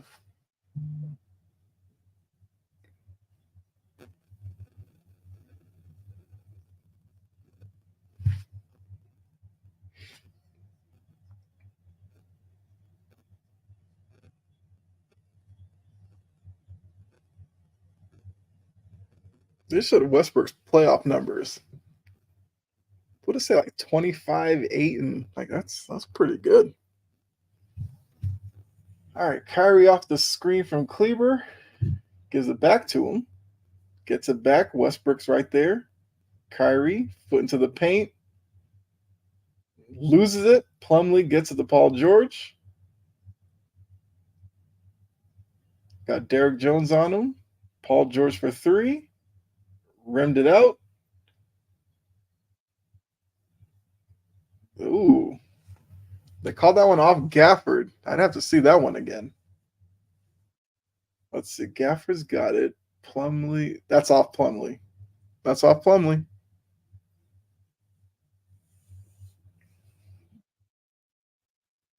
Terrible inbound defense, but luckily Derrick Jones blocked it. And Kyrie with the layup in transition. So it worked out in the end. The Clippers shouldn't have had the ball. Then they almost scored. But like I said, Derrick Jones met man at the rim, and then Kyrie scored on the other end. That probably was a foul on Kyrie. Misses the pull-up 3. So once again, it all worked out. Luka in the corner. Nope.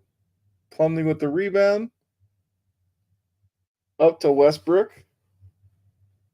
Westbrook's got Gafford on him. Oh, Ty Lue steps out on the court to call timeout.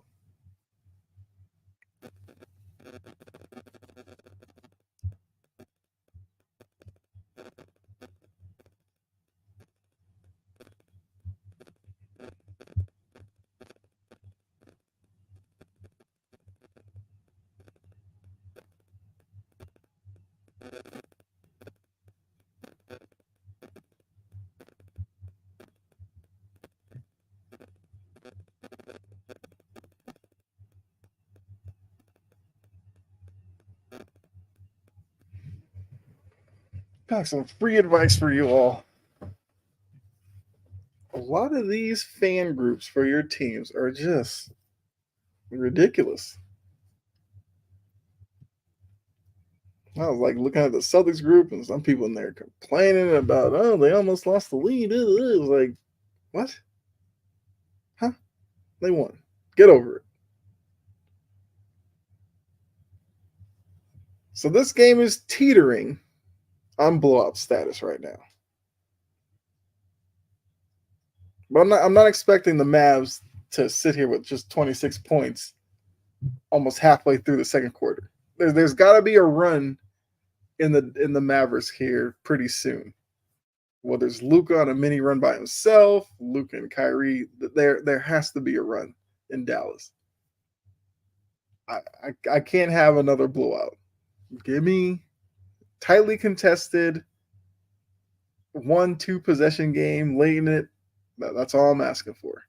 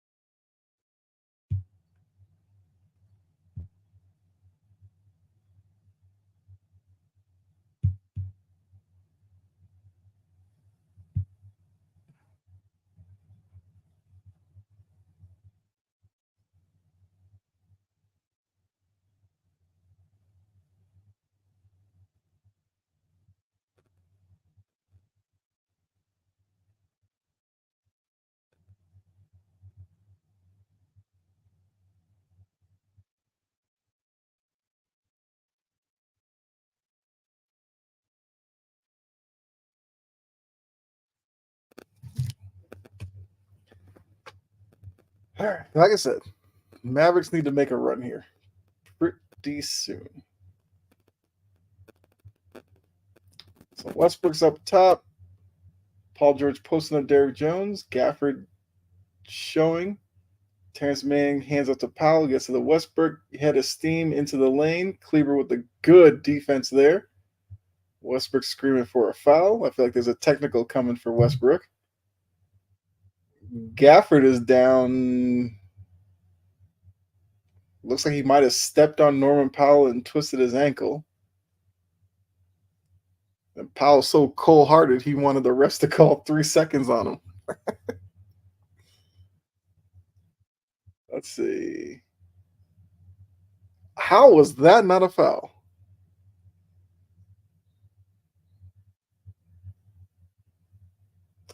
What? So he actually didn't even step on anybody's foot. Paul George just like shoulder blocked him while he was running at him, which made him kind of fall awkwardly, and that's how he ended up like rolling his ankle. That was wild. Luka lobs it to Lively.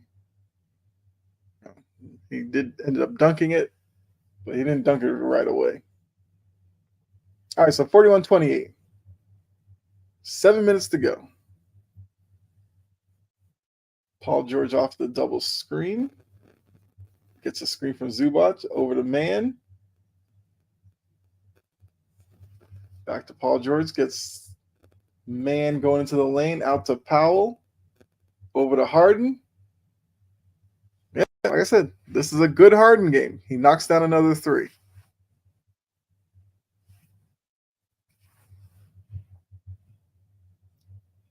Luka fadeaway. Rimmed it out.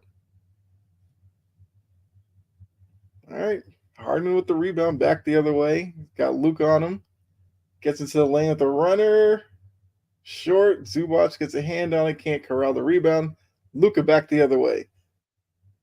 Tried to Euro step. Lost it. Paul George up to Man. Over to Harden. It's got Kyrie on him. Is he trying to try to set up the step back? Nope. Gets over to Powell for three. No. Rebounded by Lively. Gets it over to Luka. All right, 6 minutes. Dallas is stuck on 28 points. Under 6 minutes left in the first half. Not what I was expecting.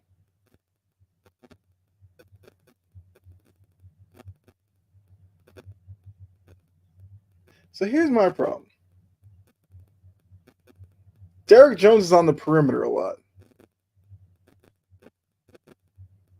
I don't think Derrick Jones is that good of a shooter.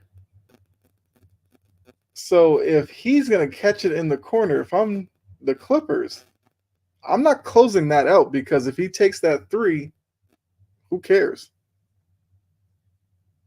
And I kind of feel like the Clippers are leaving him somewhat open because they're not really threatened by him going off from the perimeter because he's a guy who's a slash finish at the rim guy. Harden doesn't use the screens, got Kleber on him. Playing with it, step back. Yeah, that's that Harden offense that's just so hard to watch. And then he gets bailed out with a foul like that. It's like, come on. Let's see what Kleber did here. That's not a foul. What are we doing? That's not even close to a foul. This is why he does that. If you call that, he'd stop doing that stupid move. Kleber wasn't even near him. And Harden kicked his leg out. What? And he's going to get 3 free throws out of it. That is wild. That was not a foul on Kleber. Man, Mark Cuban must be getting soft at his old age. Younger Mark screaming at the refs for that call. Well, after those three from Harden, it's 47-28. Clippers with the lead. And Mavericks turn the ball over. All right. I mean, once again, I said it. Heat Celtics, don't overreact right now. Finish out the first half strong. That's what they need. For 5 minutes, the Mavericks need to win these last 5 minutes of the first half.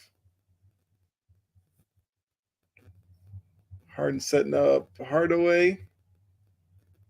And he got another foul call. Oh, God. He knocked it in.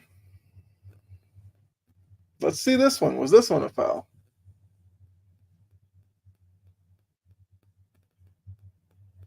That angle was horrible. I don't know if Hardaway might have caught him on the elbow. Maybe.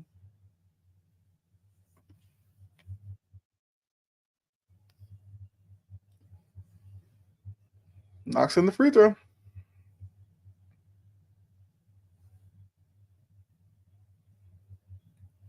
Harden, 20 points, 6 for 8 shooting, 4 for 4 from 3. He won't give you another game like that until at least game 5. Kyrie missed the 3.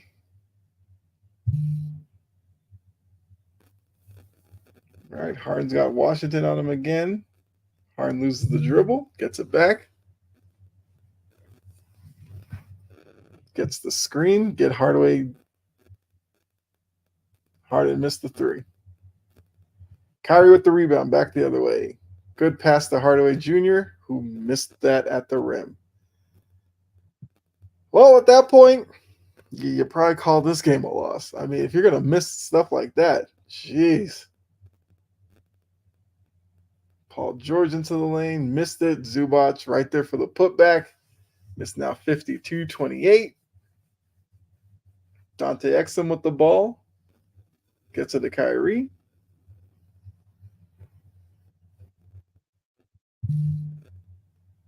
Almost a turnover there. Back to Kyrie. Over to Exum. You know, Exum doesn't want to shoot necessarily from there. Gets to the rim. Missed it. Lively, out of bounds, but it's a shot clock violation anyway. Clippers ball. All right, Luka's coming back in.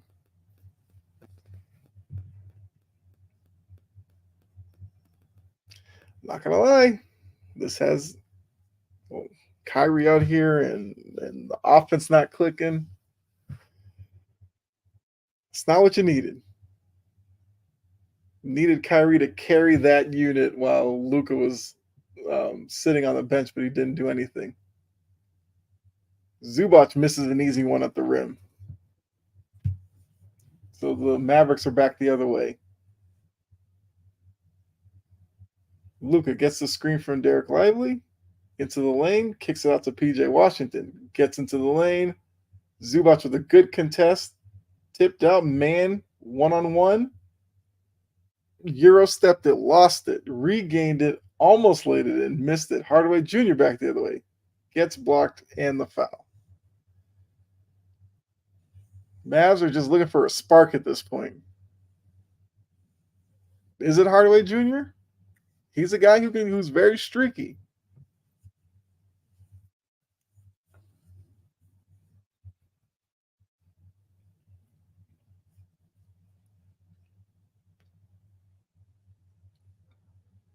And he missed the free throw. Jeez.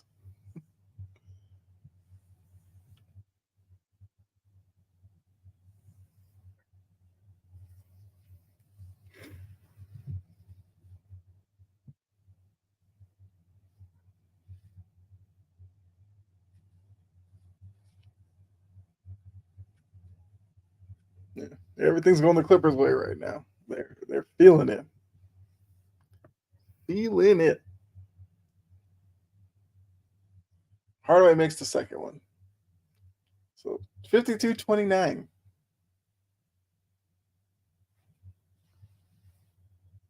Clippers, I mean, the Mavericks have 7 points in this quarter. Good Lord. Harden with the lob to, I mean, this is starting to turn into a laugher.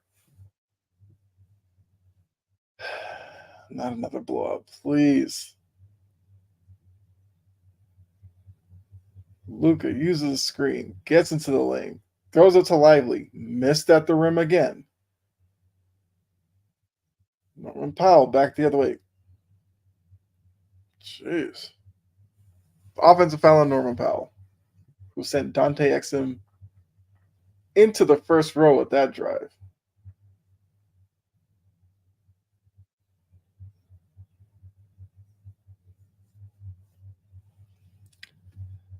It's a party for the Clippers.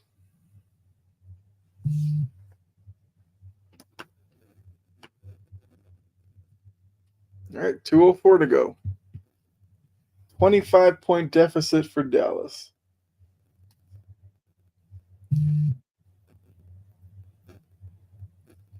Luka into the lane.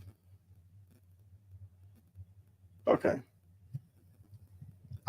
I mean, I don't know. Man tried to draw the offensive foul. I think it probably was one. Westbrook for three. Nope. Man with the rebound. And knocked out a play.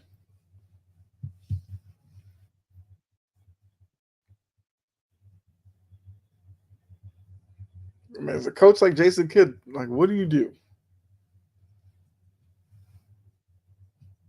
The Mavericks have missed a few easy buckets here.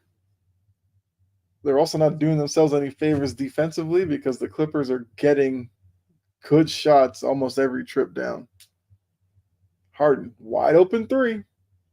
They're lucky he missed it. First miss from three for the day for James Harden. He's now 4 for 5 from three.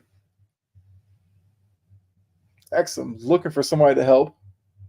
Kleber for three. Remember a couple of years ago when Maxi Kleber was a good role player? Where'd those days go, huh?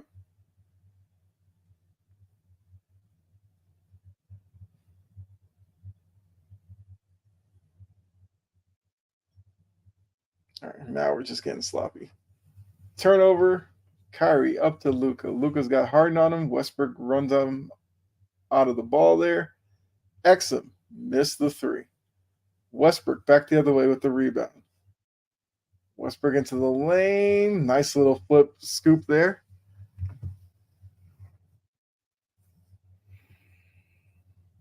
A 7-point quarter for Dallas.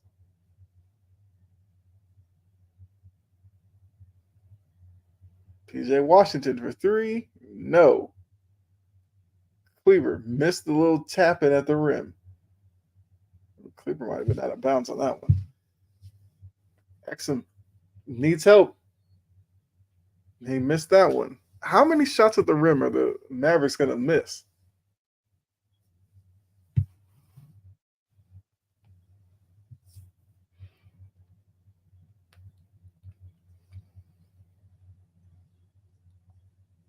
Is Dwight Powell hurt? How's he not been in this game yet? Or is he just out of the rotation at this point? Exum misses the free throw. Mark Cuban's just shaking his head.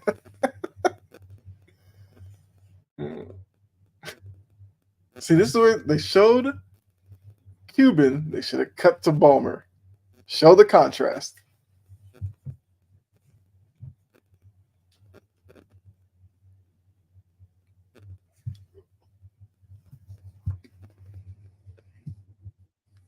Oh, he knocked in the second one. So 56-30. Yikes. Paul George playing with it up top. Nope. That's going in the first half. So we're on pace for 112-60.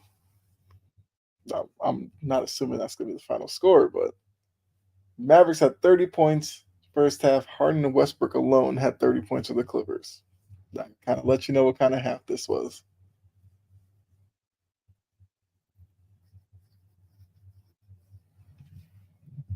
So I will say, since I did Celtics Heat, at the end of the third quarter, this is a blowout.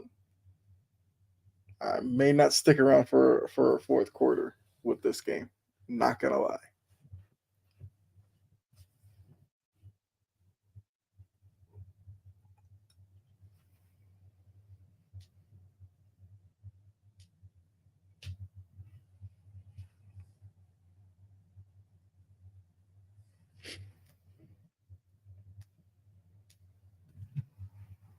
All right, so now we're at the half. 56-30. Clippers lead.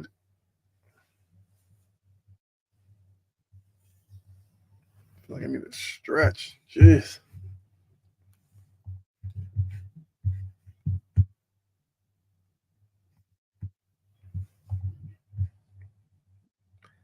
Hold on a second.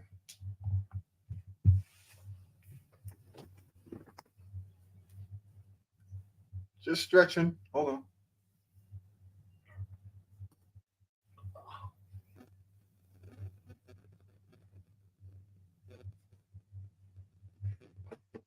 All right.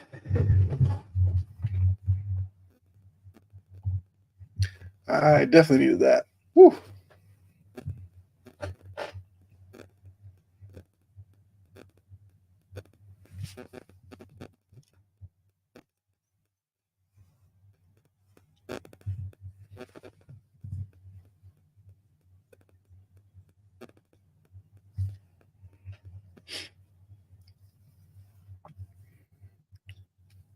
Let's see. I mean, once again, what is there to say about this game? Actually, do we have stats down here? There we go. Halftime stats.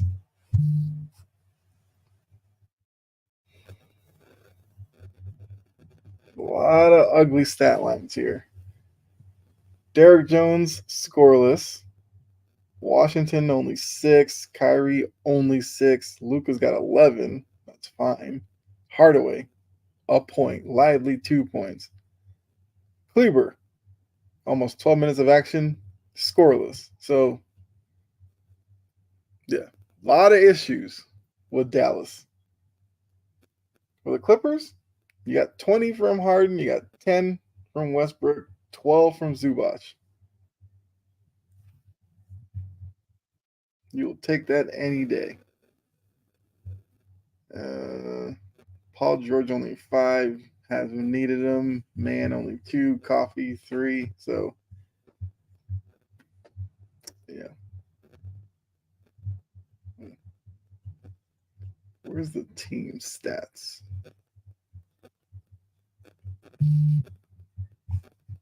This what I want? Yes, that's what I'm looking for. Mavericks only have 9 made field goals. Ugh, rough.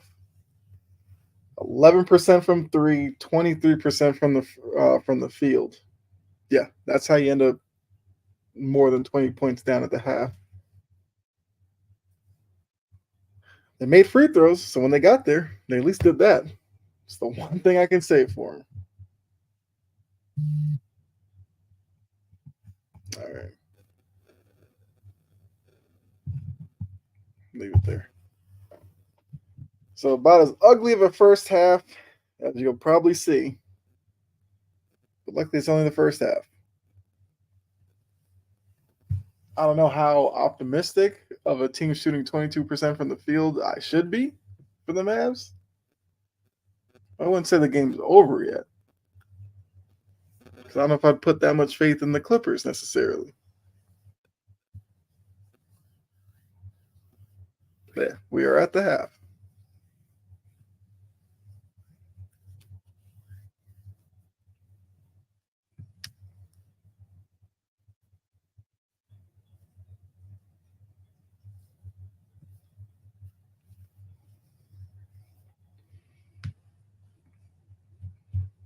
I mean, this game alone is making it kind of happy I'm not doing all the games. Like, this is rough sitting through this one. You would think 2 gifted offensive players, Luka and Kyrie, and you're shooting 22% from the field.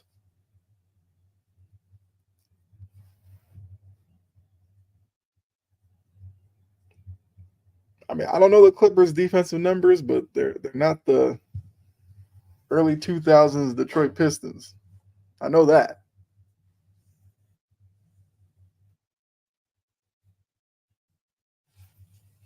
But appreciate you tuning in. Hope the second half is a little bit better.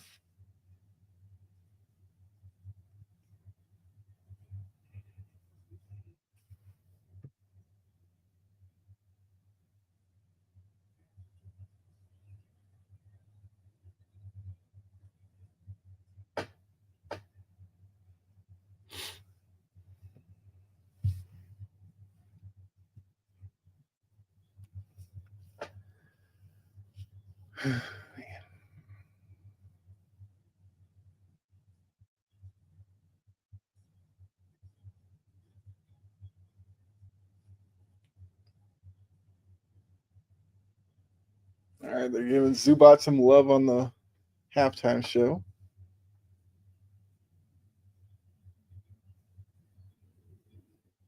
Braves versus Rangers tonight.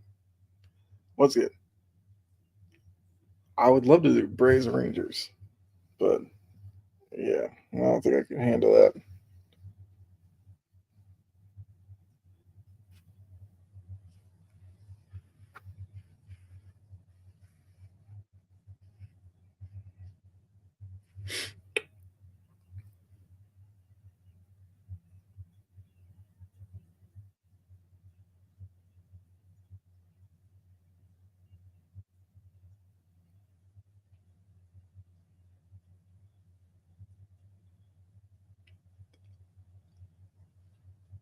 At this point, it's like, why even have a long halftime? Just put them back on the court. Let's get this game over with.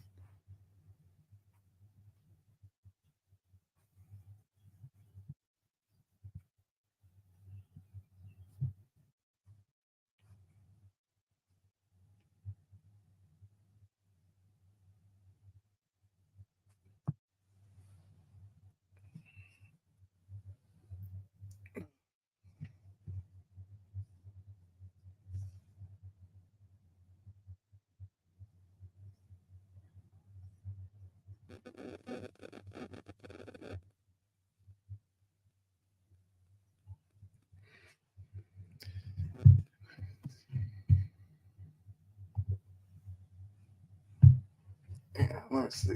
Let me be right back, everybody. Let me go get some water.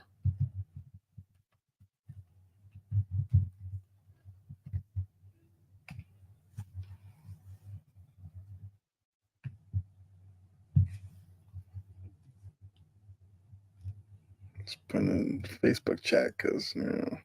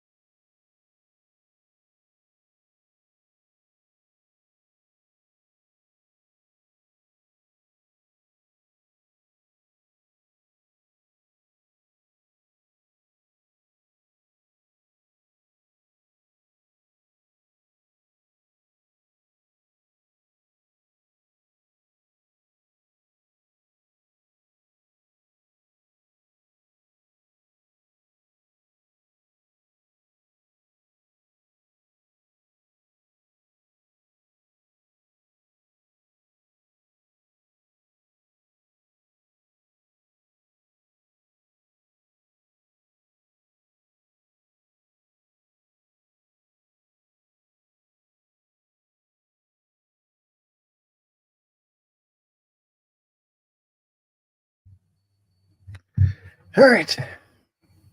Back just in time for the exciting second half. Yes.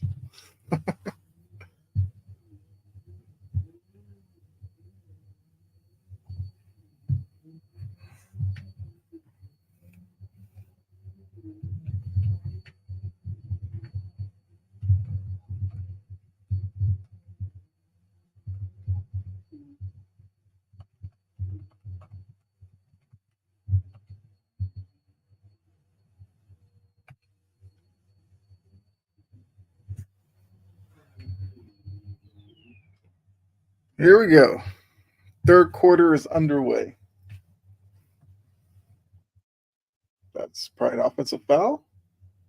Harden knocks down the three. More of the same to start the third quarter. It's now 59-30. James Harden's having a great game. All right, so we got Jones Jr. gets it to Luka.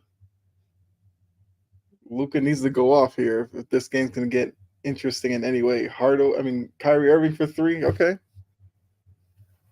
Can't match buckets, but at least the Mavericks hit a three-pointer. They can make shots.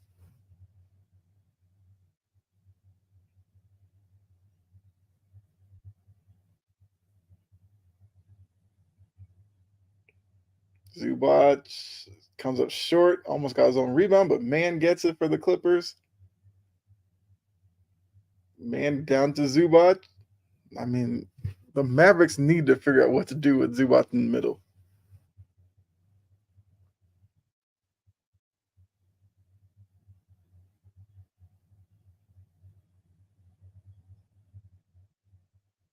All right. Great two-man game between Kyrie and Gafford, but once again, can't trade baskets. Need stops. That's an offensive foul.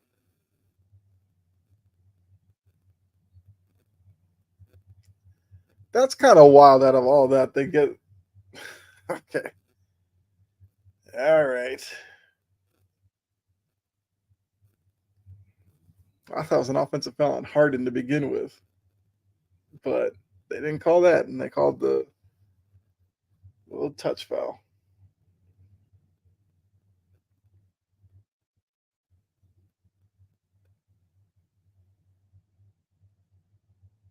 Paul George into the lane, kicks out to Coffee. Coffee for three. No. Luka with the rebound.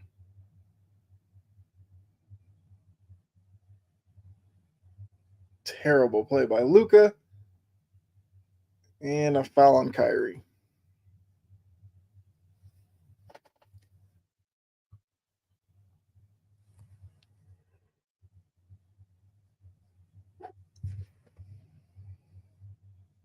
$61-35. Clippers have the lead. Clippers look like the better team today. Dallas, this is almost a burn the tape type of game. Paul George gets doubled. All right, they called jump ball. I thought they called a foul there for a second.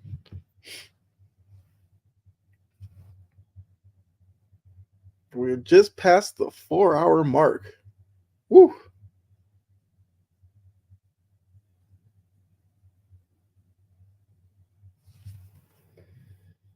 Fun.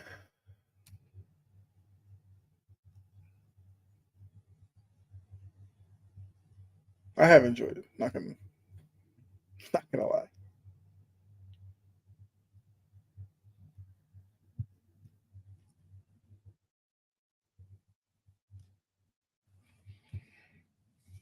Okay.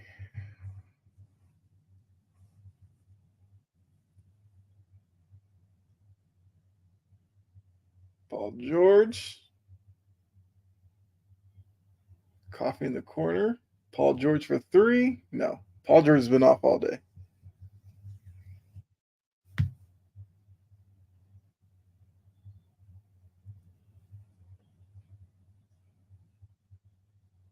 Okay. Timeout, Ty Lue. The Mavericks have it down to 22.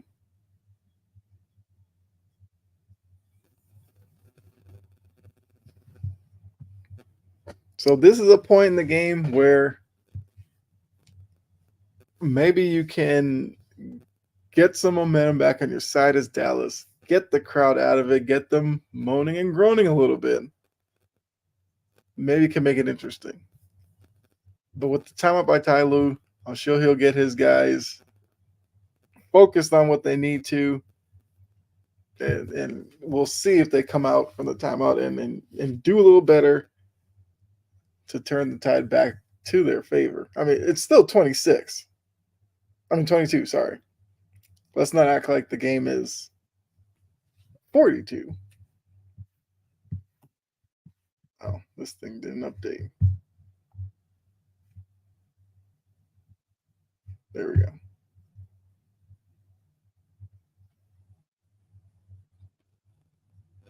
Look, if you're Dallas, you're winning the quarter right now. 9-5. Got to start small. So Dallas has to win the third quarter. Somewhat convincingly, if they're going to try to knock down this 22-point deficit. Maybe the offense is starting to get going. Fine. They still need to do some work defensively. Zubac is still a problem for them. But they can get a couple of turnovers, get a couple of stops defensively, score on the other end. This game could get interesting. Put the pressure back on the Clippers. That's all Dallas is trying to do. If you're the Clippers, come out of this timeout, get back to what you're doing earlier, push the lead back up, cruise.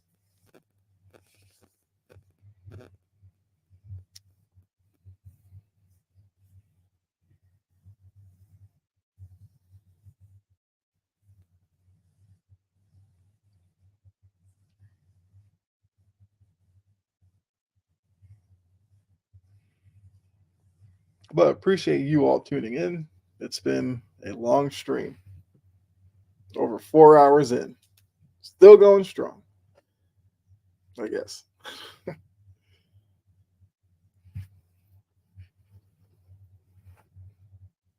I said before, this will be the second final game I do of the day, but join the Discord. You can welcome back, Jory. I'm assuming Bella as well. Appreciate it. The lead's down to 22. Seeing like we're headed towards 40. We're down to 22. Let's see what the Mavericks do out of the timeout here.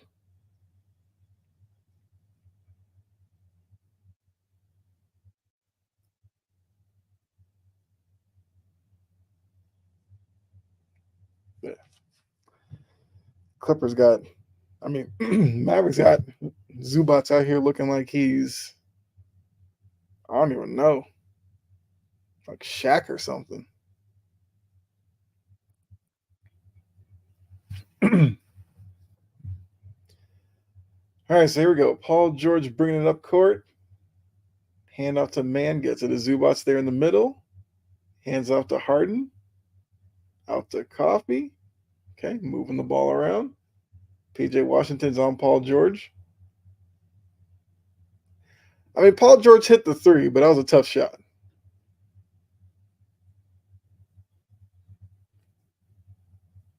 So 64-39.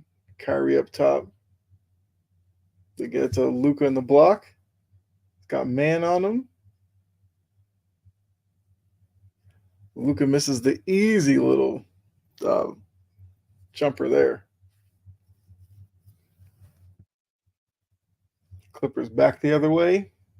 Harden up by the center circle. Wide open into the lane over to Coffee for three. Harden, to be honest with you, had a layup there.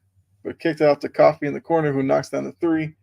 So I guess he'll trade the three for the two. Kyrie, all right, he knocks that in.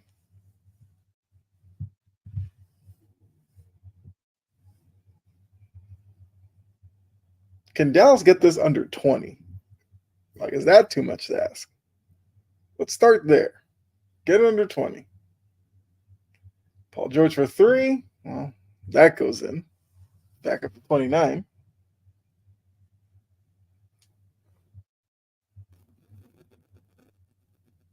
Gafford misses at the rim. Clippers back the other way. They have numbers. Harden missed it. And I think Luka might have caught an elbow or something. I don't know. Derrick Jones misses it. Coffee loses out of bounds. Yeah, I don't think Luka ever came back across half court.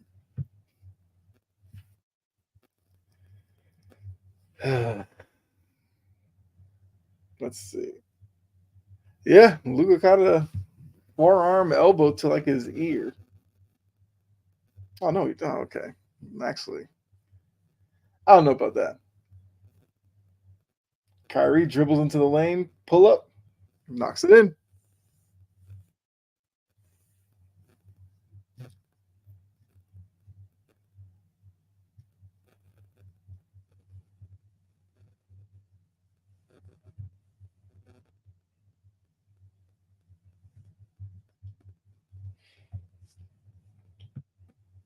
All right, Paul George's got 4 seconds to go on the shot clock. It's got to do something. Almost made that, but nope. Came up short. Kyrie back the other way. Pull up. Okay. Knocks that one in. It's now 25.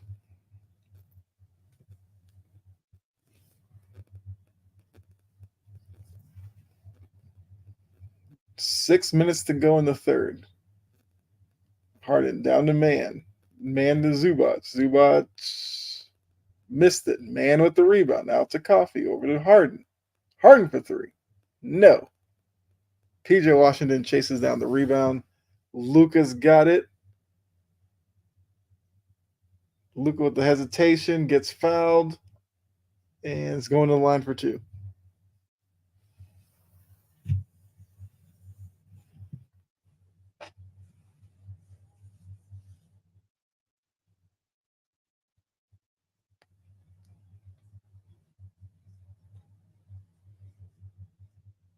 It's kind of a soft foul, but for Dallas, you got to do what you got to do.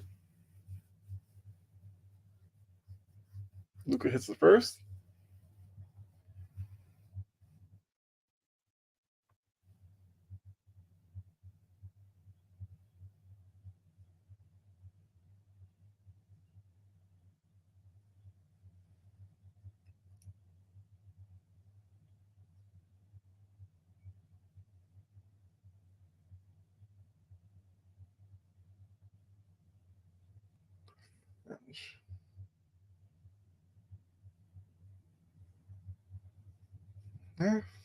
It's 23. Slowly getting back down to I don't even know. All right, Zubac has it. Let's see what Dallas does defensively here. They just let him go one-on-one. And I get it. Zubac isn't like Elijah Wan or Shaq, one of these guys you would just throw the ball down to and let him go to work, but clearly the Mavericks have zero answers for him. Although Luka comes down, hits a three. It's now 22.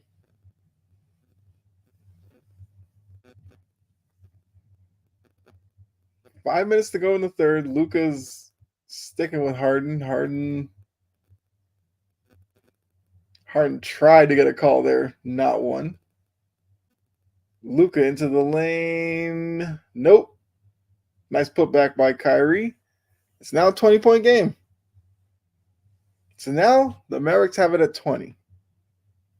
Can the Mavericks get it down to like 12? If they can, interesting. Because this Clippers crowd is quiet now. They're not feeling the same vibe as early on when everything was going their way. The players were hyping them up. The crowd was just loud. Now it's the crowd's like sitting on their hands like, we're not going to blow this lead, are we? Like, we're not going to let Dallas get back into this game, are we? That's what seems like the vibe is in the arena right now. So good timeout by Ty Lue once again. You'll see what he comes up with to help them out here.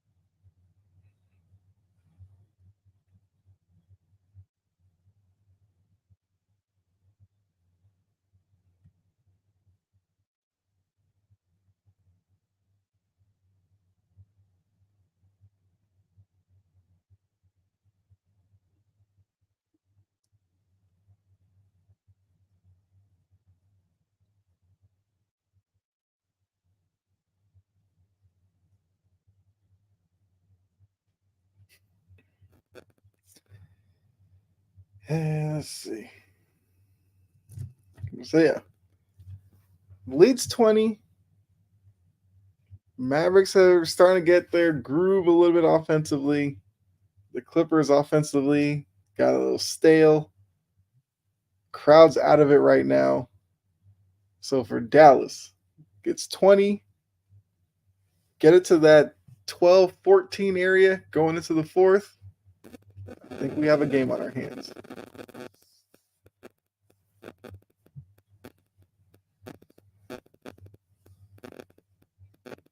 I mean, for Dallas, it's basically Luka and Kyrie at this point. And even for the Clippers, it's basically Harden and Zubac. Paul George hit like a couple of threes, I think, there, but he's really struggled today. But when you're up by 20 something, who cares? But if it gets down, like I said, 12, 13, okay, a little uneasy. That's all Dallas is looking for here. Make it uncomfortable for the Clippers.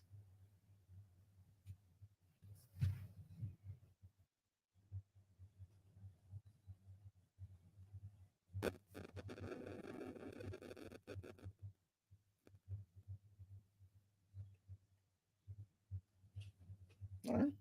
Kyrie getting the boys ready to go.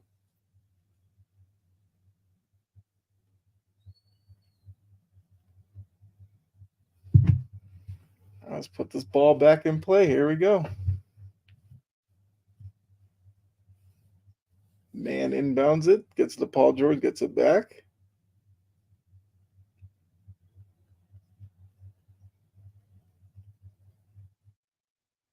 Harden with it's got Luka on him, gets to Paul George with PJ Washington. Westbrook attacks the rim, gets it out to Man. That was a great play by Westbrook.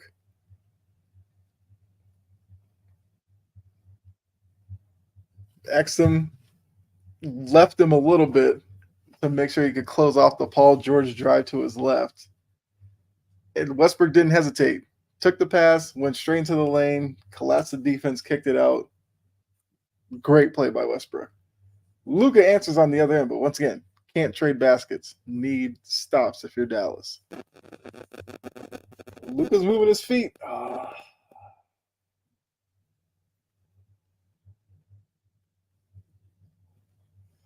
It's kind of a weak call. Let's see. Moving his feet, moving it. Yeah, he did reach there. Yeah. Didn't need to. Just move your feet.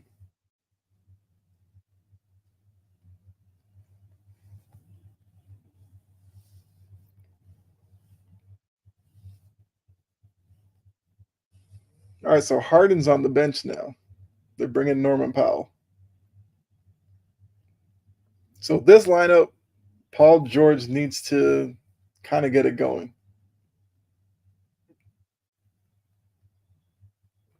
Paul George is looking to boom that on. Who was that? Kleber? That looked like Pacers Paul George right there. I mean, he lost the ball, but it was a thought that counts. 3.5 on the shot clock. Out to Paul George into the lane. Fade away. Nope. Westbrook with the rebound. He can do that. Paul George wide open in the corner. Missed it. Zubac had the rebound go through his hand. Here comes Dante Exum back the other way. A chance to get it under 20. Luka has Zubac on him. Oh, playing with him. Oh, what was that? Terrible turnover by Dallas there. Luka picked up his dribble. Zubac closed out. Kleber's wide open underneath, and for some reason, I don't know what he was doing.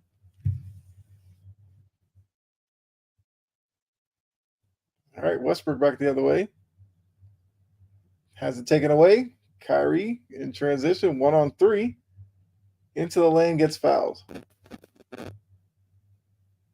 That was one of those Westbrook plays because he tried to bully Kyrie the other end, got it knocked away. Unnecessary foul when Paul George was right there defensively.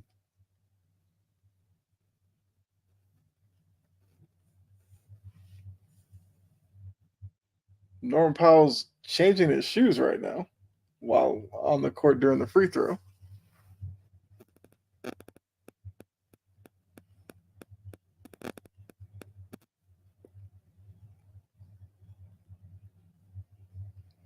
How come from that camera angle, Jason Kidd's glasses look like they're like computer generated on his face?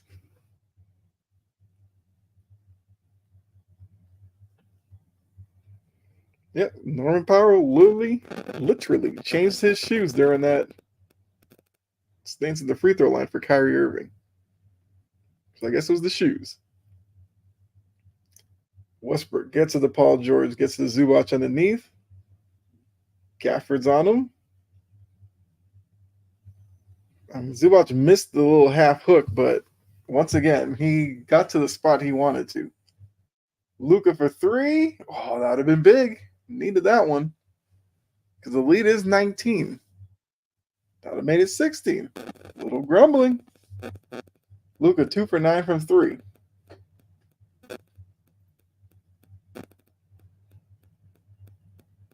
Paul George tried it again. So Paul George is just diving down the lane looking to dunk on somebody. Gafford was a great block, but then nobody was really paying attention. They just scored anyway. Kyrie, good little up and under. So now it's hovering around 19, 20 points. If you're Dallas, you got to get it. You got to close the gap more. Zubac gives it to Norman Powell. Powell into the lane, high off the glass. Nope. Zubac right there to score.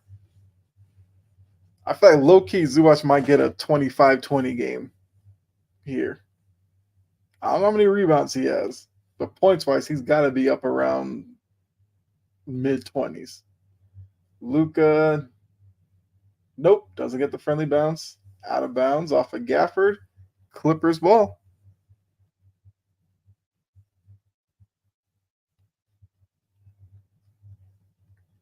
Yeah, that's about as clean of a block as you can from Gafford.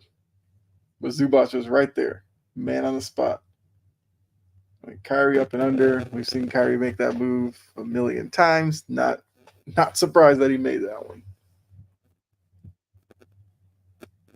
All right, so here comes Westbrook. Gets the screen from Plumlee into the off-ball defense on that play was horrific by Dallas. Exum, for whatever reason, just turned his back to Man, was just watching. So Man dives to the hoop behind him and gets an easy dunk. When you're down 23, you can't have lapses like that defensively. At some point, you got to lock in for a couple of possessions if you're going to try to get back into this game.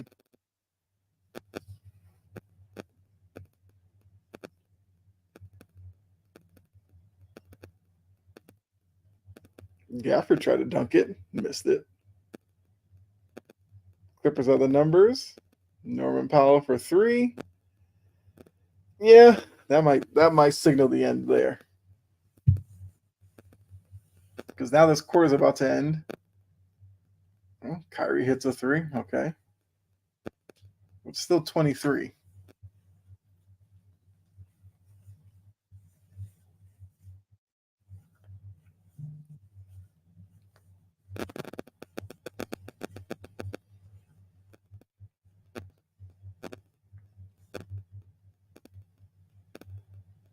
So interested to see how a high pass there. Man catches it and knocks down a three. So it just showed Kyrie's got 26 points, 20 in this quarter. So he had 6 in the first half. I believe if you just read the box score, I mean, that's a Tim Hardaway shot that he will randomly make. They're right there. Third quarter ends 87-64 Clippers lead. So Kyrie, 6 points in the first half, gets 20 in the third quarter. If you just read the box score, you'll say Kyrie's having a pretty good game. No, he had a good quarter, but not necessarily a good game, which is why they're down by 23 going into the fourth.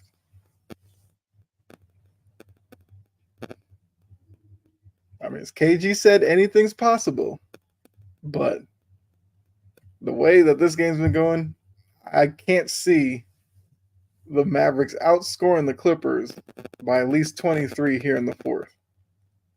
So I'm going to assume the Clippers get the win here. So once again, fourth quarter, we're just shooting the breeze, unless the game does get a little bit closer.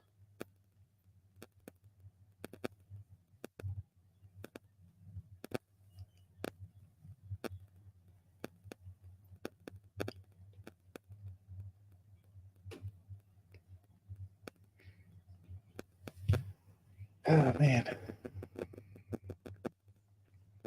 This has been fun. Well, once again, hopefully you enjoyed this. Got Heat Celtics. You're getting Mavs Clippers. Hit the like button. Share it out. If you're new to the channel, appreciate you tuning in. We'll be getting some more of these over these next few weeks as we are into the playoffs. I'm sure you hear that vacuum in the background. Hold on a second.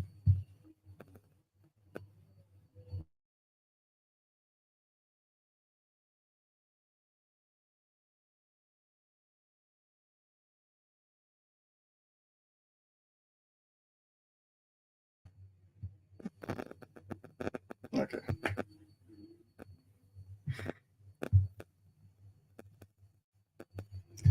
All right, getting ready for the fourth quarter. The last fourth quarter of the day for the stream. Like I said, Discords are in the description or posted in the chat, I think.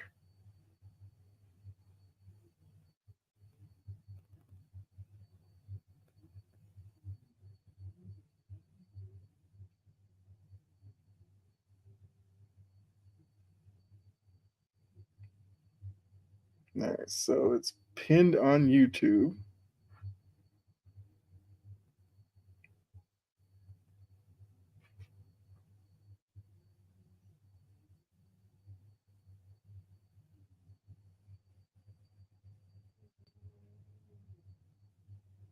Okay. Hold on again.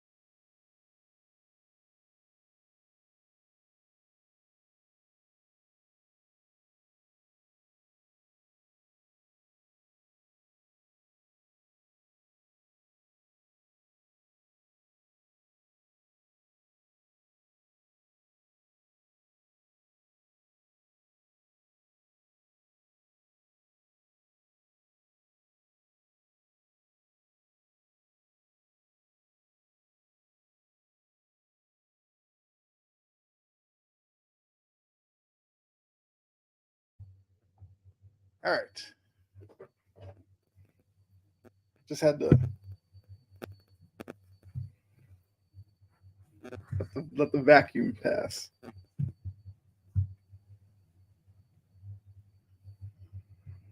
So we're back for 10 minutes of uninterrupted watch along, play by play.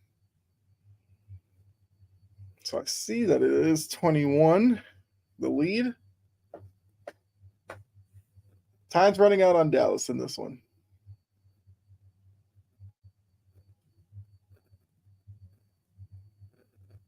We'll say, looking at game two, the Mavericks are going to have to get better play in the post between Gafford, Lively, whoever. They need better play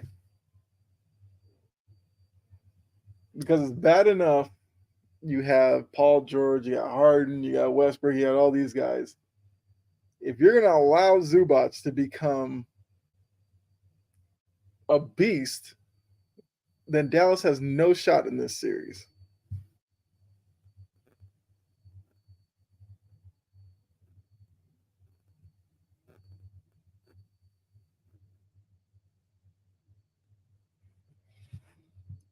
Harden step back three, nope.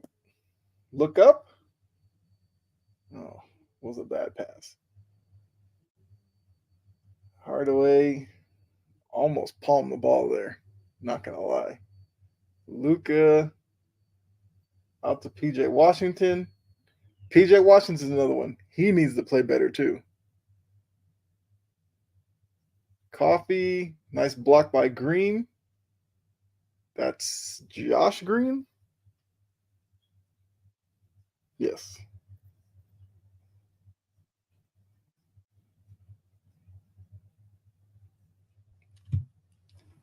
Kyrie back on the floor for the Mavericks.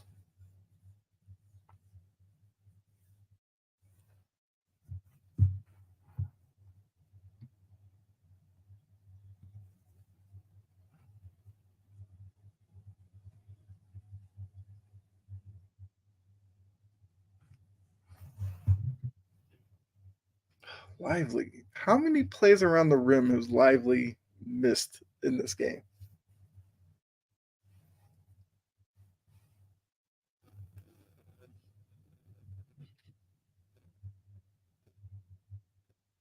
Like that should be an and one for Lively.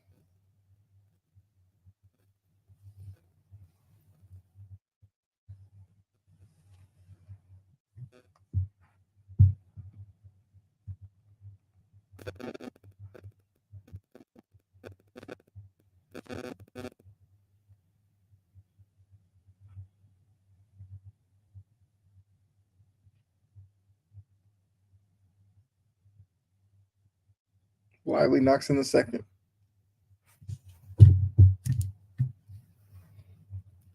So it's 18. 8:45 to go. Is there enough time? We'll see. Westbrook.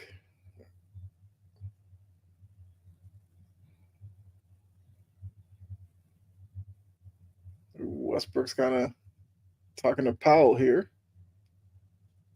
This is what I'm talking about. Make it uncomfortable. All right, so Luka gets the screen, gets the double screen, leave him wide open.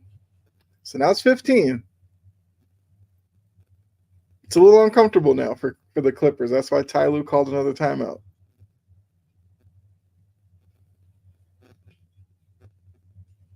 Okay.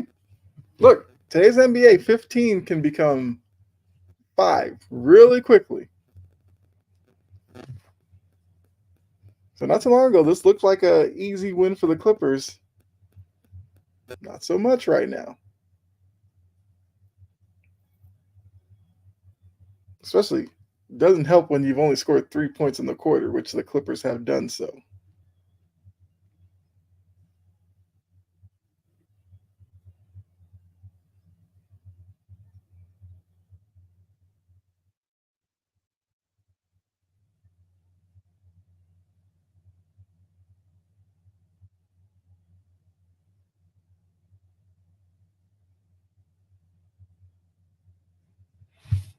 Once again, more Despicable Me 4 ads.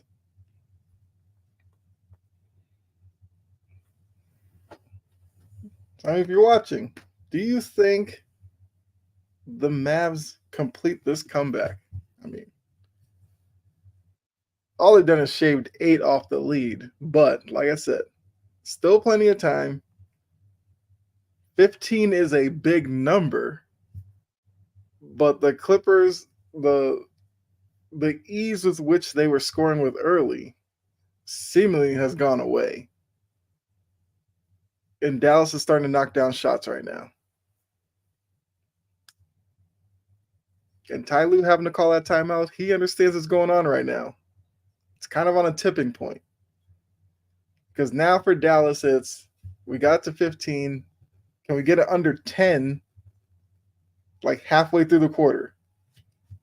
So if we're at like 5.5, 6 minutes left to go in the fourth quarter and this game's under 10, we basically have a whole new ball game at that point.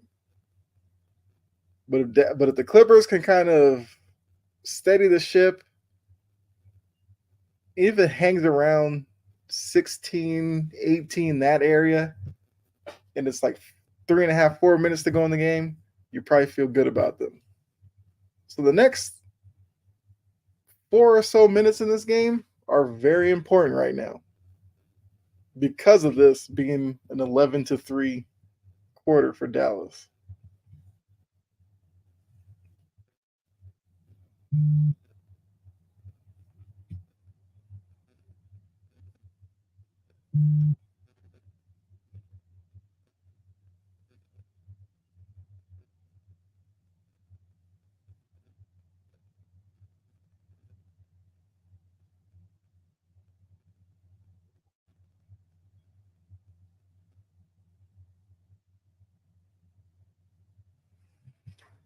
All right, come on. Come back from the break. Here we go. Let's.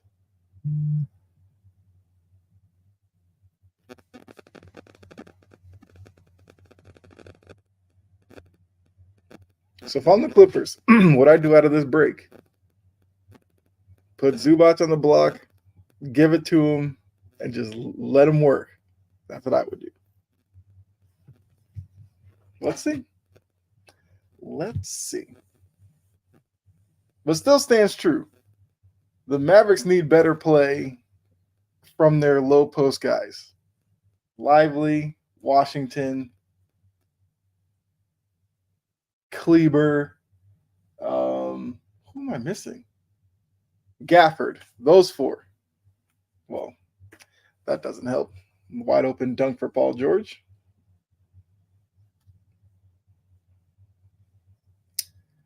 Luka with it. I don't know what James Harden was just doing there. Luka off the screen. Picks up his dribble. Kleber back out to him. Gets out of the way. That is a horrific offensive possession by Dallas. You're trying to make a comeback, and that's what you got? A deep 3 for Kleber?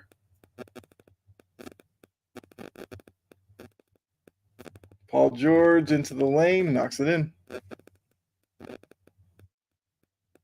So it's now back up to 19. Creeping back up over 20 here soon. Luka for 3. He knocks that one in. So if you're Westbrook and Harden there at the top of the defense, why wouldn't you have let Kleber shoot it? Until Kleber hits one, I'd give him that wide open 3 all day.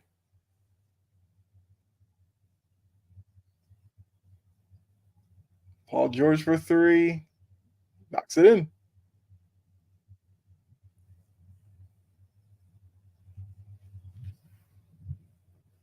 I mean, Paul George is kind of making up for his rough shooting day with a couple of big buckets here in the fourth. Kyrie gets to the rim, goes in and out on him. Plumlee with the rebound.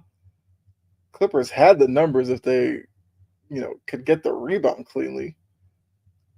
Knocked away by Luka from behind. Then Hardaway fumbled it. Paul George got it back. Kyrie knocked it away from him. Out of bounds, Clippers ball.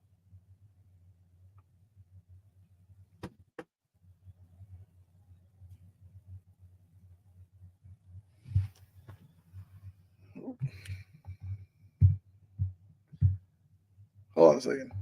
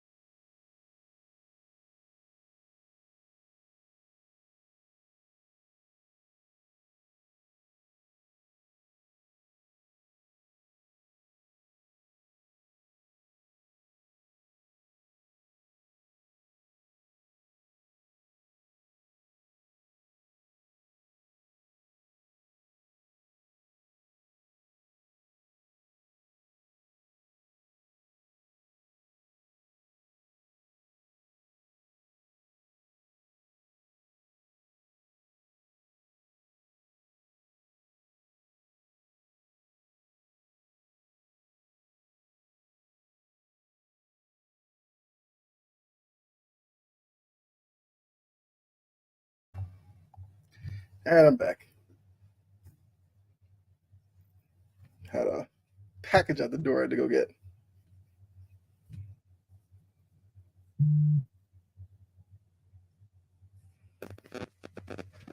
So I see, I mean, nothing much has changed. It's still 21-point lead here.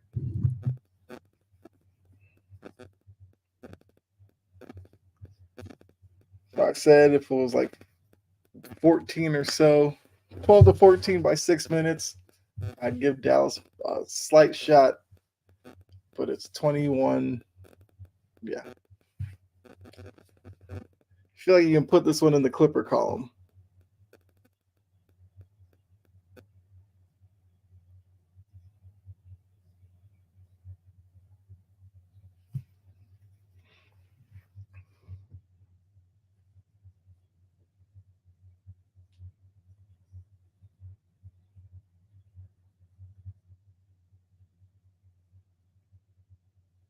Hmm. That's a whole lot of nothing there.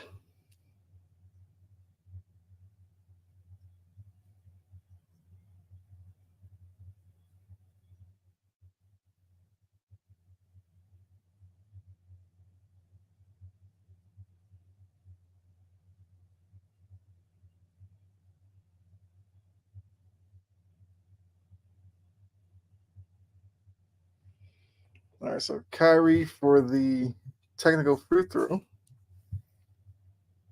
knocks it in.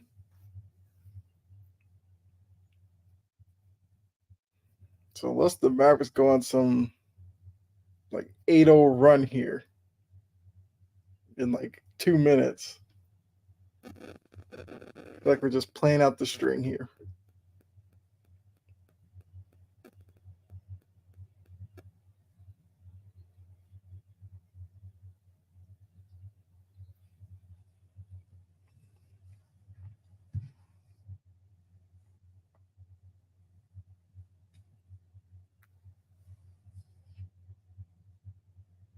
Luka into Kleber. Kleber sets the screen.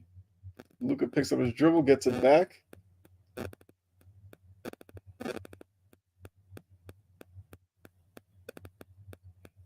Zubac is sticking with him.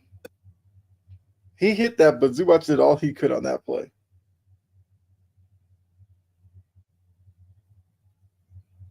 Well, Jory, if you were here, there goes the little phony full court press there.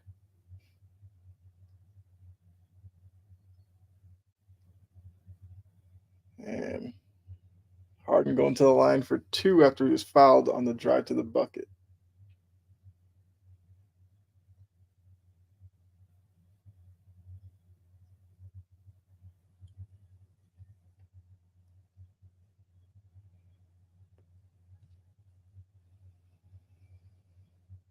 Harden makes the first.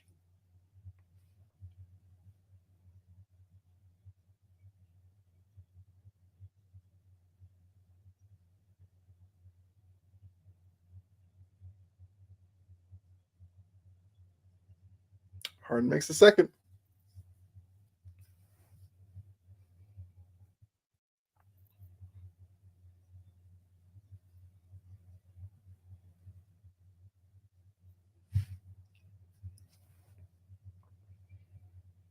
I mean, obviously, you look at this game. This game was lost in the second quarter.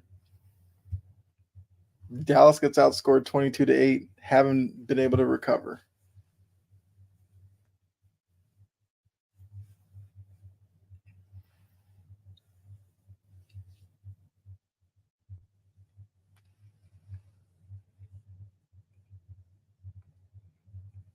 Kyrie knocks in the first.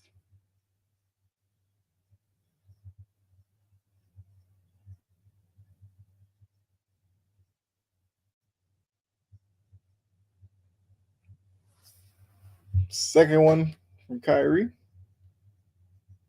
Gets set. Missed it. Gets his own rebound. Missed that too. Bodies are all over the floor. Powell comes out of that with the actually Paul George got it, then got it to Powell. Clippers with the ball. Coming up on 5 minutes to go here in the game. Paul George almost lost the dribble.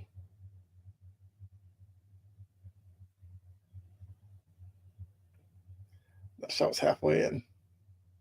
Here's Josh Green. It gets fouled by Norman Powell. He's going to go to the line for two.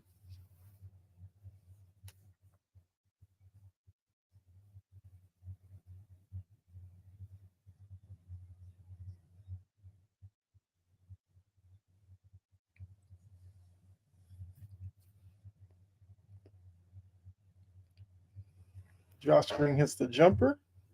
I wonder if we'll see more of Josh Green in game two. Why not? Right? Maybe he's played a good amount of minutes in this game. And it's just because he hasn't really done much of anything. It seems like he really hasn't played a lot.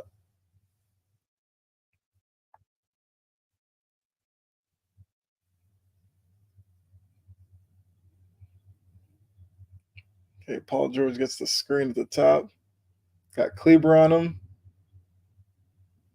Gets trapped up. That's good help defense by Josh Green. Luka with it. The lead 16. Coming up on the 4-minute mark.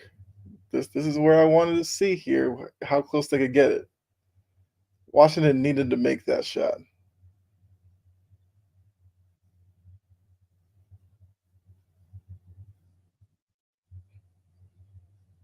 Luka gets it to PJ. Okay. So it's 14, under 4 minutes. That's around the area where Dallas kind of had to have it. So it's not like a brand new ball game yet, but I think it's still a little uncomfortable for Clippers. Man out to Paul George. Step back three. Nope. Josh Green, you needed to get that rebound. But it's off your fingertips, out of bounds. Clipper ball. They get that rebound. Now they're going to the other end with a chance to make it 12 or even 11. But now they have to play defense for 14 seconds.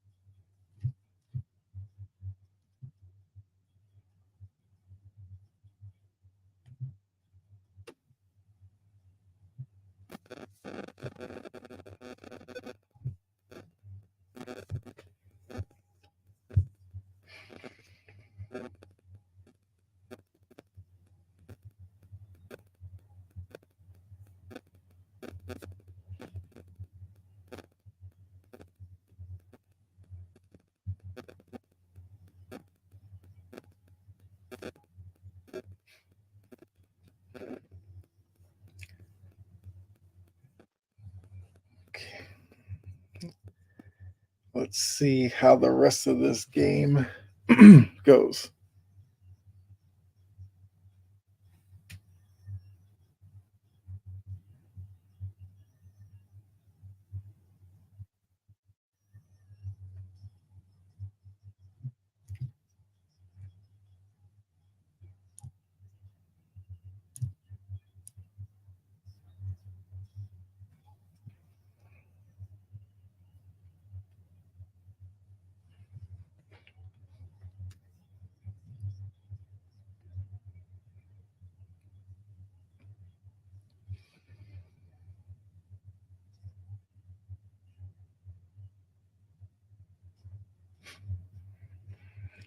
All right, come on. Need this game to come back on.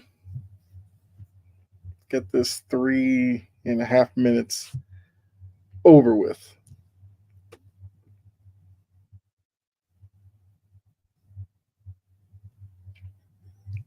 Coming up on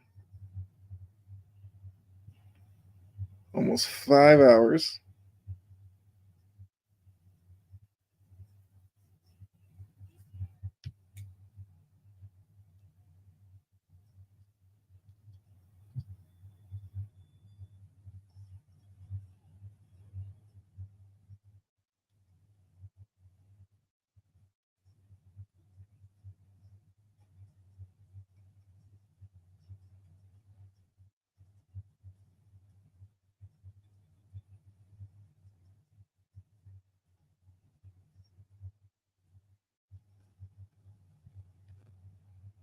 Okay.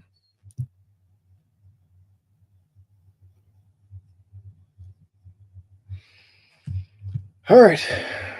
Back from the timeout. Oh, looking at Paul George here. The final 3.5 minutes or so. I feel like will be worth it. One way or the other.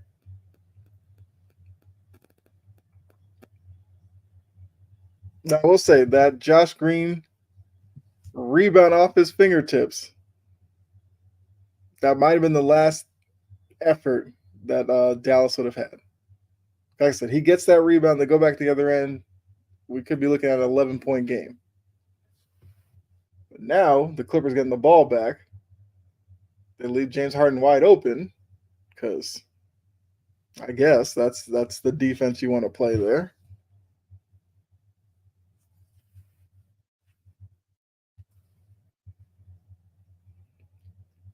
All right, so Luka, it's got James Harden on him. Here comes Kleber. Zubac is on to Luka again.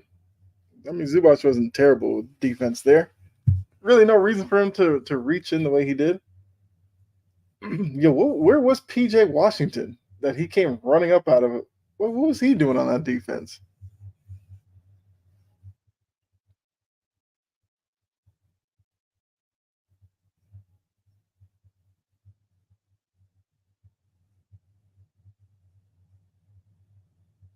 All right, Luka makes the first free throw. All right, so it's 3 minutes to go exactly. It's a 16-point lead. If Luka makes this, it's 15.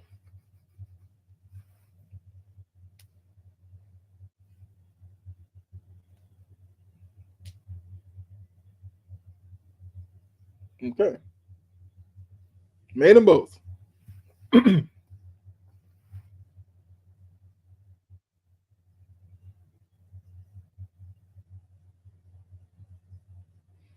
Luka's got 33, 13 and 6. I mean, he kind of did what he was supposed to do.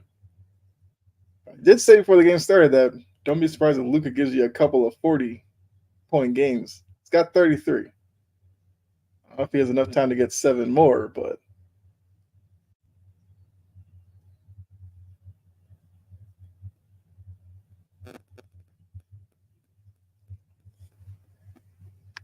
there's so many guys on Dallas that need to step up in game 2.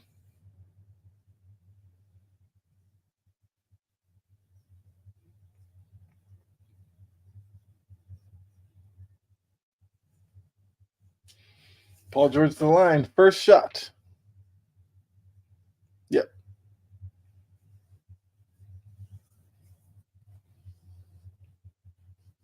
All right, got some substitutions. Coffee coming in for the Clippers. That's Paul George's first free throw of the game.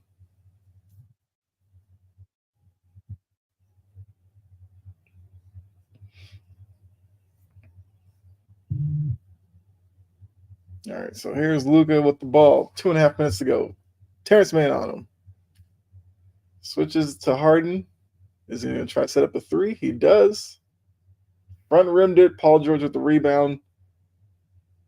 And the Clippers can now take it to 2 minutes. That's if they use the whole clock. Harden with it up top. He's got Luka on him. Harden with that patented dribble going nowhere. A little three. He missed that one. Kyrie walks into that three, knocks it in. So it's 14-point lead for the Clippers, but it's too bad it's only a minute 50 to go. Just, yeah, it's not enough time really for the Mavericks to do anything. But then again, you only score 8 points in the second quarter. Do you really deserve to win that game anyway? Harden's on the ground. Good to Paul George. Norman Powell, for some reason, didn't take the original shot, decided to up fake, sidestep, and shot clock violation.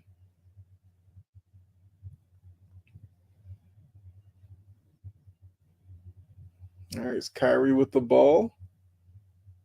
Pull up. Nope. Gets his own rebound. Gets to the Kleber. Kleber knocks it in.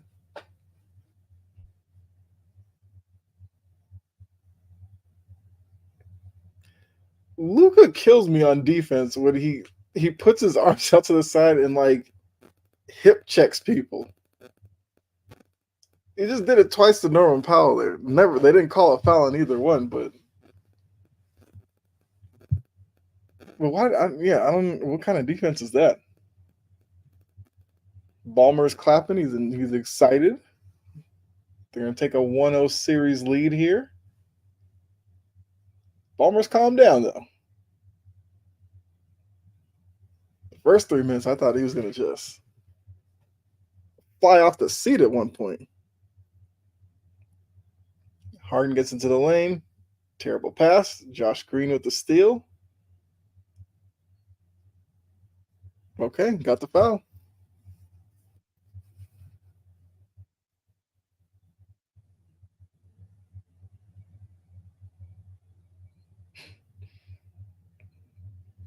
I feel like every time they showed Mark Cuban, he looks like a guy who'd rather be anywhere else but sitting in that seat right now.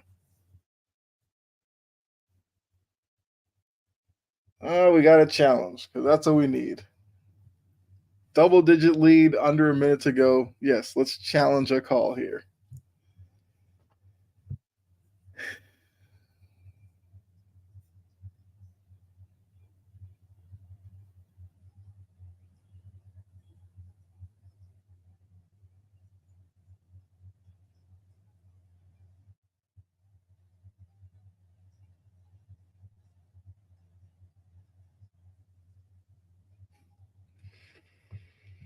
The final minute. Let's go. Come on.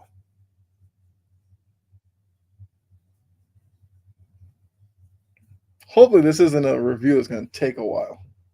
Well, let's hope that doesn't happen.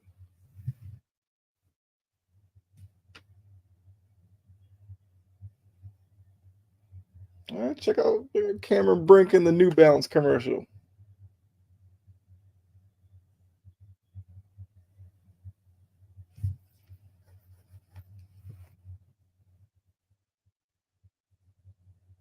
Let's see, Paul George. I mean, it does kind of seem like Paul George just went straight up in the air. Was unsuccessful. Sure. Green knocks in the first.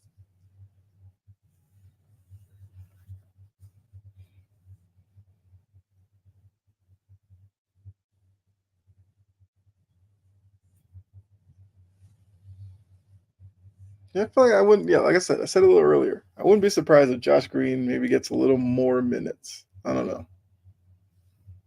Well, knocked in the free throw.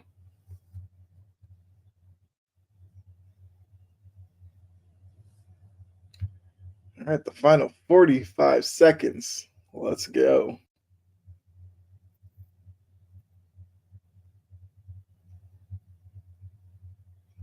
Paul George playing with it. 3. And he banked it in. You know, he didn't call bank, but sometimes you need a little help.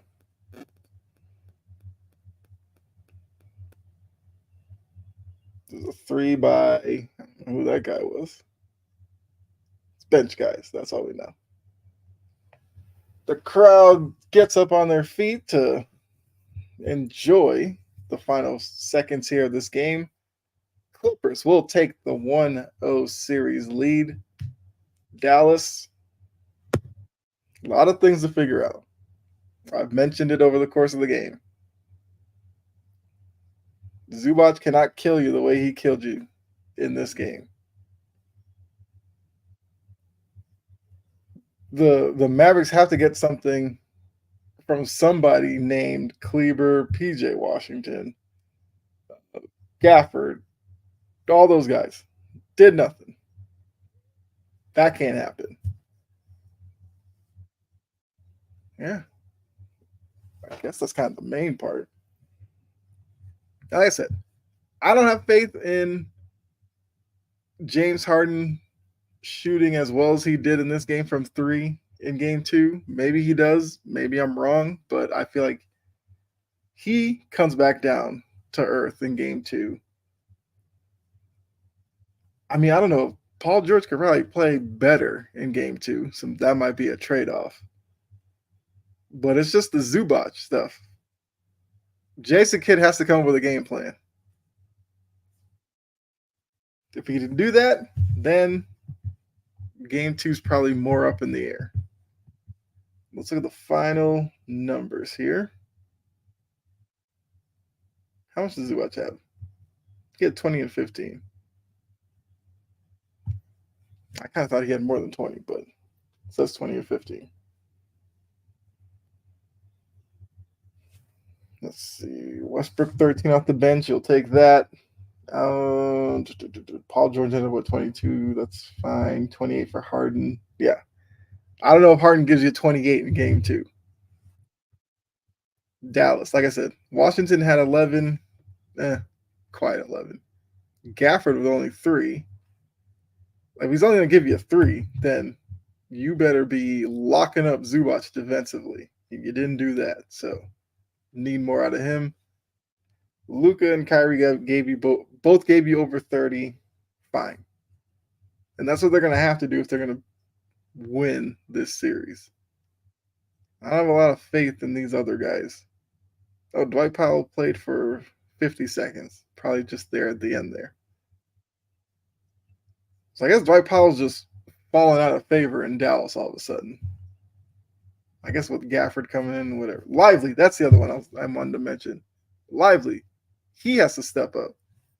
So Lively, Kleber, Gafford, Washington. I'm not a big Derrick Jones guy anyway, so whatever. But if he's going to be out there with as athletic as he better get some easy buckets in transition and play some good defense. Otherwise, he's useless to you. He'll take a 3. He'll most likely miss it. That's way too many names that I'm rattling off that need to step up in game 2. Once again, Jones, Washington, Gafford, Lively, Kleber.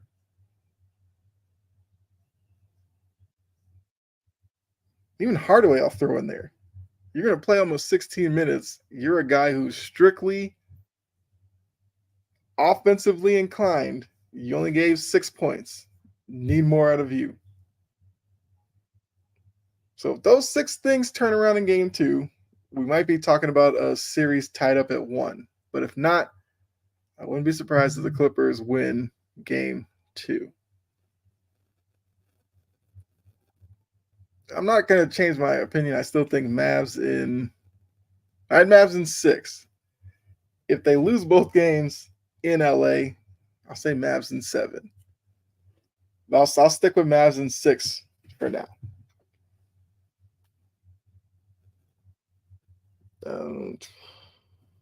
Let's see. Hold on. What are the team stats here? Where did I find that before? There we go. So game 2 is on Tuesday. All right. Here we are. Well, Mavericks shot what? 22% the first half. They're shooting 30. They shot 39 to end the game. Still not great. 30% from 3, not great. 76 from the free throw line, that's okay. So yeah. Vast area where Dallas can improve by Tuesday for game 2.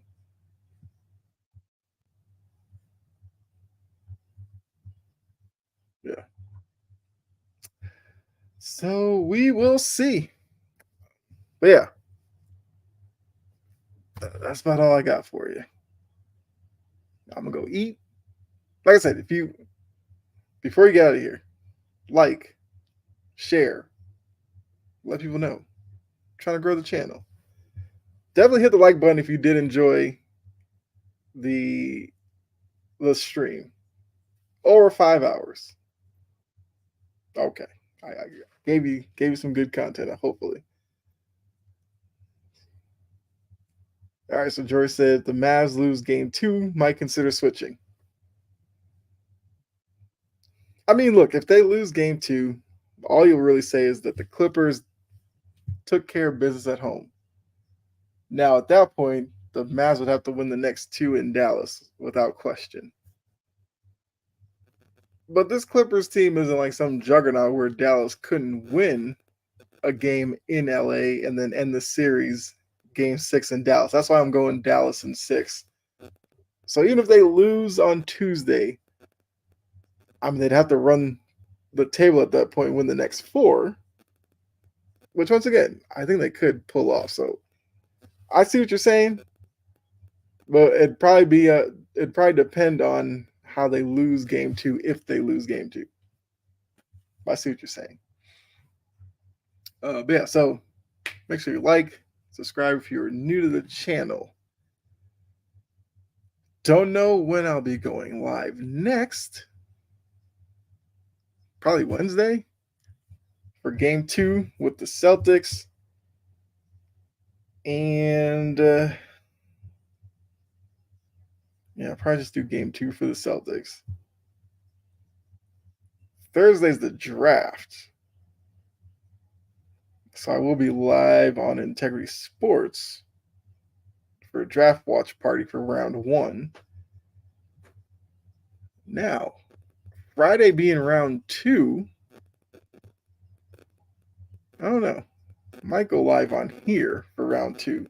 Don't know. If not, I'll probably just do another playoff game on Friday. Who plays Friday? Looking way too far ahead, but let's see. Friday, we got a 5:30 game on Friday. I'm not mad at that.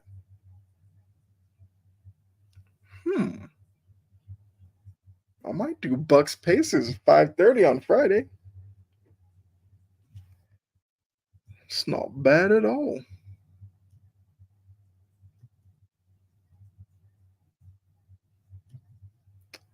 Then Saturday got 6 o'clock.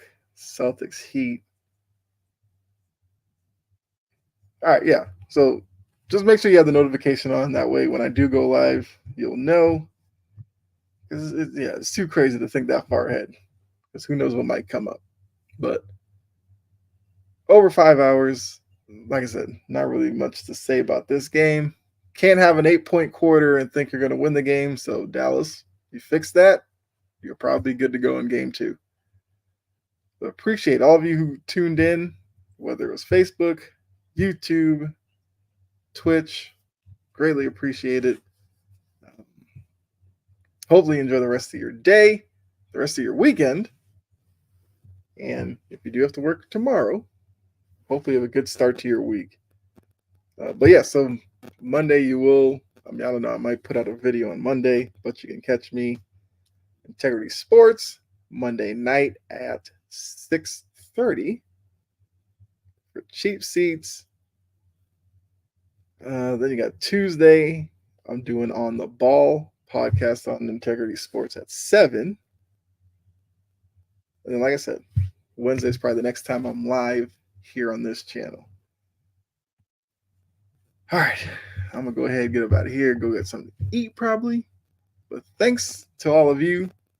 I will be like in the Discord. So if you've joined the channel's Discord server during Bucks Pacers, I'll be kind of chatting up in there with my observations and all that good stuff, as well as Pelicans Thunder. So if you haven't joined, please feel free to do so at this point. I think that's all I got for you. I feel like if I did another game, I might end up start losing my voice. But yeah, so far we saw, look, Celtics blew out the Heat, and Clippers get a good opening win against Dallas. So until the next stream, I'll see you guys. Be safe. God bless. And like I said, I'll see you.